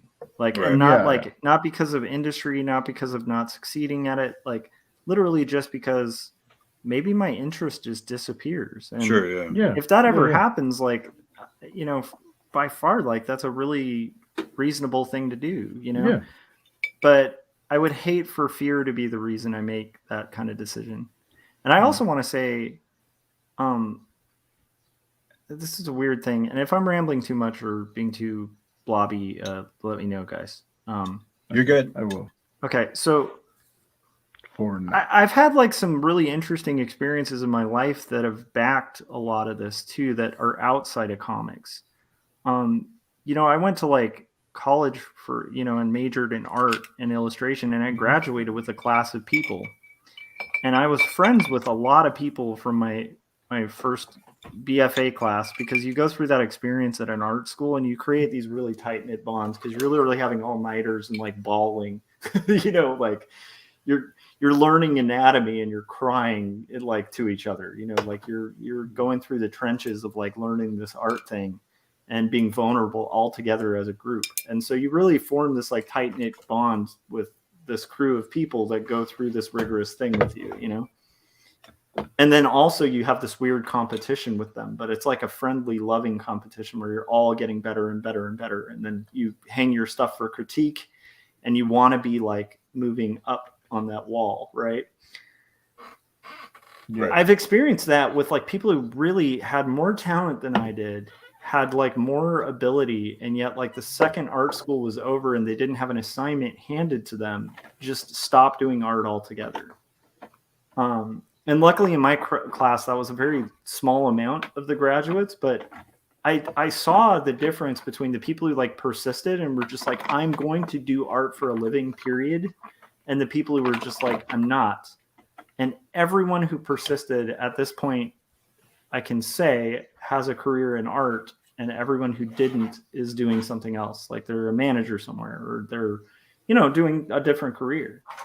But it's like, it literally took like some people, it took 5 or 6 years after school of just constant trying. Like they'd go work a fast food job or something, and then they'd go apply for art jobs. They'd improve their portfolio. They'd double down because they were going to do art for a living. And like, I've seen that play out. Like, this is like almost, hell, it's weird, but that's like over a decade ago, So I've seen it play out, so it's like with comics, I can't imagine it working much different, I don't know if that makes sense. Totally. So yeah, because like right now, because I did that, like I have a career in art. It's not comics. Yeah. But the cool thing is, because I dedicated like a decade to making 2 graphic novels, I do have 2 graphic novels.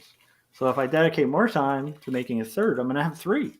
It's just this weird thing that happens, And like, but yeah, so I guess my point is like this whole idea of like persisting and trying to keep like a mindset of like the possibility of it, or just not accepting no.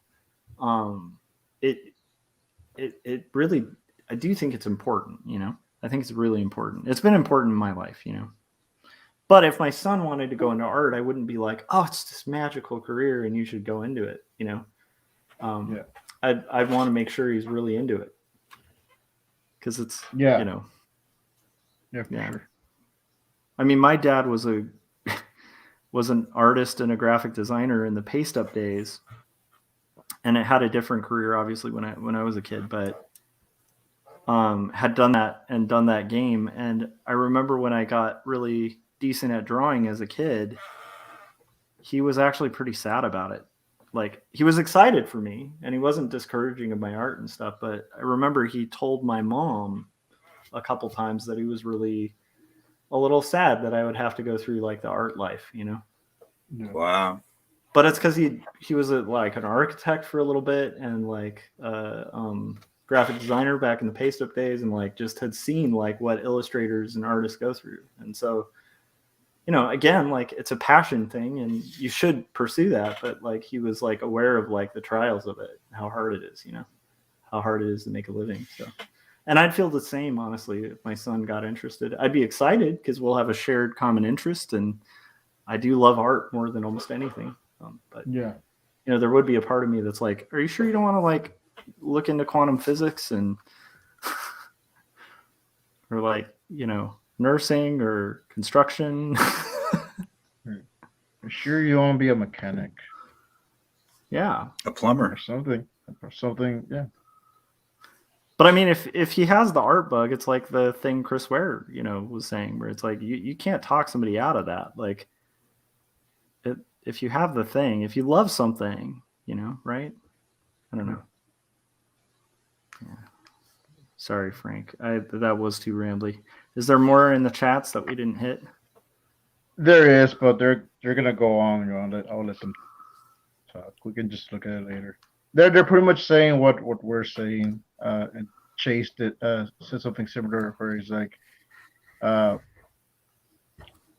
a cartoonist. I want to be a cartoonist, so I'm gonna keep on doing it. So, and Brianna said something similar. So, I think we're all pretty much on the same page. We Yeah. we want to do this, and we're gonna keep doing it, no matter what. Yeah, and I also don't think there's a shame if like there's seasons in life where you can't, you know, like Yeah, for sure. And it's something I've said before. Like, you know, my motto, Josh, make comics, not excuses. And sometimes it can be misconstrued. And so if there's like a genuine reason, it's not an excuse. It's like if you can't for whatever reason, you need to move on to something that's gonna bring in money to support your family or something, a medical issue. Then you take care of that. You know, Yeah. you gotta take care of yourself. Like what I was talking about when I almost gave myself a stroke because I didn't want to stop making the like, no, I need to stop and take a break, take a breather, and realize that it's not the end of the world if I don't finish this. And then I ended up finishing it, and like, here you go, and it got published. But yeah, and that's a little bit of that faith thing too. Is like you almost have to trust that it's not just all going to be you. Yeah. Because like, yeah, that's the other thing is like if it all rests on you, that's awfully overwhelming and impossible because you can't control every factor in life. Adam, did I cut you off on something? I feel like you were saying a really interesting point about atheists and faith.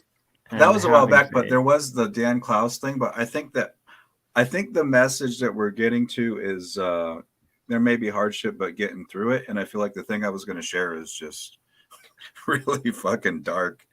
I sent it to you on Facebook, so you can choose if you want to touch on it or not. But I like the darkness sometimes, man. It's weird. I did write a whole book about darkness. Let's see. I feel like the vibe is more getting out of the negativity at this point. Yeah. Jumping back to something that was mentioned before, I think it was like showing something to someone. Okay. Like showing something to someone and then being like, "Oh, okay, that's nice. Are you sure that's what you want to do?" So I had something. So when I made this mini comic, Captain Courage: The Armor of God. So This is the more polished version, but I also did one where like it's very obvious that I hand drew it and hand lettered it. Even this I kind of emulated, but I used fonts. So I had a copy that I had hand lettered, and I was gonna give that to my pastor. But before that, I was showing it to someone else, and they're looking at it and they're like, "Oh, you wrote this yourself? Like you wrote it by hand? Like, oh yeah, yeah." There's fonts that you can use, and like, yeah, I know, I have a version that has fonts, but this is something like it's made supposed to be like this. Like I'm proud of that. It was hand lettered. I'm proud that it looks DIY. and Yeah. Somebody they're did that to kind me of the like, other day when I was painting my comics. They're like, "Oh, you're painting the whole thing? You know, you can go on yeah, Photoshop." Just was like, "Well, yeah, I'm aware of Adobe yes, Photoshop, but I'm choosing I'm to aware of this. not Yeah, like that, oblivious, like a and non-artist is like telling me about that." yeah, Yeah, I had somebody and after two go ahead. stories, weirdly, like give me a conversation about, hey, you can do that in like in Adobe. They weren't even saying Illustrator. They were actually giving me bad advice because they were You saying can like do I it should MS Paint. You know that, right? No, they were saying I should do the type in Photoshop, and I'm like, actually, like in the design world, like there's this old saying of like at least about the two programs that like, hey, if you're doing type, you're always going to use Illustrator, right? Or like InDesign if you're doing like more layout, and then if you're doing, like painting or like photo manipulation or something Right. like that, then you're hitting Photoshop. So it's funny because the person was trying to be a type snob. I'm an art director, dude. Like, I'm like, I know type. And they were giving me really bad advice on how to build type, and I was like, at the time, I don't think they were aware that like my first book, like the whole interior was not hand done. This was all digital. So it's like I've been there, man. I know how to play that game. I just I don't. It's much like you were describing, where it's like I don't really want to. But I kind of understood where they were going because they were like, hey, like when you have an I or like the like letter I, it's like wobbly in parts, and I'm like, yeah, I like that. yeah. But I kind of could understand where they were coming from because they were like, oh, it'd be more consistent if like it were a font. I'm like, yeah, I mean that is true, But it is annoying when you're like, when it's like somebody saying like, did you think about not doing that by hand? And you're like, yeah, like you could do something else. Yeah. Yeah, I was I was turning rag on this guy because he's from mine. But like after that, like he's looking at the comic, he's like, oh, so he's like giving me this advice. He's like, oh, wow, since you're very artistic, have you tried painting shoes? And so I told him a total different thing. I was like, wait, what? Because like, oh yeah, because like you can do custom shoes and sell them and this like, oh okay, like you know how long it took me just to like get to the point where I wanted to jump into comics like and learn and stuff, like and then go into something else completely different, which I have nothing against like customizing shoes, but it wouldn't be something oh, it's gonna make me money because it's the hottest trend. Like, no, I like doing this. Like, if I do something like that, it'll be on the side after I've already been doing a few issues or something. But yeah, it's like a total different. Like, oh, since you're artistic, why don't you paint walls? That's artistic. It like always makes me wonder, like, if like plumbers got, but I was thinking about it. Maybe plumbers do get that all the time. Like if you have a really good friend who's a plumber, maybe if you do have plumbing problems, you're like, hey, dude, could you like, come help me out, or whatever. But it is really annoying, the constant artist thing sometimes where people are like, you can draw. Have you considered, especially when you do have a career in it, it's very strange where like, I get advice sometimes with people who are like, have you thought about doing t-shirts? And I'm like, yeah, I'm in some like design annuals of like t-shirts made in the last like decade. Like, I have an award-winning t-shirt design. I don't understand why people want you to do something like if you show your comic or something, people want you to do like they have to bring up something opposite of what you just are like trying to do. Yeah, it's very strange. But I also understand it because it's really like common. I think it's also just our tendency as human beings to want to give advice. And so Yeah. I do think sometimes it might be coming from a good place. Kind of like when people, when you're a kid and like if you're doing like autobiocomics, people would be like, "Oh, do you like the funny papers?" And I'm like, "I'm not really trying to do funny paper, but comics, And it's like it used to bug me. Luckily that's way less common now, but it used to bug me until I realized like they're just a human being trying to kind of relate to what I do, Yeah.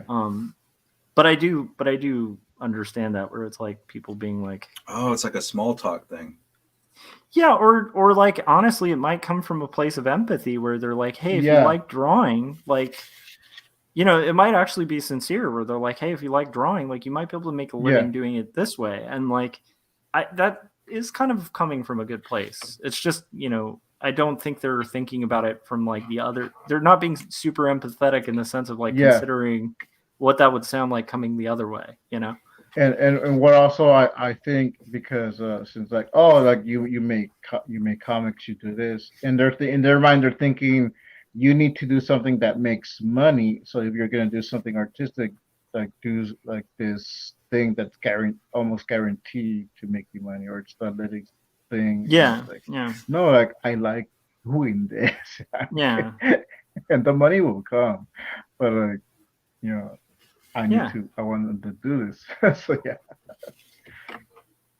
But I also I can understand, like again, I've had times where I've had friends who are really good at drawing and I know they can like I think I was talking about like some of those classmates who didn't end up doing art for a living, right? And it was weird because they take like a job that like is actually harder than like a creative job that they could easily do. And they just wouldn't go for the creative job. And it was really weird to watch I definitely had those times of like be unasked for advice. Yeah. But some of that just came from like, it was pretty fun to like even if my job got hard, it's like I still draw or like, play with typography. Like there's still things that I love that I get to do, And so it was more like it would come from a place of empathy, but being older now, I don't think I would approach those conversations the same way, because at the end of the day, like it was their life and it was kind of their decision. And like, maybe that was just what was right for them. Or maybe it was like that the day job allowed them to,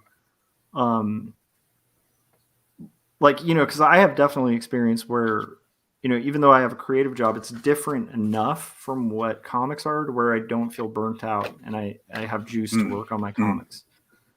So maybe it's like one of those scenarios where like the thing they're doing is different enough to where they can keep, some art going or whatever. So I'm less judgy about it than I used to be. But I guess I'm empathetic to those people because I've been those people to other creative friends,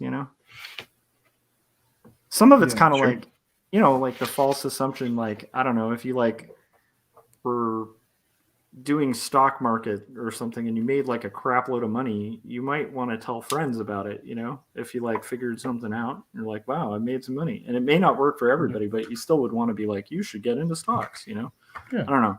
NFTs. baby. Oh no, we've gotten back to it. Adam keeps wanting to derail this. What do you guys think motivates? Oh, it's like a outside joke because you guys talked about NFTs and I missed the episode, so it's like I know it's like I'm just referencing it, but I missed out on what the conversation actually was. Adam is starting to like get involved in the conversation. Hey, remember guys, NFTs, right? You weren't there, Adam. It's not your joke. It's like yesterday with what we were talking about. Wait, you weren't talking about. We weren't there. So Adam, do you think that's what's behind it, or do you think it's something like more malicious, or I don't know? I'm curious. I guess it depends on the person, but I feel like a lot of times if you do comics, and if you're doing, say for example, cartoony comics, and someone is looking at that and they're like, oh, have you considered doing something that's like something I consider an actual serious thing that someone would take seriously? That's how I try to take it. I get it. I get that, and I like the sincere thing, like they want to help, but also like when I'm I'm telling someone like, yeah, you know, I make comics, and they're like, oh, like, you know, that's childish or whatever, and they're, oh, you know, that's nice, you know, hey, that helps Frank. Anyways, so it's like I want to talk comics. It's like, you know, it's what I like to do. I don't know, but yeah,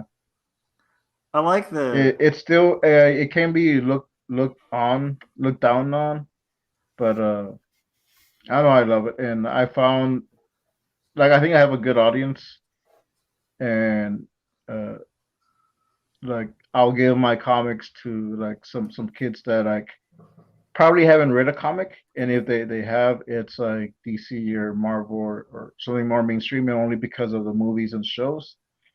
And I give them something I did, and and then they're like, oh, like you did this, and they're like, oh, maybe I can do it. Mhm. Or even if they don't get into comics, they're like they get into drawing or something else creative, but like it So sparks you're like the something. comic drug dealer, getting all these Yeah, kids who had like pretty free much. possible futures of being plumbers, Yeah. and now they're going to be cartoonists in the future. Thanks a lot, Frank. I'm just Oh, kidding. yeah.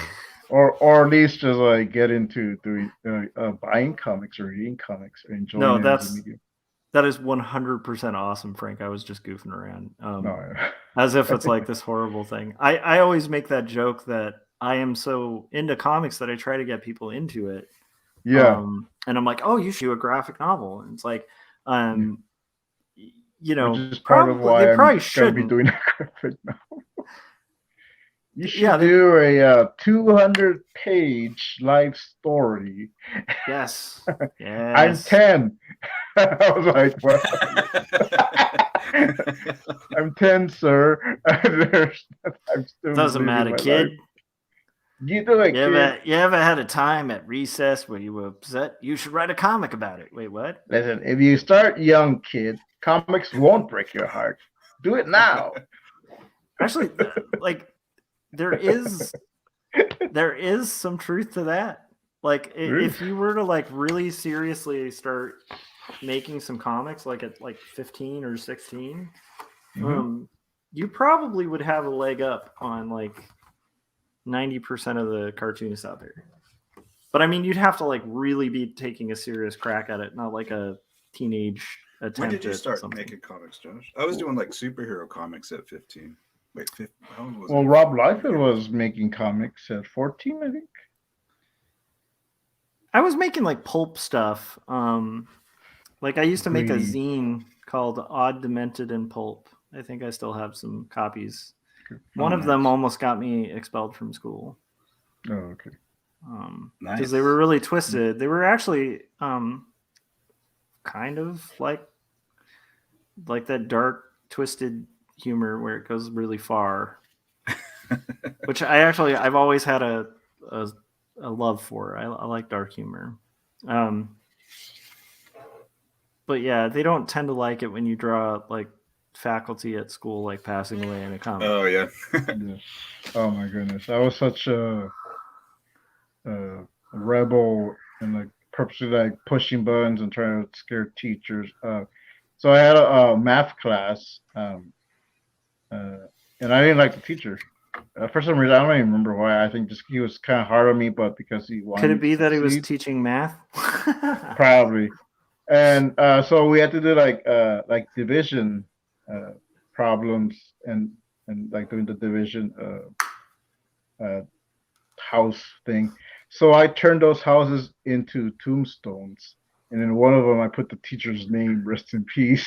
Oh no.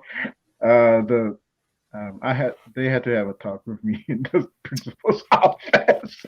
They switched me from that class to another one. And, high school. Yeah, like so. Yeah, I don't know. Like I relate to that, dude. That's okay. I like it. We were all kind of. I don't think there is a good high schooler. I personally think young men at that age, and I'm not saying like boys are being boys, because I think young women at that age, I think every human being at that age is like it's a wonder that any of us survive and live and become like adults. It's very strange that we even managed to somehow pass that like weird level of insanity that is teenage years. I'm just saying. Yeah. Oh, dudes. All right, I will be right back. I'm still planning on finishing this panel, so I'm thinking another like 30 minutes if you guys are still down. I might, yeah. Oh, I'm down for 30 minutes. Yeah, I'm like, it's like a little short for Adam. It's like she's like, dude, come on, you're stopping at 5 hours. You don't want to go like. I will say you guys should subscribe to Adam's YouTube if you haven't. It's really entertaining and cool. I think we probably share a lot of subscribers, but Yeah. Well, I if have you a guys lot haven't. my YouTube. Actually, I don't know if you can like click on it somehow through here, but it's my name, Adam Lore, Lore, all as one word, which makes it a little hard to find sometimes. I've found it before, just searching it. Yeah, Frank, can you pop that? Are you able to pop that in the chat? Or? I'm not sure because I can only read the comments. I mean, I can have to Let me see. Get out, go to YouTube, and come back in. That's just Adam Lore, right? Yeah. Yep. So I'm not going to put the YouTube part, but I just did that for you guys. Yeah. Oh, I see it. I see That's two how it Joshua should go. Kemble's, Twitch and YouTube. Yes. Oh, Brianna's taking off. She's gonna brew some tea again. Nice, Brianna. I'm gonna refill my when I get my back. coffee. And she returned with tea. Oh, okay. We are seeing the reveal of the bearded woman. Is this Yes. the reveal? I'm not sure what you mean by a reveal. Like, have we met this character? Oh, so you see, Was like she in the first one? in the very first issue, Ted holds up like a photo of her and talks about her. Yeah, okay, That's yeah, right. yeah. So Okay. in issue number 2, you actually get to see her. He's actually talking to her. Yeah, like she's in this comic right here Oh, okay, cool. about All right. shaving their beards off. Yeah. All right, be back I shortly. was gonna Linda say Line, something the I bearded forgot. woman.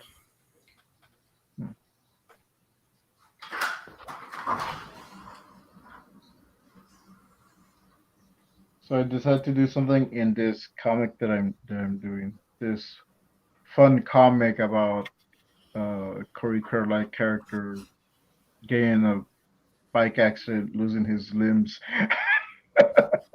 I'm doing a 9-panel grid page, and I've never done one before. So I think it might take people out of it, but I don't know. The grid might? Is that what you said? The 9-panel page. How come? It's a grid.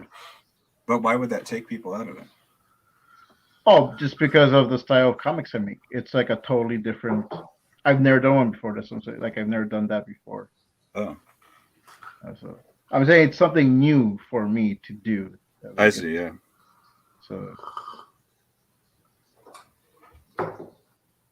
What is I'm the new just thing? Oh, I'm in the mini comic that I'm doing with CK. I'm doing a 9-panel grid page, and to me that's I've never done that before. I mean I've seen it, but I've never done it. A 9 panels a good exercise, man. Yeah, and I needed a way to show that that he loses his arms and legs without like being too graphic. So it's a doctor just showing the X-rays and. Is this inspired by Adam's comic? The arms and leg loss? No. Oh. But it just a happy accident. Yeah. Well, it's inspired by Corey Kerr. Man, that guy. He is an accident-prone fellow. Yeah. Oh man. In my version, he actually loses his arms and legs, and that's why he has to be in the mix.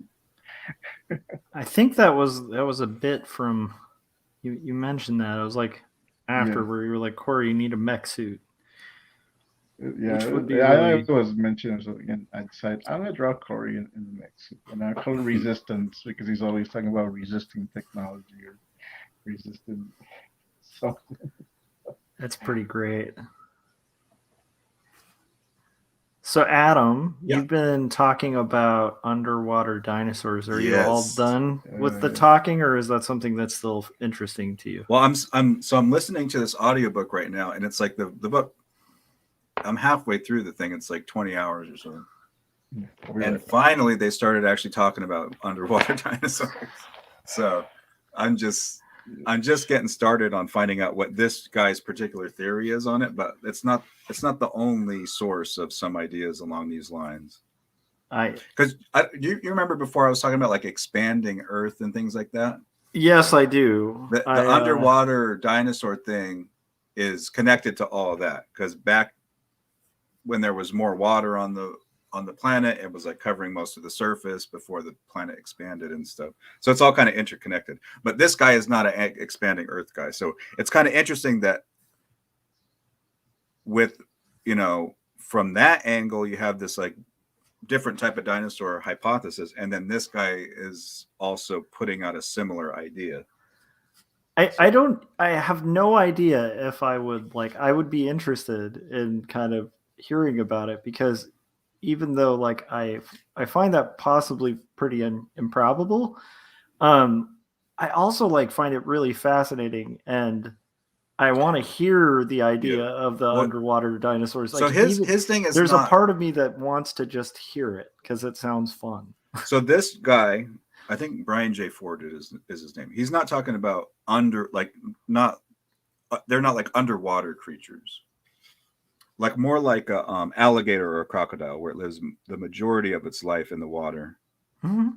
Yeah, that's interesting, dude. But I mean, there's a lot of basic, just the simple things are okay. So this is a really good piece of evidence. There's dinosaur tracks, right, that are supposedly dinosaur footprints, and they're very light, like they barely push into the ground. Why would dinosaur footprints be so light? If they're giant, huge, heavy beasts, their footprints should dig deep into the mud or the dirt or whatever they're walking on. Another thing is, most dinosaur footprints are only 2 feet. It's not 4 feet. It's mostly 2 feet. And most dinosaur tracks don't have tail marks. So if dinosaurs were walking on dry land, they would be walking with 4 legs, with their tail probably dragging, and they would be so heavy that the imprint would be very harsh and deep, right? So that's one of the ideas, is that it's one of the angles. I kind of, yeah. If they were in a aquatic environment, it would the idea is that the weight of the dinosaur would be lifted by the water, and that's one of like the main kind of concepts, is that they would be they should be too big to stand up and be able to walk around, is the basic idea. That's so interesting. Because to me, and this is just like, I've never heard this, and it's interesting. My instant thought is like, okay, well, so like there's a lot of the tail tracks aren't there because the tail is to counterbalance the weight. Like, so a lot of dinosaurs didn't walk with their tails dragging. I think the idea is that might be the case. Like, that's what I think the mainstream version is, that's what they think, is that dinosaurs held their tail up most of the time.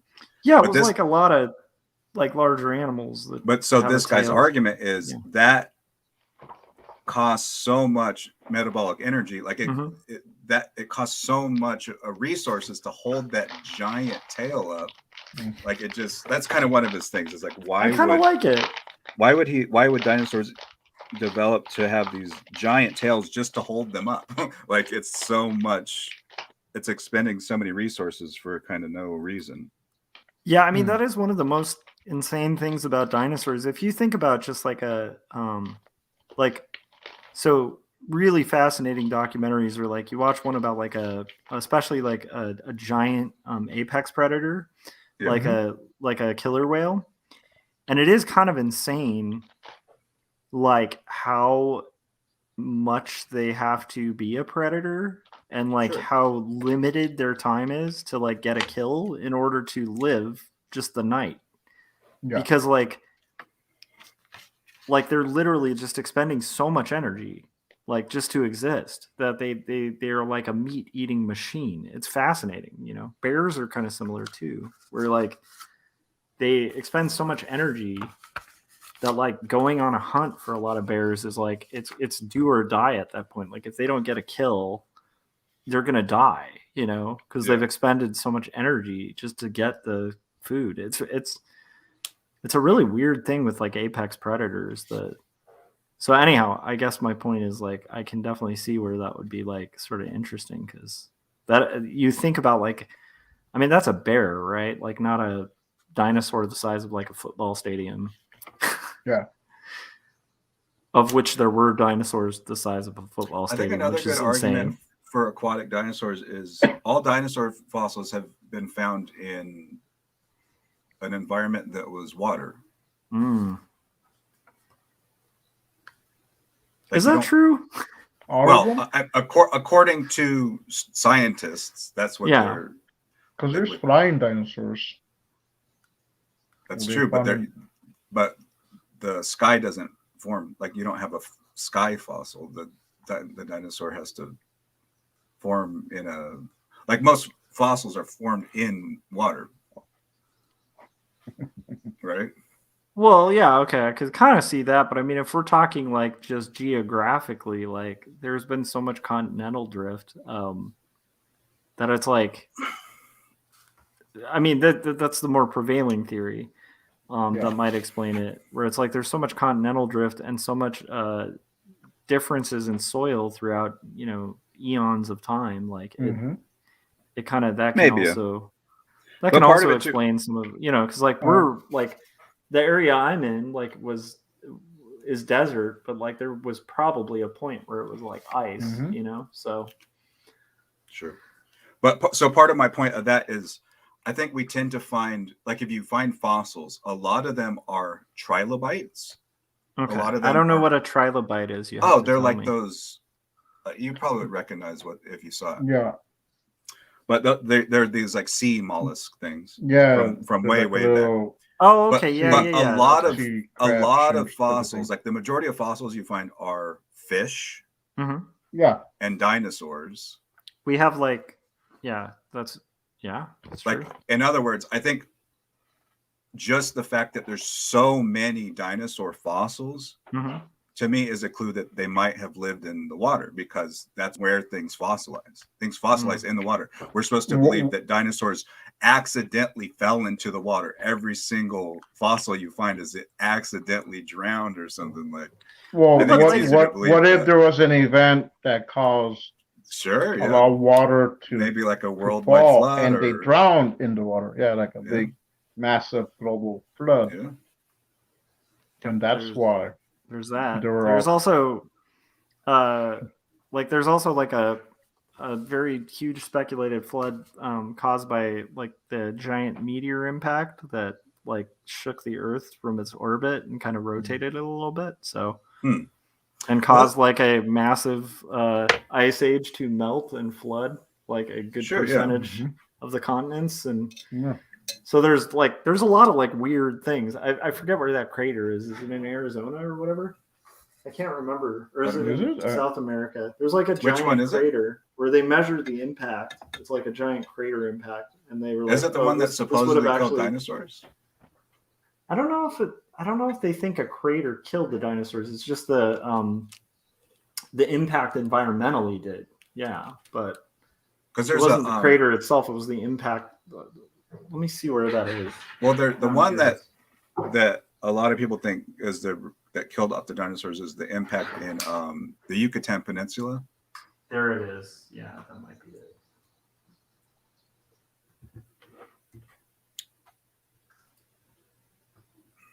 But there's some interesting questions about that if that is what happened, why did that kill dinosaurs but not other animals? So that's the weird thing, is it kind of did kill a lot of other animals, but there's other animals that are better suited to adapt for different environments. Yeah. I'm only speaking from like my understanding of it, which is really admittedly very minimal, you know. Yeah. So that's one of the guy's arguments too, is like, if the meteor impact supposedly killed off the dinosaurs, why did it only kill dinosaurs and other certain animals, but not other animals that it should have killed? And his idea is that if they lived in water, like lakes and stuff, and then the lakes dried up, that would kind of make sense of why they would have died out. Yeah, and I think like there's like a certain habitat for like animals of that size. And so like the second you have like mild changes in like atmosphere and yeah, but dinosaurs of all sizes died out. Well, some. I mean, like some of them it took a lot longer to die out. The smaller ones I think had a better survival rate than the large ones. The large ones were like the first to go extinct, from what I understand. Oh, interesting. The, like giant predators. Maybe I'm wrong, but I was under the that would make sense if that. I mean, yeah, because I was under the impression, and dude, again, like I could be wrong, but from what I recall, I think like there was like an age of like these really mega animals. And most of the ones that were like really large, like only really survived. The ones that were adapted for water are who survived. You know? Yeah. So in my worldview, that was because back then the planet was covered in water. Like, that's interesting. If your worldview is that the world was mostly dry land and there wasn't a bunch of water everywhere, you're probably going to be inclined to believe that animals lived on the land. Well, no, if you believe that there was probably water. I don't believe there's evidence. I don't know. I don't believe anyone really thinks like this wasn't a world with water. You know.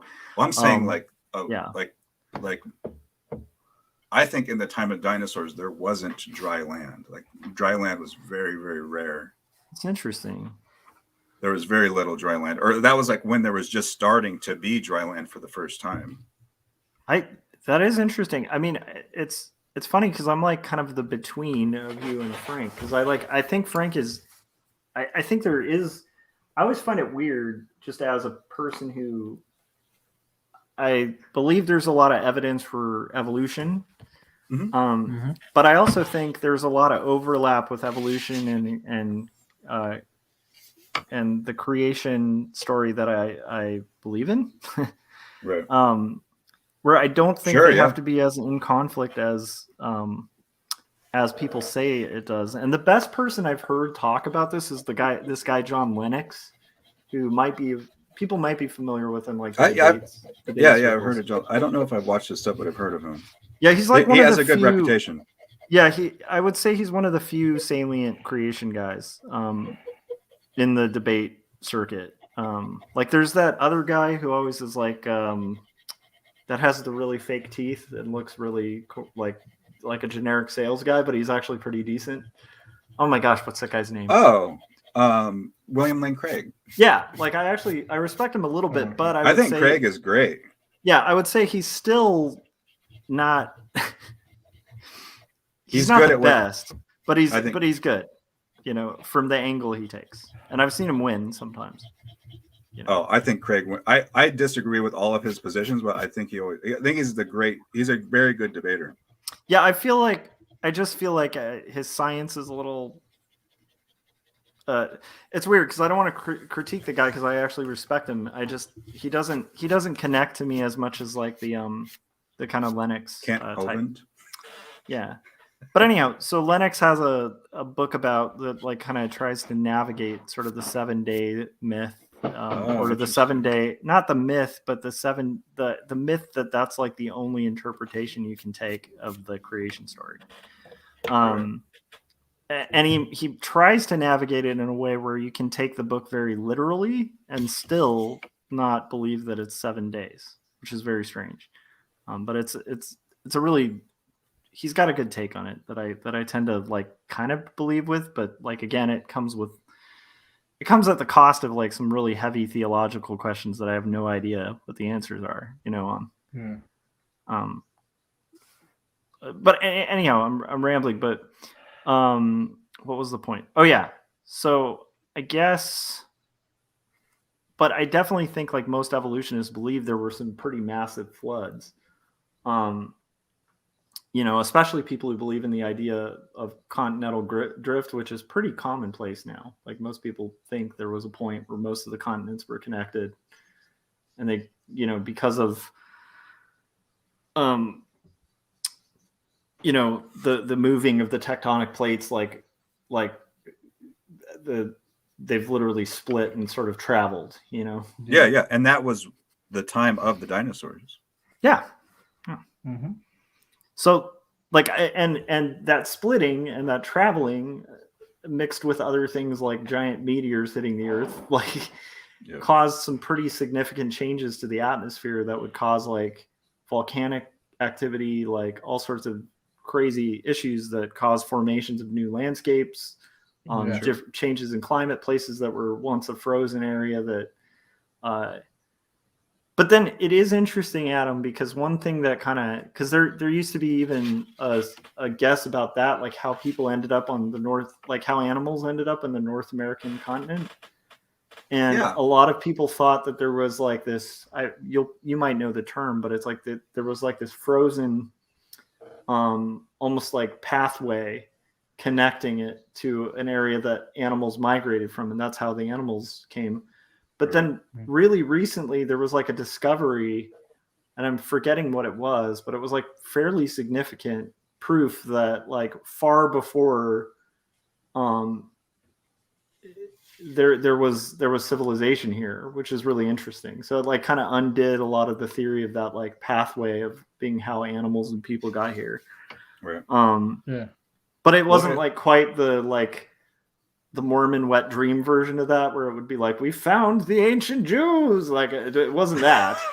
But sorry, not to interesting correctly. Well, I'm just saying, because like there's evidence, they like a lot of people of some beliefs would be like looking for, and like, you know, maybe that would help, but it wasn't like quite the bullet, you know, that I think, you know, if I believe that, I'd be looking for that bullet, you know, the magic bullet where you're like, dude, there it is. But it was definitely a thing that like undermined a lot of the narrative of how animals got here. So like, well, again, you know, I'm not saying I believe in underwater dinosaurs, although I just love the words underwater dinosaurs, and I think there should be a comic called Underwater Dinosaurs. But I'm not saying it, you know, I'm not saying like every theory is like fully worked out, because like obviously there's like holes, you know. I don't know if that makes sense. Yeah. Well, I think a lot of people dismiss the idea of dinosaurs being aquatic just because it is not what other people believe. Like it's not what's taught in the textbooks and stuff. So it's like, that's absurd. That disagrees with what it says on the Discovery Channel. Like, I think that's a poor reason for disagreeing. Yeah, I mean, I'm not saying that you're doing that. Yeah, I'm mixed on it. I'm mixed on it because I'd agree with you, but then I'd also say, you know, there is value to like peer review, right? Like that's my key thing is like peer review is a massive strength. Sure, yeah. If the people that believe that dinosaurs didn't live in water review the papers claiming that they may have lived in water and they reject them, then we'll keep the dry land hypothesis alive. Yeah, okay, I can kind of take that, except you'd need incentive, and when you look at it, like everyone on Earth would be incentivized. Like if you're a scientist and you want to like get a Nobel Prize, you'd be the one who could disprove like a broadly accepted theory. Like scientists are not incentivized to like agree with the norm. In fact, if they can find a hole in a very massive thing, they're lauded for it. That's how the sciences work, like in general. So like I'm not saying that those bully groups don't exist in science, because that actually happened with the Big Bang. That was delayed. There were like 10 peer-reviewed papers that shot down the Big Bang. Right. And it took the it took the science community a long time to just sort of accept the idea of a beginning, because most science at the time believed in an eternal universe, and just this idea of like a big bang or an origin like was so like just offensive to like most common belief at the time. Yeah. So, and that's they happening. fought against it and they wouldn't. Yeah, but that fight only lasted, like, this is the interesting and kind of, I think, cool thing about modern science is like, even that fight that was only a couple of years, like, because scientists are always they're incentivized, and the people who catch the theory that's like the new theory that ends up being like substantiated, like they're always like lauded, they get like massive careers out of it, they get written into history books. Like there's a huge incentive to be the guy. Like if you could disprove the most common form of belief in science, especially like accepted theories in science, like, I don't know, I do think there's a lot, like a mass incentive. Like if you could prove that dinosaurs used to be aquatic, like that would be awesome. I think most scientists would want to be able to find proof of that, you know? Well, so far, that's why I mentioned peer review, you know? The part of the book that I'm listening to right now is about how the guy published his paper, and the scientists like got together to like sign this petition to never allow him to be able to submit things, and never allow him to be on TV and admonishing. Oh, no. Like people fought against it hard for even suggesting the possibilities. So that type of stuff definitely does happen. And you got to question. That is what happened with him. Well, I'm not saying that's not what happened. I'm just saying like there's two possibilities there, right? Yeah. I mean, you can see the two, right? Like it's you're correct in the fact that might have happened, where like a mass group of scientists like destroyed him in public journals to the point where he had a difficult time having a career after. The two possibilities are, one, all the scientists got together and collaborated because they were so offended by the idea. Number two, it could be a person trying to publish like authentic science that's really shoddily done in a peer-reviewed journal and getting peer-reviewed, you know? Right. I don't know. I think by the way, I'm not saying it's one or the other because I'm not familiar with the writer. So yeah, I don't know what, like, I'm just at that part of the book where that's what's just starting to happen. So I don't actually know how it turns out. I just think really kind of want to read this book anyway. It's an interesting book. But I just think that what you're saying, the process that you're defending, is good if what the mainstream of science has come up with is correct and they're preserving something that's accurate. If there are major mistakes and they need to be corrected, it's very hard for people to come in and say, hey, maybe there is a problem with this theory that everyone believes has been defending for 100 years. Like maybe there's these major issues. I think it is really hard to get taken seriously that maybe there's this other way of looking at it. Yeah, I agree with that. But I would say, like, here's the weird thing is I think that peer review is not quite respected as much as it should be for its ability to quickly course correct. Like it course corrects quicker than most businesses. It course corrects quicker than most religions. It course corrects quicker than pretty much any system, because it has like an inherent rigging against confirmation bias. And so like it's like the whole peer review system is kind of like double blind studies where it's like rigged to like shoot itself. Like, well, I think that I don't know if that makes sense. If you have a community that believes in the Big Bang Theory, for example, and they're the ones peer reviewing a paper that might go against the Big Bang, I think that's extremely biased. That it's the Big Bang believers that get to review the paper that is criticizing the Big Bang. Naturally, they're probably not going to choose the paper that's criticizing the theory that they've devoted their lives to. Well, yeah, but that's the thing is like, I think I agree if like it's a person devoting their lives to a theory, but I think like a lot of scientists, at least from my understanding, I mean, there are definitely cocky scientists. Like I feel like like not every scientist is Richard Dawkins. I feel like Richard Dawkins would have a hard time accepting science that came out that wasn't like what he believed, because he's a little cocky, and I don't mean that as a negative. I mean, he's just like a guy who's said some stuff that's pretty wildly unscientific. Even like most atheists I know, even like who dig him, like, or would still admit that like he gets pretty out there sometimes when his ego's bruised, you know. But I don't think that's most scientists. Like, I think most scientists look at Richard Dawkins and see that weakness. I think a lot of scientists actually like are eager to see truth and like sort of to see the peer-reviewed process work. So I think like if like a mainstream accepted theory, especially something like the theory of evolution, that's like a theory, not like I have a theory in an essay, you know. It's a scientific theory, so it's as accepted as gravity, you know. If somebody could come along and make you rethink gravity, which by the way, that has happened. And we've had to kind of adjust like even our views on gravity, which was, you know, there's some Newtonian stuff that like doesn't work and some of it does. Yeah. And that was embraced.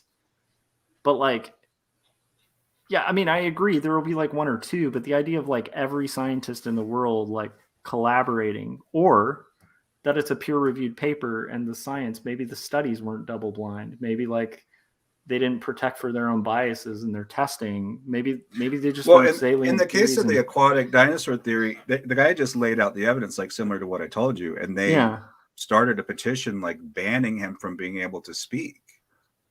That's extremely I mean, I believe in the scientific process, but that's extremely anti-scientific. The way scientists behave is not necessarily following the scientific process, like the scientific method. You know, like if you're like campaigning to not allow any alternative ideas be even proposed on TV or in the journals, like but extremely anti-scientific. So that's the thing. Like, again, I'd have to read more on this because I wonder if that guy is saying they petitioned to make him not be able to speak at institutions. He read the petition, like in the book, he's reading the petition.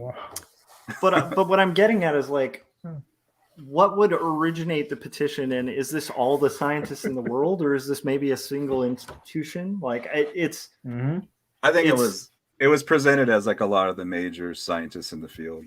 But I'm like, you know, if there's like some jackass like you know like coming into like a biology lab, right, and they're saying like, hey, if you mix these two things, like it's going to heal the world or whatever, and it actually creates poison or something, and then they start writing scientific papers and they get debunked and shot down and stuff like that, but they're still submitting to like science papers and traveling to institutions claiming to speak the truth, and they're not adhering to like the scientific process, like of course you're going to get kicked out of that community, you know. Like, but the question, so this is my question, because I would agree with you it's crossing the line if they're going outside of just like the sciences. Like, are they just banning him from speaking at institutions altogether? I don't know. Well, I think what they're doing is they're criticizing the main thing is they were criticizing the BBC for showing what he had to say. They were like petitioning to get them to like oh my gosh, make a statement like taking back that like retract their statement. Now I want to read this book just out of curiosity, and like again, I don't even know the guy or anything like that. I'm sure he's controversial. I mean, he's controversial because he has an idea that is different from what most people believe in. So, yeah, which again, like ideas are cool. Why that's so controversial. But. Well, that's the thing is like, I'm not saying I find him controversial. I'm just saying I'm sure he is controversial if there's this like giant petition that went about, you know. Yeah. I would say I agree with you that like we should be in a world of free ideas, but like one of the things I like about Lennox, which is weird and very defensive of science, for like a theist, it's very interesting to hear him kind of play this out. But he really like tried to kind of point out like one of the issues with like sort of the divide between people of faith and science. And sometimes it's a simple misunderstanding of like words. like Yeah. Sure. like words that mean different things in different fields. And so like to me, like the fact that you said idea, like the guy's getting kicked out because he has ideas, and that's a little different than what it sounds like to me, which is it sounds like he's proposing theories, and these are different things. Like a scientific theory and an idea are two completely opposite things, because we all Right. have ideas. Well, he presented evidence for his hypothesis. Okay, He I want to he read laid this it book. out. I want to read the book because it's fun anyway.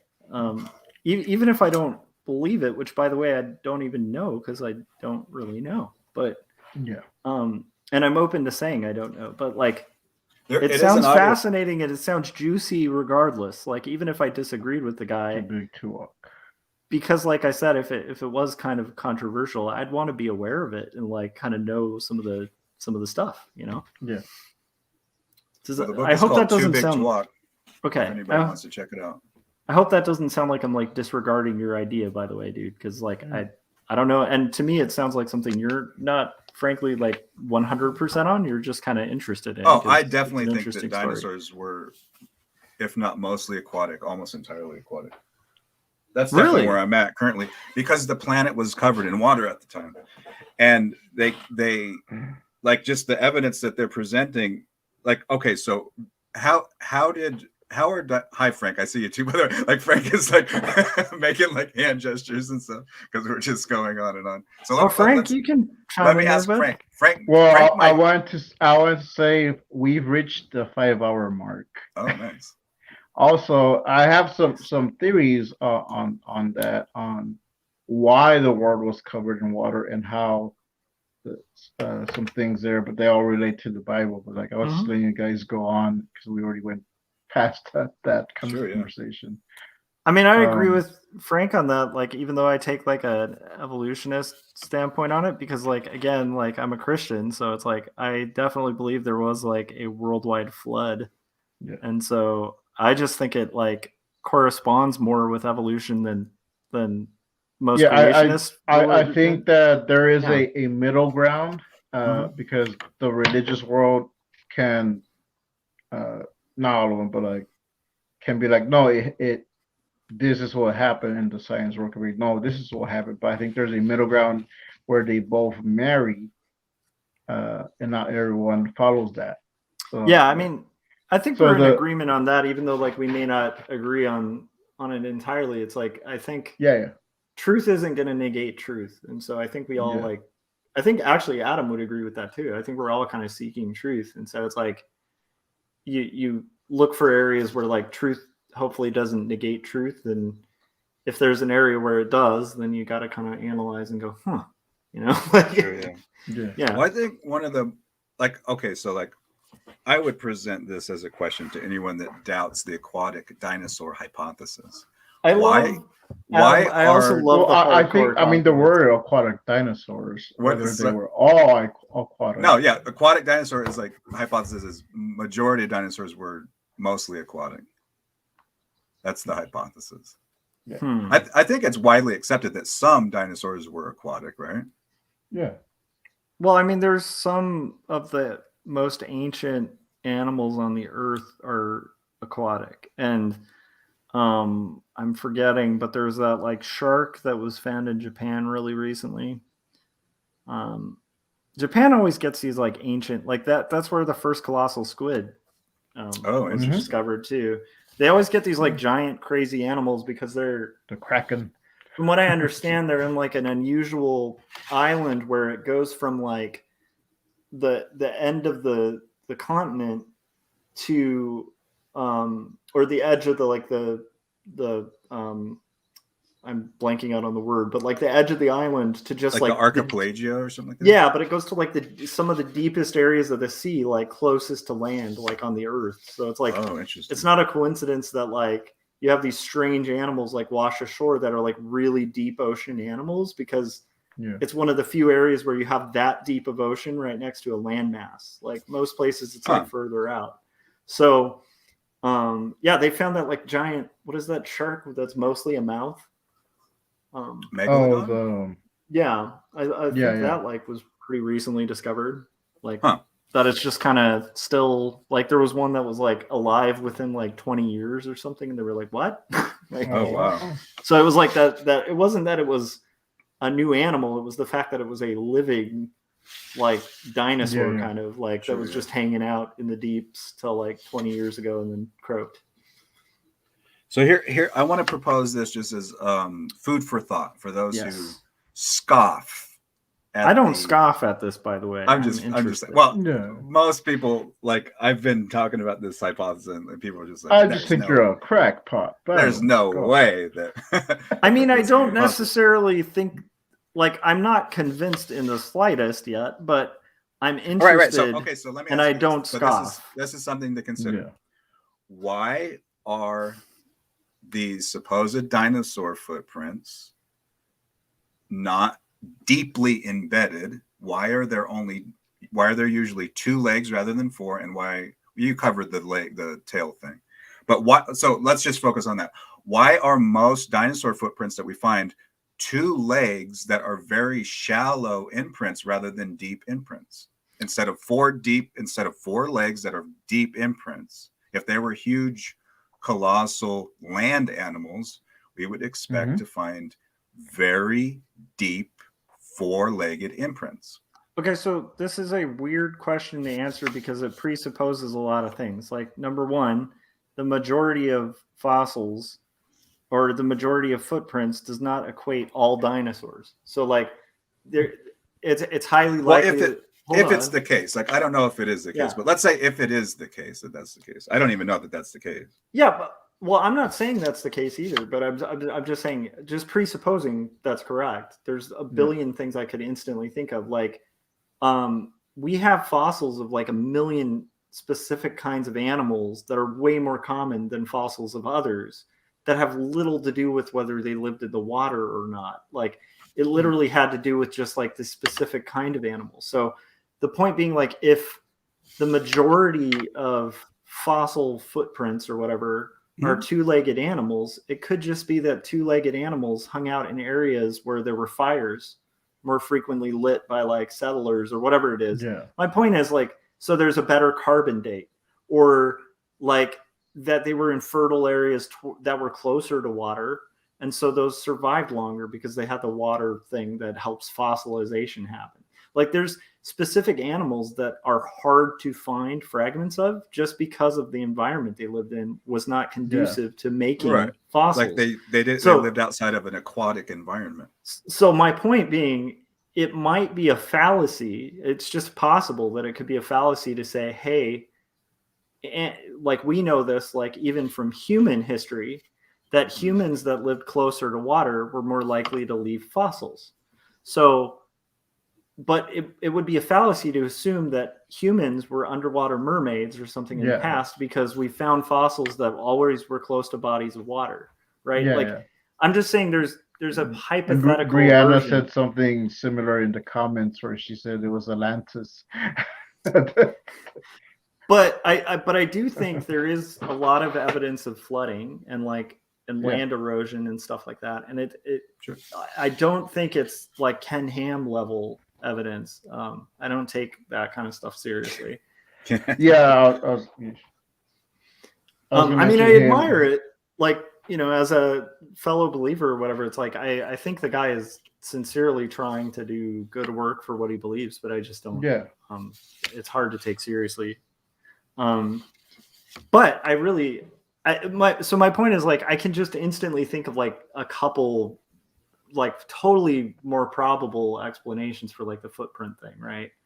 But like, I also is that the footprints were only preserved because that was when the dinosaur happened to be temporarily in the water. Is that what you were saying? No, the point being, like, if I'm just saying, like, okay, so if what would be one possible explanation outside of aquatic dinosaur hypothesis?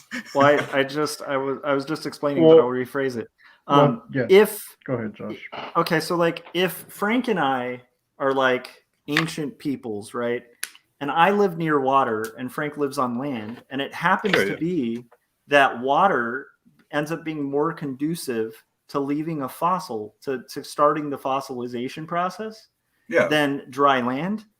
And then if like thousands of years later, people find my fossil and they don't find Frank's, like my footprint, because it fossilized, because I was in the right conditions for it. Yeah. And Frank's are not there, and thus assume that we were both aquatic animals, when it just turns out that I was in an environment that was wet and more prone to have fossilization. Right. So But what about so the what I'm getting at is footprints, like though? that would be the fallacy would be to make the assumption that like first off that like because there were two-legged footprints that means that all dinosaurs were walking on two legs. It's discounting the fact that like there are specific breeds of dinosaurs and species of dinosaurs that were way more likely to leave footprints.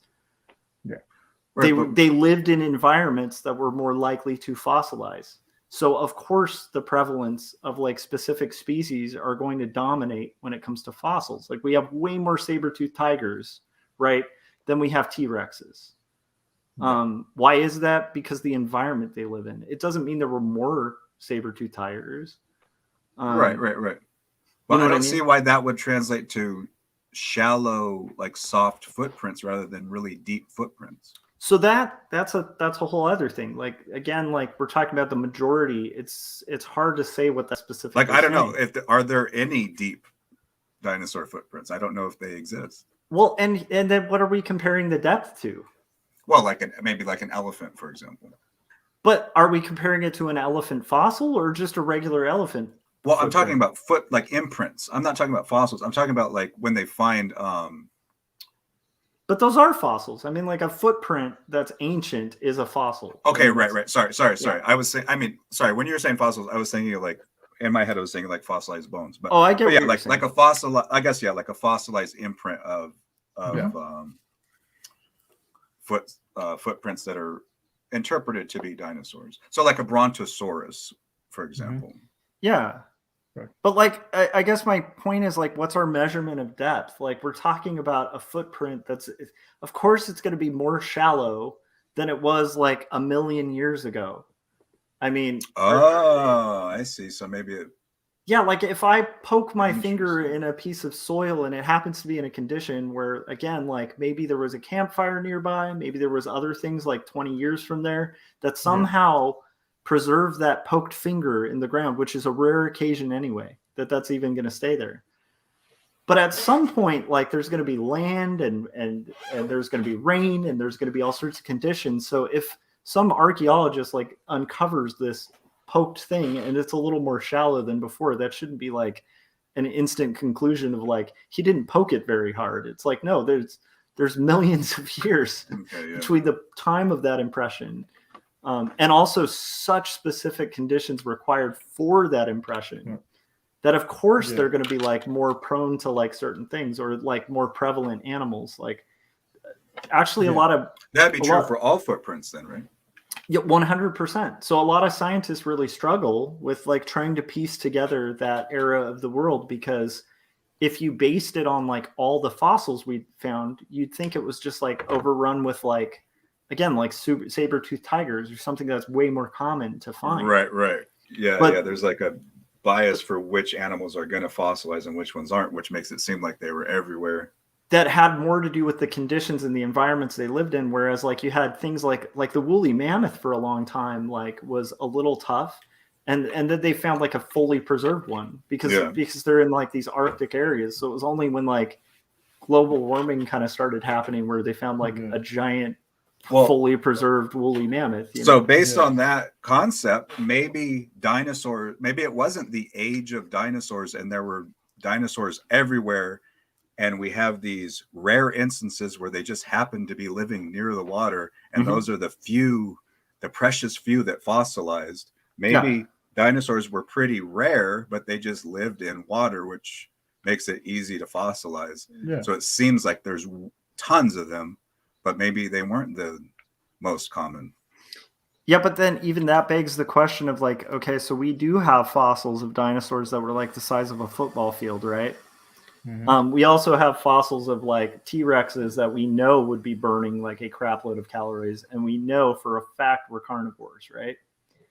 So how's a beast like that going to exist in an area that has no prey, right? Like it would have to be. There's no seeming- prey in water.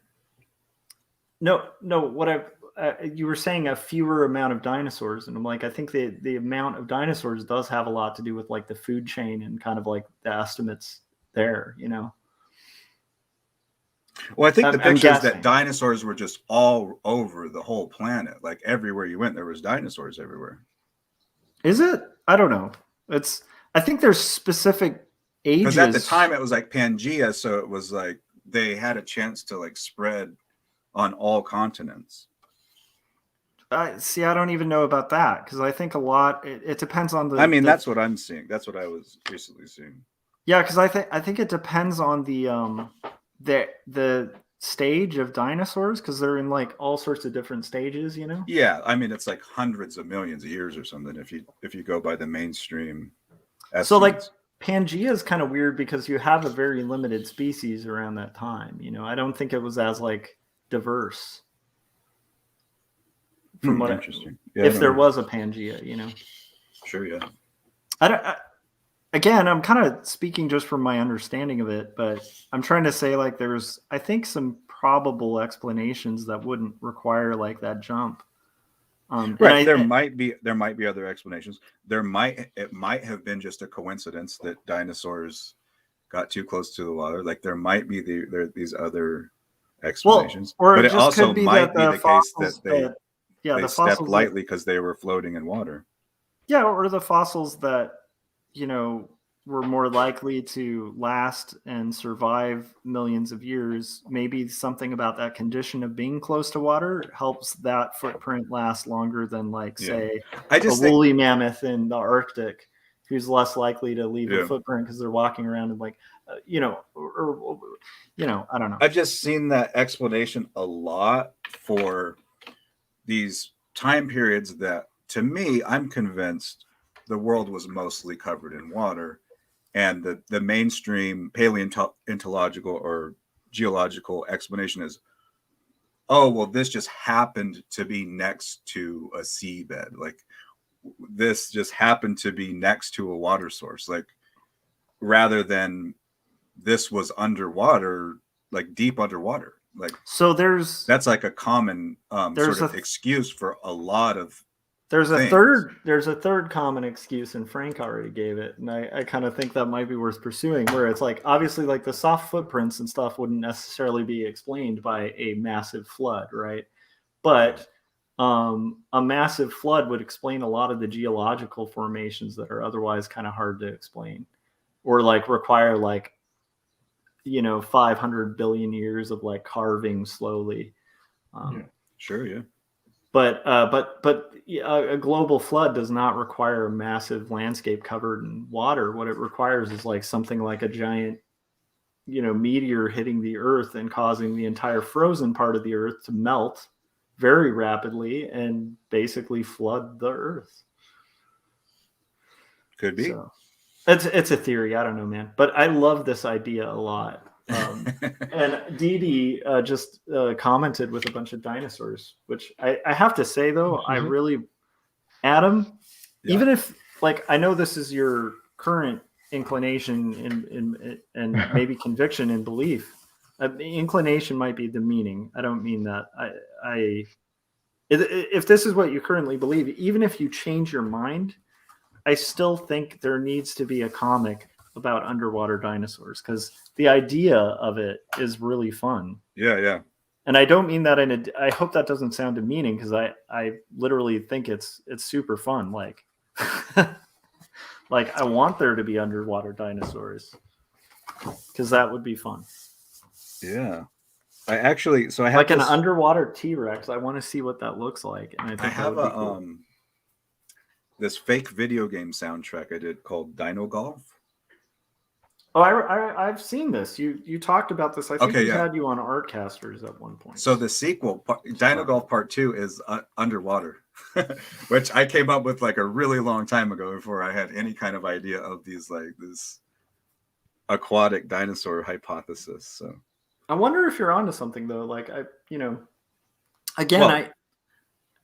If you look at a brontosaurus and its long neck and just put some water, it's like they there's some convincing paintings of dinosaurs in water, and to me it just looks so natural. But like the weird thing is, just because they could walk through water doesn't mean they lived in water. You know what I mean? Like this, look Like at this. Tell me that doesn't totally make sense. But like, wouldn't that also make sense? Just like we've seen elephants cross water and like they go all the way under and then they get to the other side. Right, but the main argument is that dinosaurs are too big to walk. They would collapse under their own weight. It's not physically possible for them to walk around on land and be able to live that long. That's the key argument. Well, like that's the weird thing is like I think they did. Like most scientists think they had like unusually short lifespans. Like large animals, even in our lifetime, large land animals do not live long, which is why a lot. I mean. It's sort of fundamental to like why a lot of people think they did go extinct, because like evolution or God or whatever way you want to look at it favors smaller mammals. It's why humans are so great. Like, not that we're great, but like we're good design. Like we're a little weird. We have some weird things like a tail for some reason. We don't need a tailbone. That's a little strange. But like aside from that, like we have like a really well protected cranium. We have opposable thumbs, and like we're small and we're hairy, and we can adapt to a lot of different weather climates. And so it's like, of course, we're gonna like outlast like a T-Rex that maybe will have like a lifespan of like 3 years or 4 years, because it's like it's just too big to survive like the hazards. Well, it's too big to survive on the land. It's not too big to survive in water. So then the weird thing is, back in the day, you have whales at the same time, and you definitely have some clear signs of like the evolution of a whale to a land animal. But you also still have whales. So what's weird is you'd think like if dinos were like, you know, you had swimming T-Rexes or whatever, like they might be kind of hanging out with the whales, which were like really huge animals. I think do whales live mostly in the ocean, right? Like whales don't really live in like lakes and stuff. Lake whales would be awesome though. I like this guy's hypothesis is that dinosaurs lived in like shallow lakes. Okay, so they're like hippos. Like hippopotamus or like an alligator. Yeah, like think of it like a hippo or an alligator or something. Or like the Loch Ness Monster. Oh, see, like now we're getting into the territory I really want to believe in. I really want to believe in the Loch Ness Monster.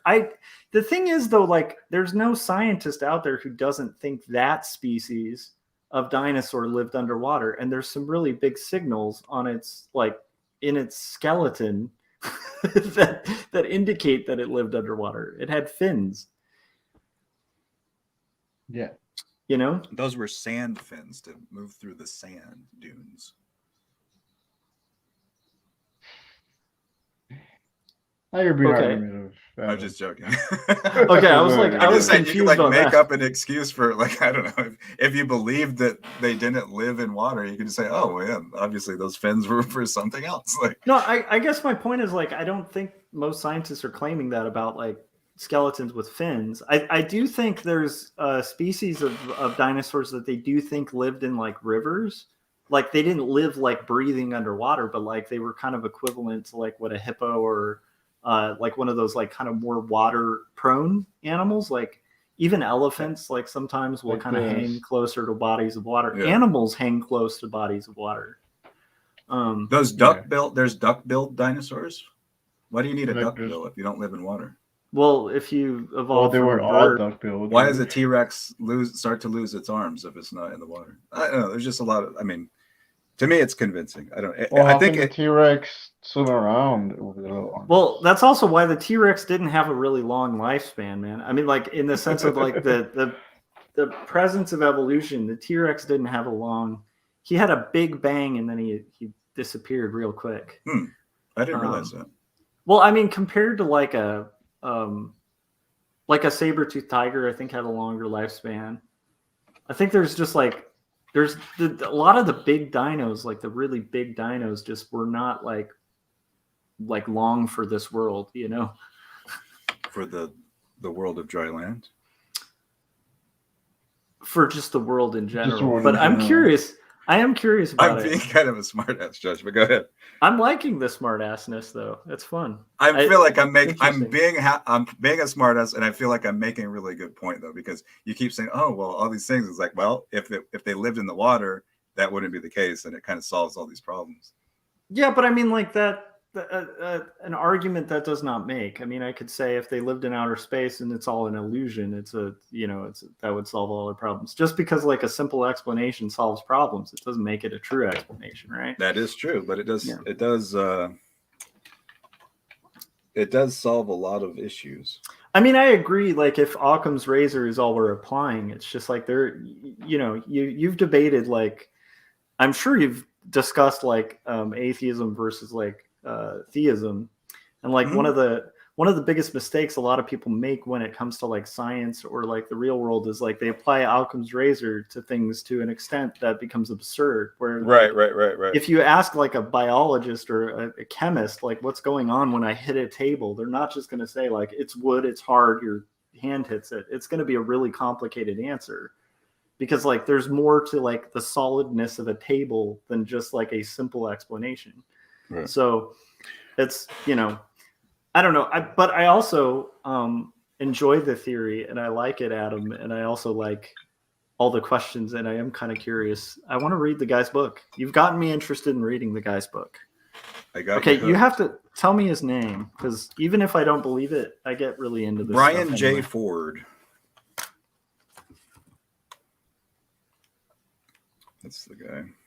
And I also will just hedge with like a lot of this stuff also might be really outdated that I'm talking about, because like I don't keep up with science, as often as I probably should. So yeah, later in the book, so that's an interesting point too. Like later in the book, I haven't gotten this far, but I know that there's a lot of newer science about feathered dinosaurs that has been really interesting.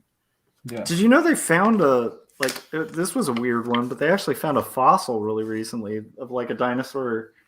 I think they had assumed like, because the theory isn't that like it's all birds or something. It's like a certain amount, but they found like one really recently that's still, it was like in amber or something. So it still had feather like attached to it. Yeah. And I think the weird thing about it was not one of the ones they thought evolved from a feather, which was like, holy crap. And Dee Dee just kicked in $10. Oh, nice. Dee Dee, I appreciate you. Thank you. That's really cool. I just say Dee is great and very supportive. She's donated to my coffee account or to my PayPal. Hell yeah, dude. She wants to. So. Dude, I appreciate that, Dee Dee, and that will cover some ink. So I appreciate that. But yeah, it's a fun conversation. So I hope I never. You'll even notice that with like yesterday, I tend to interact with people in a very like questioning, almost debatey way. And it's like, I'm literally not trying to win anything. I'm literally interested in just what everyone has to think. And then occasionally I just poke holes at it because I don't know what I think. It's interesting. What I did find amusing about yesterday was that all Corey was looking for was just to know if he could bow out of that future Artcast, and they went into this whole debate on NFTs and versus Bitcoin. Partially, he just wanted to know, is it okay if I'm not on that thing? Yeah, I mean, of course he could bow out, but and they went 5 hours later. I know Corey, and so like I tend to like want to know. With Corey, like I want to know why, because I tend to agree with Corey on a lot of stuff, and so he didn't want to talk about NFTs on the Artcasters. Is that what you're saying? I don't think he wanted to promote it because he doesn't think they're like ethical. But I think he wanted to. I could see how that could turn into a very long discussion. That's interesting. Like, yeah, and I don't. You need to watch about NFTs. Show. So yeah, I do. I definitely do. Yeah, so I got really deep into it, and then like he'd say a criticism, and the thing I was trying to figure out, and I honestly this isn't like a debate bro kind of like, oh, I'm gonna get you on something, because I'm not even that good at debate. I'm just like curious. Yeah. So I just instantly saw an issue where I didn't see the difference really between like an NFT and like a cryptocurrency. Right. in like a lot of the criticisms, like I felt could evenly apply.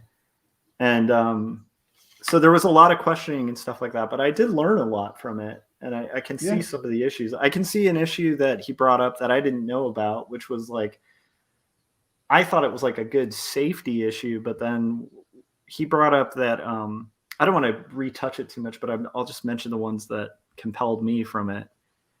One of them was that you can't change it like once it's made. And so the problem is that with that is like anything that's coded has the potential of having a mistake in the code. And any developer wants the ability to like do a quick update to fix that, right? Right. Because it can be really problematic. And the problem with an NFT is if it's like got that in there, you literally can't. You're just screwed. Like that's what it is, like forever. Which is kind of, so the fact that they're uneditable, well, it's a security measure, can also be a weakness. And he was talking about that possibly leading to vulnerabilities within the wallet that you store it in, right? Like your crypto wallet or whatever. That was compelling. That if someone like slips in like an NFT specifically meant to get your information, you won't be able to delete it. That you have to like, I don't know, you have to do something to it. Yeah, and that's the thing I like about Corey is like Dee Dee just mentioned it, but she's like, one thing Corey did his homework on NFTs, agree or not, he does his homework, like he knew it, you know. That's part of why it lasted so long, is just my own stupid curiosity of like, you know, I don't know. But I mean I think even if it's annoying, I think more people could benefit from just like, if you hear something told to you and you have a quick question that just kind of pops in your head, like, well, what would that mean if that would lead here or something? Sometimes it helps to engage with that. I think I've seen you do that, Adam, and Frank, I've seen you do that too, where you hear something, you're just like, I don't know, you know, like you naturally have a question come out. I think you come out with better ideas of your own beliefs by like actually expressing like an honest curiosity, you know? Because like I'm interested in this underwater dinosaurs because I'm already on your side, Adam. I want it to be true. I think it's fun. And I don't mean in like a demeaning way. Like it sounds like a fun. It doesn't sound like you want it to be true that much. It sounds like you're not really open to the. Well, if I want, it sounds like you're interested in it, but if I want something to be true, I ask a lot of questions about it. So maybe that's your way of showing them. Well, because I don't believe stuff without... Like you don't want to be like tricked. Like you don't want to fall for just like... Yeah, I'm a skeptic. Yeah, he's not going to take it for face value. He's going to dig into it. I honestly think that when I was an atheist and I was debating a lot, I think I was seeking something beyond like a existential nihilism that I had rationally led myself to. Wow. But I just couldn't find any rational answer beyond that existential nihilism. Well, and for me, it literally took like a supernatural event to change my mind on that, because otherwise I'd still be a existential nihilist. That's where the evidence. I'm glad you're not a nihilist. I think nihilism is the stupidest way of approaching stuff. Not stupid in the sense of not intelligent, but it's just. It's I really don't like nihilism. From a utilitarian perspective or something, it's not very useful. Like it even if it's true, it's not necessarily helpful, right? For people. But I just want to say, like, for me personally, since there's a lot of reasons I have become convinced that the planet used to be covered mostly in water. Like if you just like accepted that, if like you became convinced of that before you even considered the dinosaur possibility. Let's say you were convinced that the planet Earth used to be a water planet. The entire surface of the planet was covered in water. I'm sorry. And I don't mean, I want to be like asking not for like a about temporary thing, not like a temporary flood thing, but like for millions, billions of years. Like Earth used to be a totally different type of planet. If you became convinced of that we have transitioned out of a water planet to a half water, half dry land. In the future, it's going to be only dry land. if you were convinced of that, don't you think that the aquatic dinosaur hypothesis would fit just rather nicely into that? Yeah, but that's my problem is like, I don't like, I had a supernatural experience that where I, you know, and this is my own thing, and I think everybody's got their own journeys and stuff, but I am 100% convinced that I felt the Holy Spirit, and it convinced me that the Bible, even the weird Old Testament stuff with the God that I thought was like this angry, horrible God, was true, and that he was revealed through Jesus Christ. And then I read what Jesus said, and I'm like, I like what this guy says. Okay. And I was convinced of that, like by like a totally supernatural experience. However, so being that, it would be really convenient for me to think that the world was made in 7 days, that like Genesis is entirely literal, that like Right. everything that's said is just very easy, it's very surface level, and it doesn't require a lot of deep thought and a lot of confusion and a lot of moments of just being like, I have no idea. But I can't do that. Like, that's just not my personality. So even as somebody who's fully convinced of the truth of like Jesus or whatever, I still look at truth as I can observe it. And regardless of how it fits my own framework, I still have to try to rectify my own framework with what appears to be true. And so like, I try really hard not to equate convenience with what I believe. Does that make sense? Yeah, it makes sense. But I mean, you can still entertain the possibility of having a different worldview and how different things would fit into that, right? Yeah. But like, what I'm getting at is like, I already do that with like, for like, even this idea is really interesting. Oh, I'm not saying you Yeah. don't, but I'm just saying Yeah. in this case, like, Mhm. like in other words, let me try to restate my point. Is, You know what? my friend and I stumbled upon. Hold your point. Think about it for a second, because I also realized I'm getting slightly disengaged, and it's not because of you. It's literally because I'm having a bit of a nicotine thing. Oh, So I'm okay. going to disappear for 2 seconds and come back fresh to hear what you say from like your perspective. Because actually, you mentioning that, I do think I want to entertain where you're coming from, and I don't think I'm fairly doing that. So give me like 2 seconds. Okay. Frank, maybe you can entertain a little bit, but you know, I still want to hear Adam's full thing. But if you want to Sure. hear Yeah, we can talk about something else. So like when you Something you else. can engage with, so you can engage with Josh about this. I don't want to like veer off. Oh, and then- I'm just joking. Yeah, go ahead. Yeah. I don't want Josh to miss out on the conversation. Is what I'm saying. Oh, I see. What you got there? The bearded Okay. lady. Yeah, this is probably going to be just like maybe a spot illustration for the next issue. I got 30 minutes Okay. till I absolutely have to have a hard out. But this is actually, I will say at the top, like this is really helpful because it's going to get me a little further than I think I would have gotten. I want to on stage. clarify that I wasn't saying, oh, it sure is convenient for me. Like this is like a convenient thing and it's easy to just accept. My point kind of is that my friend, myself, other people that already have this other astronomical theory have already suspected that dinosaurs should have been aquatic. Like we've suspected that dinosaurs are aquatic for totally different reasons. And so it's just like further validation from another angle of something that it's like we didn't even know of this.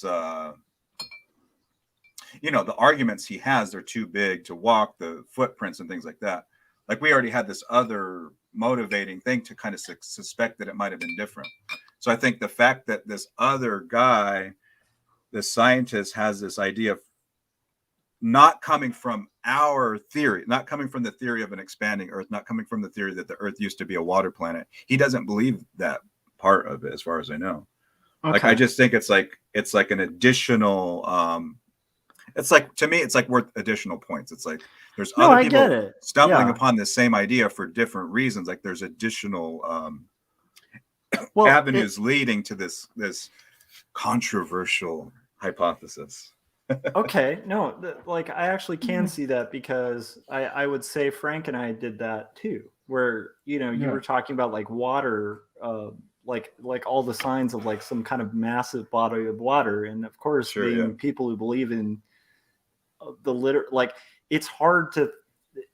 There are parts of the Bible where you can say it's metaphorical. And then there's parts where I think it's really problematic if you're going to claim that you believe it's actual truth, or if you just think it's like a teaching tool, Sure. And I'm in this weird position of, I think it's actual truth, but I also think there's metaphor where there's obvious metaphor. Like I think when Christ says, I am the door, I don't think he's saying he's a door, It's a door.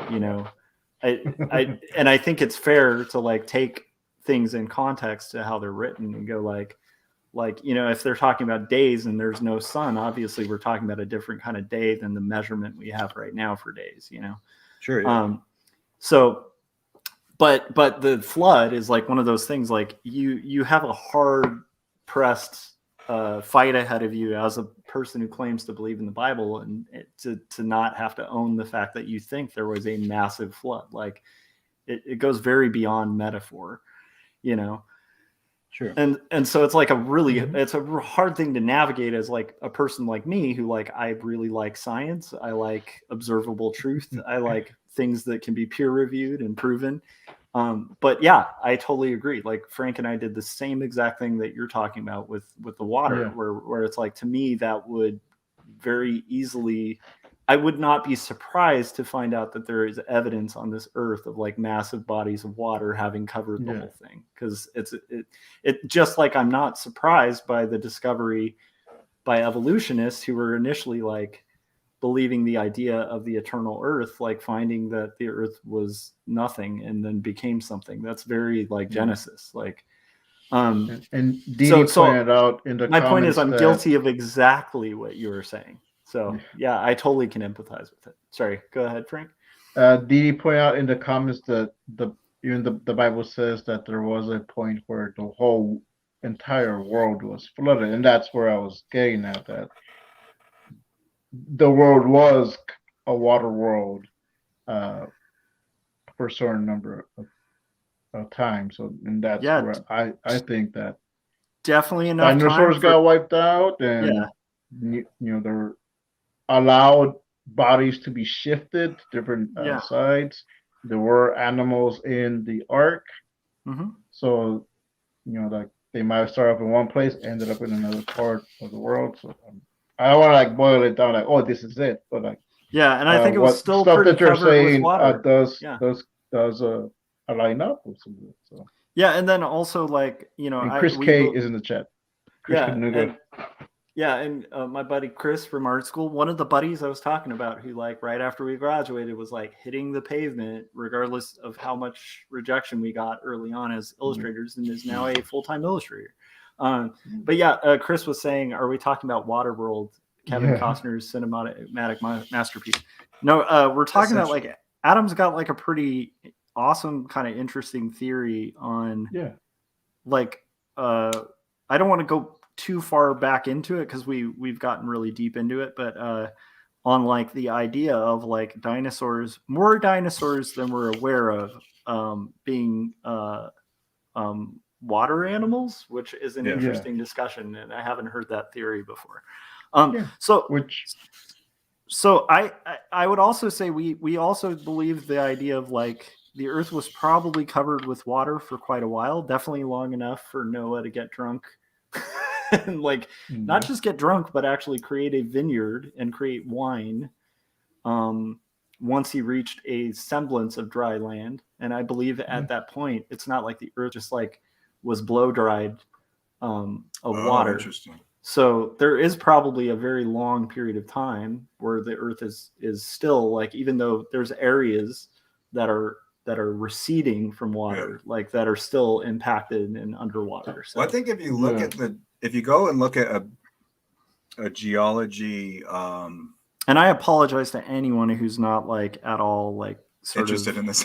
interested in like outside scientific theories or faith discussions, because we've totally Yeah. dipped into that. But I will also say this is my YouTube channel and we talk Yeah. about fun stuff here, so who cares? But yeah, I think if you take a look, I mean, obviously, I'm sure you have, but I mean, if just with this idea in mind, if you look at a geology textbook or a diagram of just the different stages and the different geological ages and Mhm. the different life forms that are there, and at what point which types of animals were dominant, at what point which types of plants started to exist and stuff, Mhm. and just think about it. Maybe the planet was covered in water before dry land appeared. Most of the geological history of the planet is all underwater. Like, not even just I'm just saying in mainstream geology, if you look at it, like almost everything that happens in geology is going on underwater until like, I think they say like 400 million years ago or something is when you start to get stuff supposedly happening on land. But Mhm. I just think that there's a lot of evidence supporting this idea that the Earth used to be a water planet. But like, it wasn't like it was dry and then it got wet and then it got dry and went back and forth. Like the planet started out as an ocean world and then became the dry land is exposed really, really late in the game. Most people have this idea that the planet Earth has had dry land most of the time. I don't think that it's very supportable if you look into it. I have to like pull the. Oh man, do I have to do the teacup thing, man? You know the teacup. You've made that argument. I'm imagining, Adam. Which at some teacup? point. You know, like if I make the claim that like there's Russell's a teacup. teapot? Yeah, it's like, you know, I'm gonna probably get the wrong illusion, but it's like, so let's say I make a claim that there's like a teapot orbiting Jupiter. And I say all scientists know this. There's a teapot orbiting Jupiter. Like, who has to kind of provide like some kind of explanation there? Right. So in this instance, I think, is it me? Do I have to go? I to think Jupiter? the evidence that should be provided is show Yeah. me some solid evidence that there was something on dry land. Well, I would say like the majority of the scientific consensus is against your claim. So you're making the claim of the Right. teapot at this point. So well, you're making an argument from authority then. Well, no, I'm. You're saying the authorities say it's this way. So how could you make that claim? No. I'm not trying to make the argument from authority. I'm trying to bring up the fact that Russell's teapot definitely applies here because you're making the extraordinary claim. So I'm trying to, like, much like if I claim that like Jesus Christ was God walking on earth, like, and I was trying to make a rational appeal. Well, like, so my point is, what's the earliest evidence of like trees, for example? Show me evidence of trees prior to 400 million years ago. It doesn't exist. My other problem with this is like I'm really ill-equipped because like I know there's evidence of trees like, you know, early on. You think that there's evidence of trees 1 billion years ago? But like that, I have no idea, dude. Like that's the problem. But I definitely. But Josh, what I'm saying is, yeah. According to mainstream science, there weren't trees until 400 million years ago or 600 million years ago. I'm not saying that's my outlandish, controversial alternative hypothesis. I'm saying if you open up a geology textbook, that's what they're claiming. Yeah, but they're claiming that most of the time there wasn't anything going on land except for like there was like rocks covered with algae or something. Yeah, so I think you're or like there's rocks covered with sea plants, which is kind of funny to me because I'm the one that believes that it was sea plants because they were in the sea. Like they're water plants because they are in water.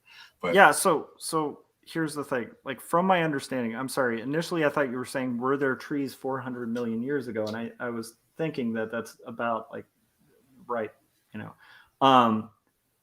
If we're talking billion, that kind of changes my answer. And from what I understand, we're getting into like primordial soup territory when we get back that far. And so, yeah, there would be like masses of water. And there is like No, a not- string. That would there be wouldn't be after that. What's up? That wouldn't be primordial soup territory. Okay.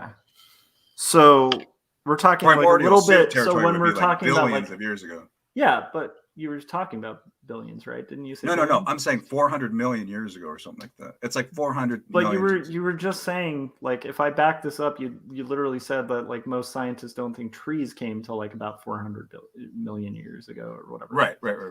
And So and then let me try to then we flesh changed out to what billion. So I'm just trying to kind of follow. No, what I'm saying. No, I'm saying both. Okay. There isn't, as far as I understand, even in mainstream science, there's probably not evidence of a tree anywhere earlier than like 600 million years ago. If you go back 1 billion years ago, I don't think anyone's claiming there was trees. Because we're starting to get closer to the primordial soup because we're talking billions, right? Well, I mean, it would be closer. The primordial ooze would have been like 3 billion, more than, but yeah, but my like point is like there was a lot of things going on in like regardless of what you believe, like if you just look at mainstream science, most everyone agrees there was a lot of activity going on in the ocean. There was a lot of aquatic life. Well, yeah, I think of a lot of the history of paleontology and geology is the history of aquatic life in the oceans. Yeah, I mean, partially because water is like a key element to the process of evolution in life. So yeah, that makes sense. And also that doesn't conflict, but it's a giant step. Again, I think I shouldn't say you, because like this is more about like whether I'm convinced from what I've heard, right? And I am kind of like mixed on the idea because I don't necessarily think the Earth couldn't have been covered in water at some point. I think it's still a stretch. I mean, of course it could have been. Well, and I'm saying even in the original era where it's like we're talking about like amoebas and all these different growths kind of happening, I think that might actually be possible. And I don't know if that necessarily would even conflict with like mainstream science. But it's a far stretch from talking about the era of time where we're talking about like the growth of like amoebas and like these early life forms that start getting more and more complex, to a lot of things like sea planktons and like weird little, I don't know if plankton was one of them, but I think they were one of the earlier ones. So you start getting after like the Cambrian explosion, you would have plankton and stuff. So you start getting these smaller and smaller, more simplified forms, like kind of getting more and more complex. To me, I could almost like, if you were to make the claim of like the Earth being covered in water, not being all water, but being covered in water, I could buy it, for that. It's a long stretch from that to swimming Tyrannosaurus Rexes. You know what I mean? I mean, I don't know what you mean, but I hear what you're saying. I hear what you're saying. I don't see why swimming T-Rex is in any way outlandish. Well, so there's a few things that I think are problematic with it. Like one is I've studied anatomy, and I don't mean this as an argument from authority, but it's like when we took anatomy for the artist, like we had to do things like make a maquette, and you like build the bones, and then you have to build muscles over the bones, and you can kind of like reverse engineer a human being. And it's really valuable because you start understanding like the purpose of like these hidden muscles that we don't often see even when we draw, right? But you also can kind of figure out from like the muscle structure and like all of that's indicated very clearly most of the time by the skeleton, right? What the muscle structure is going to be. And then you can see a little bit of like how balance happens, how things happen, because you see the push and pull of those muscles. Right. Dinosaur skeletons that you're claiming are so absurd to be walking around, like are designed in a way where it is completely probable for them to be walking around. And that's the part that's tough for me, is like, I just know this, like as somebody like looking at a T-Rex skeleton, it is designed to walk that way. It is not designed to drag its tail. Like you can see from the skeleton. So just as somebody with like a basic understanding of like how muscle fits to bone, the claim that I'm supposed to look at a T-Rex and be like, that thing couldn't last on land, it just doesn't match with like the anatomical reality that I see, like with the way animals are. There's certain designs for like sea animals, you know. It is interesting with like a hippo, but even if you look at a hippo's skeletal structure, you can understand like with the stress, like a hippo's skeletal structure is less balanced than a T-Rex, you know? So it's like that thing needs water. Like it can't really hang on land for too long, you know? It's like it has a lot of weight to support. And it has really short legs that are like really tough for it to support. And so like when you look at a hippo, you could almost ascertain from the skeleton, like it might be like more prone to be near water. But like there's dinosaurs that you're claiming were like water animals, and like they have anatomy that could match very much more properly with land. And so that's the part that I'm struggling with, because it stretches the bounds of like what I see as observable reality. Like, does that make sense? It makes sense, but I think the same thing that you're saying is the same thing that people believe that dinosaurs, that almost all dinosaurs were aquatic, are saying. It's the same thing Neil Adams is saying about, he studied anatomy and he believes that dinosaurs were aquatic, like because of the expanding earth and stuff. Like it's the same thing that this guy in this book is saying, is they're studying the equations of how much stress something can hold, and it's impossible and things like that. Like, so I mean, it's the same. It's the same argument from different angles. And the weird thing is, I will definitely be the first to admit, just knowing Neil Adams' art, like he definitely understands anatomy better than I do. So I got Neil Adams. That's my argument from authority. But you know, comic book legend Neil. I think that he was talking about aquatic dinosaurs. I can't remember now. But I guess I'm just saying, like, for me, it's hard to make that stretch. Although I will give you the fact that, like, I could say, like, at that weird kind of early stage where everything is forming bacterially and stuff, I don't know if I would definitely be prone to believing the idea that there might have been like a very dominant amount of water, if not the whole earth being covered in water. Well, I believe at that point, this is going to make things, I don't know, we can end the discussion at this point, but I think if you go back that far, the Earth was not a water planet. It was more like almost like Neptune or something. Like Neptune. Describe Neptune. I'm curious, man. And by the way, I'm not wanting to end the discussion because I'm enjoying it, but I do have work. So I can do, well, we still have 12 minutes, dude. So I have to, like, whether I like it or not, I have to go to sleep. In the theory that I believe in, you start out with a star, it develops into something eventually that looks like Jupiter. Something like Jupiter eventually looks like something like Neptune. Something like Neptune eventually develops to look like an ocean planet that's completely covered in water, which eventually develops into something like Earth if it's warm enough. If it's out somewhere else, it'll freeze over. But so if you go back far enough, Earth used to be an ocean world. Before that, it would have been more like Neptune, where it would have been ocean-like, but it would have been probably like chemically different and just under a different amount of pressure and heat. And there would have been an extremely thick atmosphere above it that was very different. So I think that probably in that, there was like almost the entire history of life on Earth was this simple single cell organism stage for almost the entire time. Yeah, that suddenly everything just changed. I think that sudden change was when we start to get something reminiscent of modern oceans. I think prior to that, it was a different either pressure or chemistry. It was more like a late stage Neptune planet. And I think that the transition from the oceans covering the surface to once you start to get land, it was another major transition in geology, where you start to get things like plants, trees. Well, I'm sorry, there's already plants in water, but like things like trees and mammals with fur and things like that.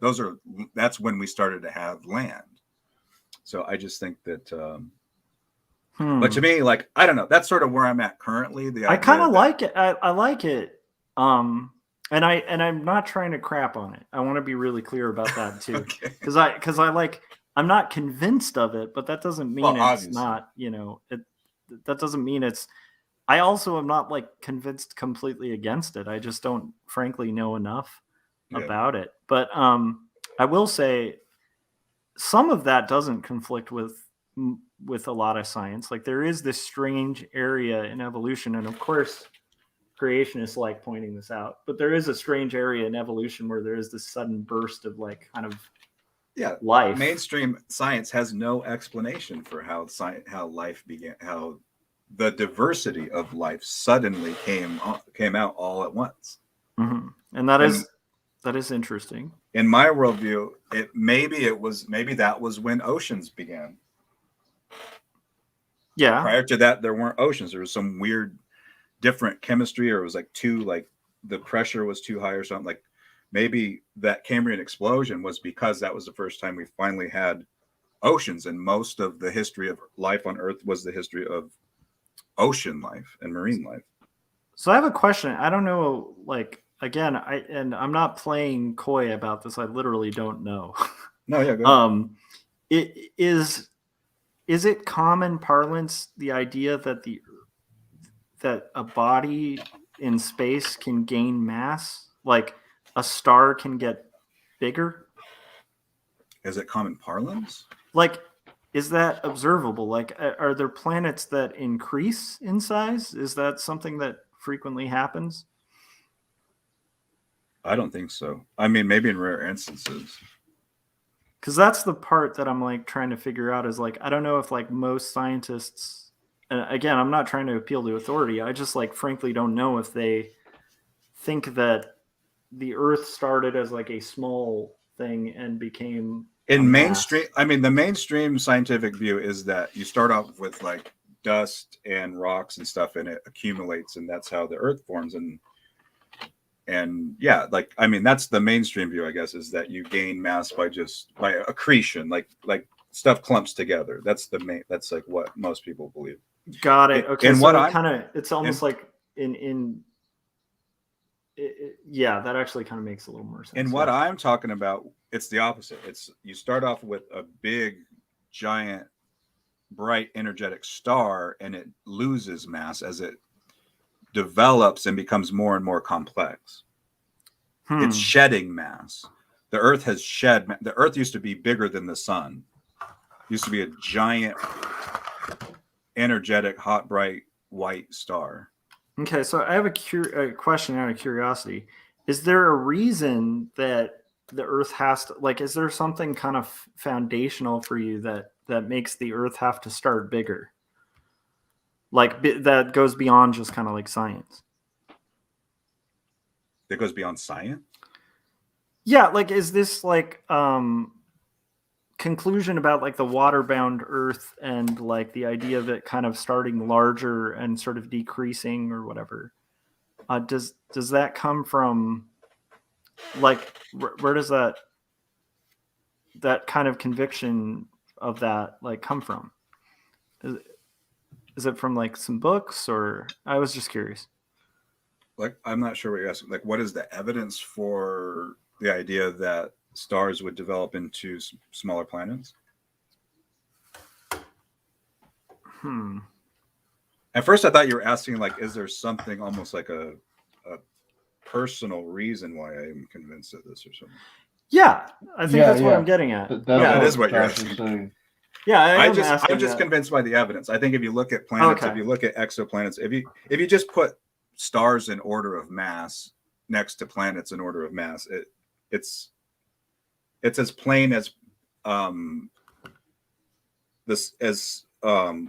you do that, at least with like evolutionary, like biological evolution of animals and stuff, where it seems like they develop, one thing will develop into the other. There's evidence of, there's a lot of evidence. There's evidence of, like, for example, the spin rates of large objects. Stars spin extremely fast. Okay. Giant planets spin a medium amount. Small planets spin very little. Doesn't that have to do with mass? No, it's the other way around for mass. I mean, it correlates with mass, but a larger mass will make something spin. Like it depends on what you start with. Actually, if you start with something that's spinning and you add mass to it, it's going to slow it down, right? It's not going to speed it up. Okay. So it depends. But like a thing of larger mass, is that going to spin as quickly as a thing of smaller mass? It depends. If they're both being pulled by gravity. Well, it depends on what you mean. Like, is it supposed to, according to mainstream science, I mean, what we actually observe is that stars are spinning faster than small planets. What science says is that it should be the other way around. So the sun is spinning faster than the Earth?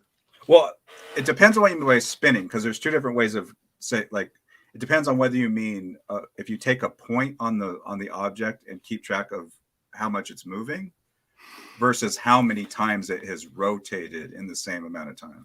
Yeah, I would think rotation, frankly. If you're saying spinning, that's what I think of. When I think of the Earth spinning, when somebody says, hey, the Earth is spinning, it would be like both it is orbiting and rotating, right? Does that make sense? So could be one or the other, but I definitely would think of it as like rotations, like spinning. I would think of like this, right? That would be spinning. Yeah. So if we're talking about spinning like that, are you saying the sun is doing that faster than the Earth? Well, it depends on what you mean by faster. Like if you took any particular, it's like the amount of energy it would cost to like make something move. Like imagine like a big what do you call it? Like a merry-go-round, and you have to put a certain amount of energy into moving it. An extremely large merry-go-round, you would have to push with a lot of energy to move it at all, right? That would seem to make sense. A small one would be really easy to spin. So I don't know what the technical term is, but if there was if you just kept track of how much energy is it going to cost to move the thing, and just consider that an amount of spinning.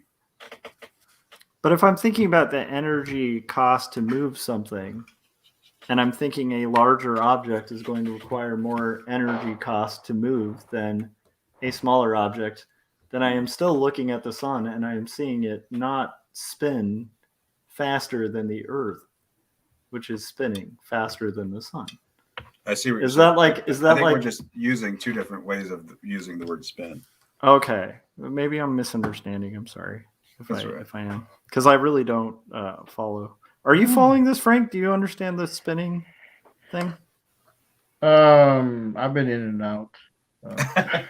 I'm trying. I'm trying because I'm actually. Well, that's kind of a weaker piece of evidence, but I mean there is this correlation between. Well, I'm not even sure I understand the evidence, and I don't think I'm like debunking it or anything because like I literally don't even follow it, you know.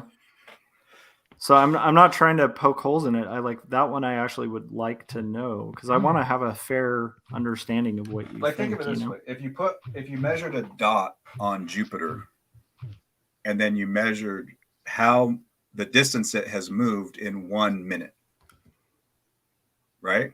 Like Jupiter's rotated, Jupiter's spinning. So if you paid attention to a dot and you watched it for 1 minute, and then you measured how far did that dot move in 1 minute? So I do a dot, and then we're using that as our measurement of spin rate. So if something moved farther in 1 minute, it's spinning faster. Is it? I'm just saying that's what I'm defining spinning as. Like if that's what we define spinning as. But it's hard. That's a hard one.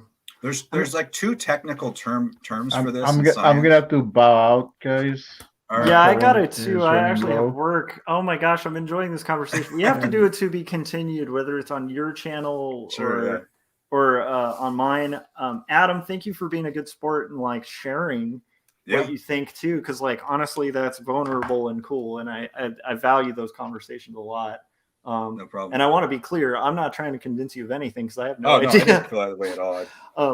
But I'm actually excited to kind of hear. Like to me, it's more just like, wow, this is really interesting. Let's see. And Chris is chiming in too. And Chris and I used to stay up super late having weird conversations like this. So we're in good territory. Frank, thank you for joining us. Where can people find you before you leave? You can find me on Salazar Art Nation on YouTube, Salazar Art Nation on Instagram. I also have an Etsy store, Salazar Nation Comics. And if you want to see me talk with guests, interview guests, talk about comics and all things creative, there's the Turaco Creative Cast every Monday at 7 p.m. Central, and our next guest is going to be Jim Lujan.